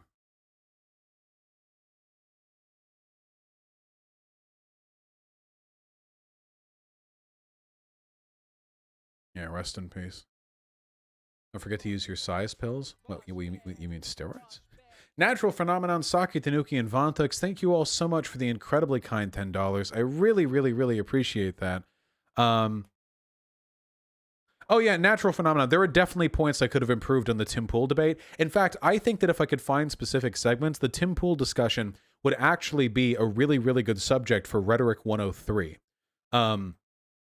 Because I think there were a lot of points there where where there were parts where I could have done better, or parts where I feel like I did a really good job sort of directing the conversation. So I think that'd be a good one. Potentially, you know. Cillian Loxley, thank you both very much for the tier 2 sub. I really appreciate that. What was the timeline for that old dude who died at the Trump rally, Rona, again? He took him like a month. Yes, kissing your cats is praxis. CJ, thank you for the very kind $10. Fan of Tim Pool, however, you brought very good points to contemplate on Timcast IRL. Just subscribe. You bring logical and rational perspectives I need to hear from the left. Respects. Like music to my fucking ears, man. Thank you so much. I really appreciate that. Seriously. Hope you enjoy the channel. Just don't watch any of my videos on Tim Pool because I am a fairly contentious man. I make some arguments, you know. It's yeah, no, I'll defend everything I've said here, you know. Thank you, seriously. Passero, Jacob, Mikhail, and Seaman, thank you all so much for the incredibly kind $10. I really, really, really appreciate that. Nice job at the Tim Pool debate. I'm very impressed with how collected you remained, even when things got more antagonistic, e.g. when discussing Trump's COVID response. So here, have some coins. Thank you. I really appreciate that, comrade. Fuck yeah, Seaman. Fuck yeah, Passero.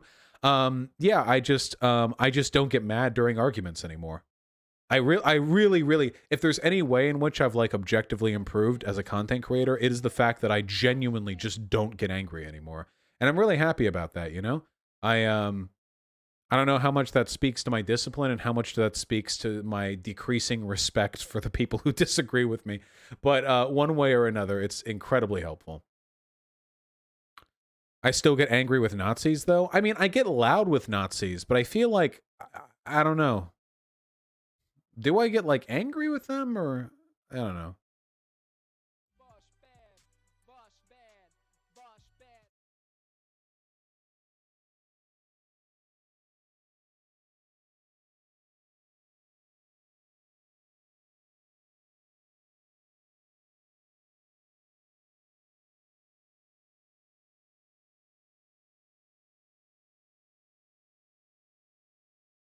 Oh, hold on. False. That pamphlet the Smithsonian published was not created by some random 20-year-old kid. It was created by Judith Katz, one of the original and biggest pushers of the concept power plus prejudice equals racism. She's not some nobody. Okay. It's fine. Yeah. When we were talking about that pamphlet from the Smithsonian, wait, hold on. Hold on. Smithsonian woke pamphlet. Can I find it? Was it just derived from this?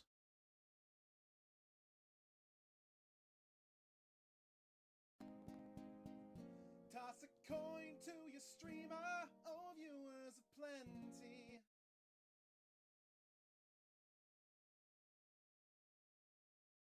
Here. The Smithsonian National Museum apologizes for this. Okay, this was the original tweet. Here we go. Aspects and assumptions of whiteness and white culture in the United States.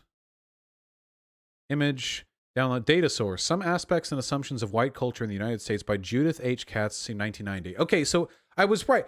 This pamphlet wasn't created by Judith Katz. This was literally just a pamphlet created from something that was written 30 years ago. So it's sourced from Judith, not from Judith, and I'd be willing to bet the decision for the Smithsonian to publish this out as a pamphlet probably did come from a relatively young progressive person. Yeah, the original data came from Judith, but keep in mind the argument from Tim Pool was that, like, the modern left thinks that, like, hard work is only for white people. And that's a far cry from one museum made one pamphlet from one data point 30 years ago that they then retracted, you know? Like, they were abstracting so many levels. But yeah, sure, these ideas have been around for a while. I meant the pamphlet itself was probably, they decided to bring it up because of that, you know? Hey, it's Shaney. Thank you very much for the tier 2 sub. My pleasure, comrade. Likewise, Vriska Circuit. Nice. I've read Homestuck too. Twice, actually. New card, the first thing I did was this. Any advice for someone wants to start doing what you do? Yeah, pretty soon I want to do a segment on like how to start doing online content creation, 100%. Alan Hannigan, Alan A. Warren Schull, Meme Jishin, and Jojo Mojo, thank you all so much for the very kind $5. I really, really appreciate that. Some comrade sent me a clip of you from early on in your channel saying you thought all trans people were mentally ill. Could you please clear this up? Yeah, sure. There's a video that I made on that actual segment, which was clipped very dishonestly. It's called "Is Vaush a Crypto Fascist?" I believe the thumbnail is like a zoomed-in picture of my face.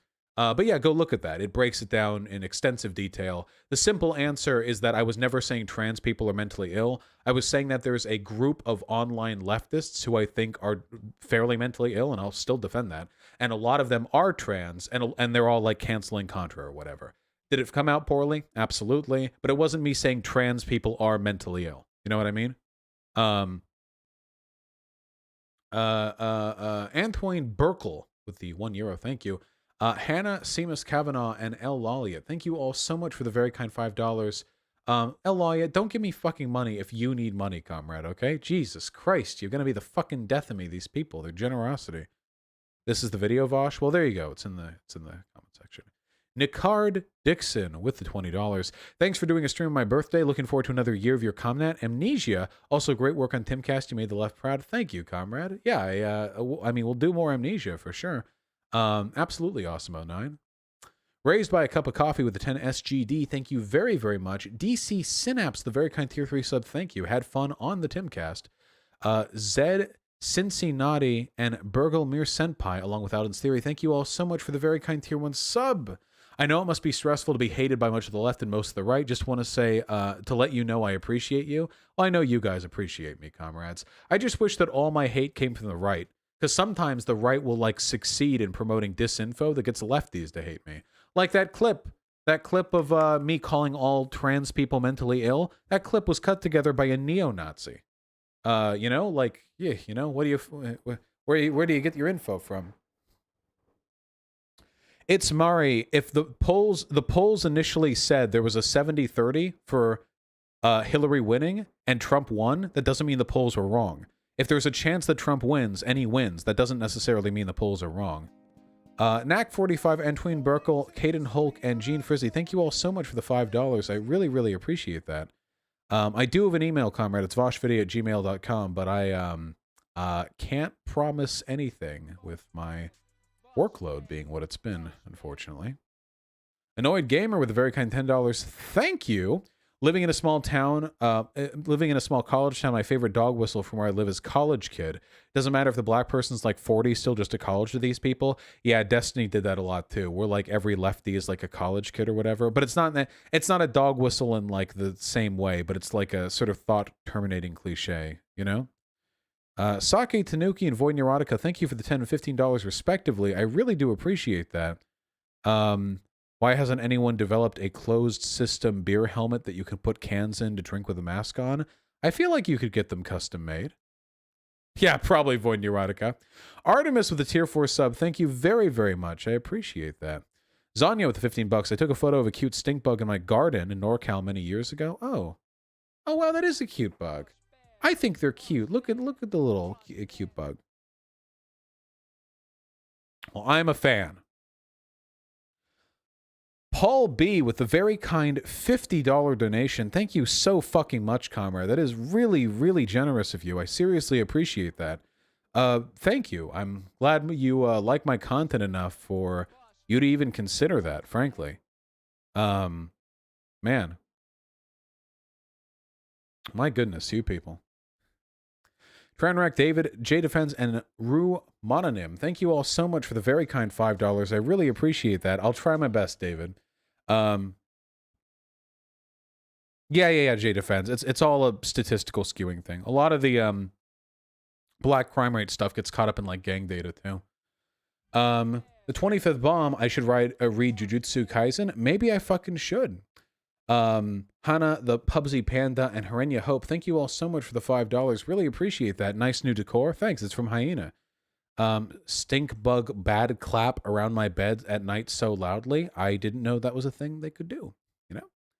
I was not aware. Reveille and Subliminary, thank you both very much for the tier 1 subs. Very much appreciated, comrade. Yeah, the gate shit could have been handled better, but I'll go over that if I go do a Rhetoric 103. Waffle Boy, Alahos, J Defense, and Tom Langford. Thank you all so much for the very kind $5. I really, really appreciate that, comrade. Do you think I looked cute on Timcast? I think I looked like a fucking mess. Personally, you know? Waffle Boy, if you start a lefty politics stream, you never have to worry about docs as long as your name never gets out there.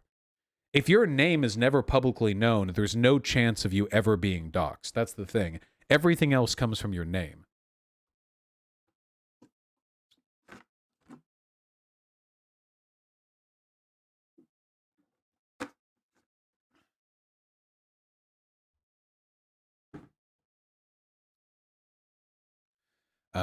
Phil H. and Isaiah Flores, thank you both very much for the $5.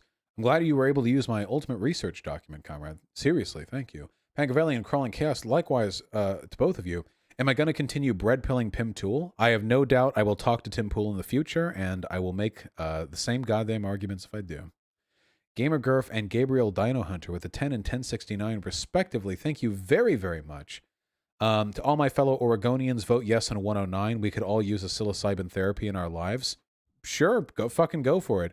I can't use any psilocybin. It's lethal if you take lithium, apparently, and I take lithium, so. Sake Tanuki with a very kind $10. Thank you. Yeah, John Oliver is pretty fucking leftish. I think John Oliver is about as... God, sorry, I'm really tired. I think John Oliver is about as left-leaning as you can get while staying on television, personally. 25th May, just El Espero, John and James J. Thank you all so much for the very kind $5. Thank you, James J. I really, really appreciate that. I feel like you can go harder against the steel tariffs. Yeah, probably. I want to learn more about this.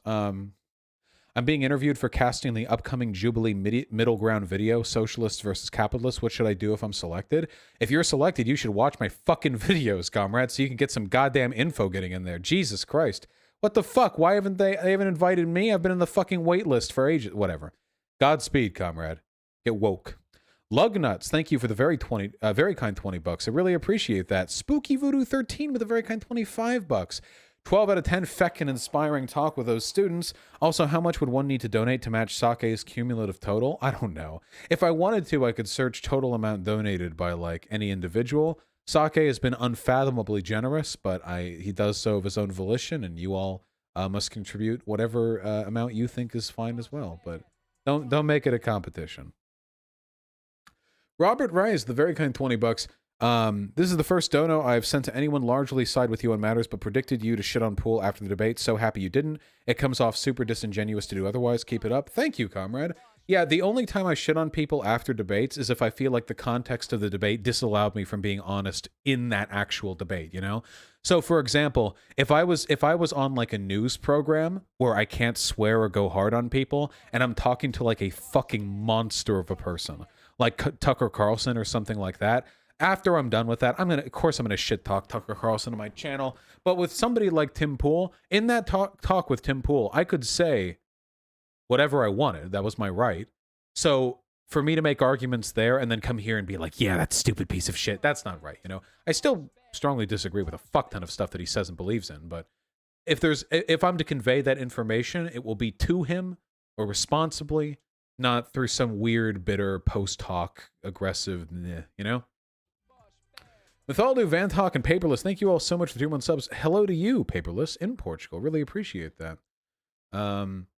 Your answer to the take from my housemate, people saying while Vaush and Tim had an actual dialogue means Tim's talking points were normalized as legitimate. Look, listen, I'm just going to put it this way, okay? Tim's audience is larger than mine by like a factor of 10.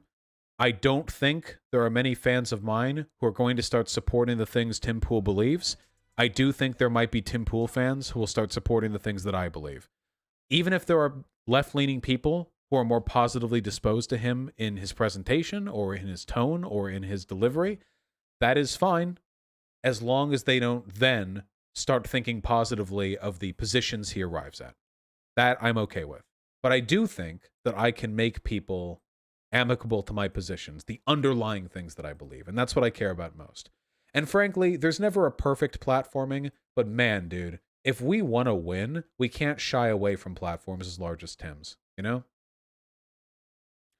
Red Warrior, Chaotic Killjoy, and Paul Adu, thank you all so much for the very kind $5. Chaos Killjoy, maybe, comrade. Maybe, possibly. We'll see. Yeah, I've seen that police video, Paul Adu, the one where that cop fucking head slammed that chick into the concrete. We might talk about that, but I try not to sensationalize. Netrius, Comio, Velno, Eleno, NLO, Parkour, and One Sleepy Reader, thank you all so much for the very kind $5. I really, really appreciate that. I remember you were asked during the Tim Pool debate about describing left v right. IMO, left equals less hierarchy and right equals more hierarchy. Thoughts? Yeah, sure, that I do believe that, but that's not going to sell to an audience of generally right-leaning people. That would, for most people, that would be like me saying left means good and right means bad. I can sell the underlying idea there, but I can't, the overlying analysis, I feel like I need to be more, I need to spend some time building up those premises, you know? Xerox Live Posting. Hey, Live Posting, what's up?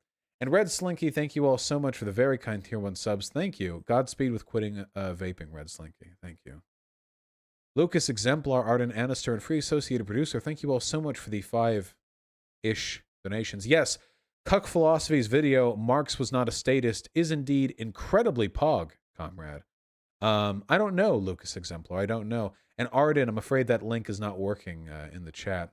The Pubsy Panda, the Tim Pool debate, can be found on the Timcast IRL. There are also VODs from Xander Hall and from the Surfs TV. That'll get it for you. I'm familiar with the library of babel.info, Skunk, so yeah, but there's quite a bit in there. Tristan Mendez, the very kind $10. DSA has been heavily infiltrated nationwide. Please tell people to look for progressive/socialist alternatives when organizing. No jabs at these kids. Organizing in LA, they're very unreliable. Hard. I don't know the specifics of how compromised these organizations are. I don't know how much compromised means like lib shit or whatever. But I mean, I'd have to look into it before making any like strong judgments on it. Tabby Egg, thanks to the $10. Ginger Cringer with a very kind $10. Did you watch Zan's reaction to your Tim Pool convo? It ended up becoming his most viewed stream. He's practically Kumi in his chair. I saw a part of it. And I saw a part of the Surfs, and I saw a part of Destiny's. I just wanted to see what the chats were like, you know, even though I kind of had a feeling how it would be. Cameron Topham with the incredibly kind $20. Thank you. I can't promise I won't be cringe sometimes, but I can promise that I will always be sincerely cringe when I am. We're just about done with donos, and what a perfect time, too, because we've just hit 3. I feel like I'm getting a little better at reading these quickly. We also had fewer links this time. Justin Barnes, the very kind 1619, should have stood with the other leftists and boycotted him over COVID and being in melee range. Why let another right-winger play down the threat? I don't think that me going to Tim Pool to talk to him at his studio, like, implicitly downplays the threat of COVID. I even said during the convo that COVID is something to be very worried about, and I understand Hassan and Sam Cedar not wanting to go there for that reason. And then I made a joke about me going there because I'm strong and young like a bull.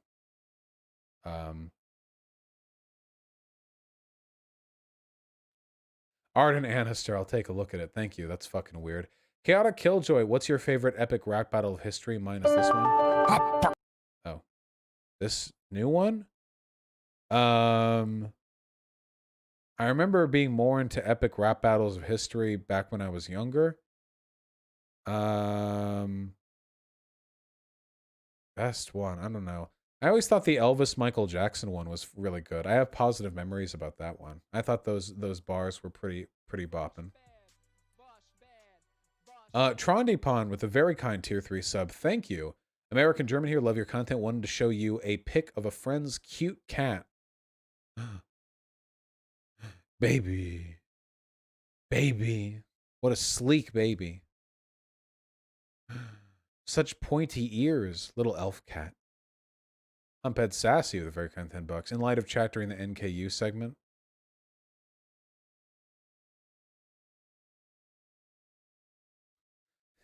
Top 10 photos taken seconds before disaster. Telling chat not to be weird.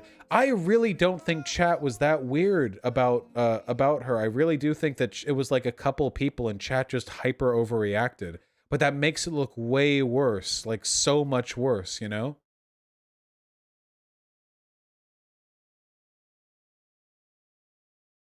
Yeah, chat was being weird about it being weird. Just quietly ban those people. I mean, I'll do it if I have to. But I can't tell who's being weird when the chat is full of people being weird about the weird. I don't know anymore.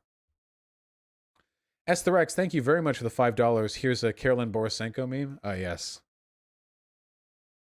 Whoa! Why would Vaush and his minions do this? True. This is a horribly clipped image, by the way. Or like cropped.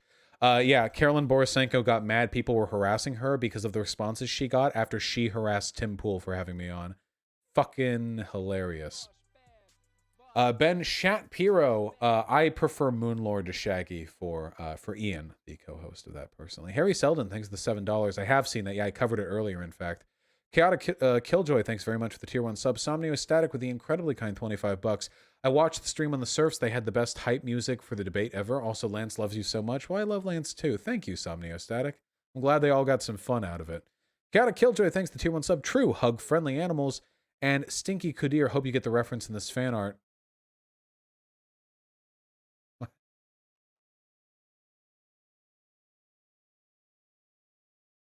Where are we? Inside the cum pledge.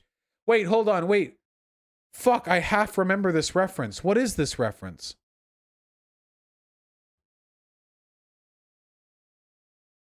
Wait, hold on. Oh, okay, yeah. Wait, spoilers don't say in chat. Don't say it in chat. Okay, sorry. I got it. Okay. I was thinking, my head was burning. Okay, I got it. I love it. All right, people. I need to go get food. I need to go get sleep. I love you guys very, very much. You're all beautiful people, sexually awakened. Unless you're not, it doesn't matter, folks, because I love you all the same. Be well. We'll be streaming tomorrow. Take care of yourself. And yeah, I'll see you all soon.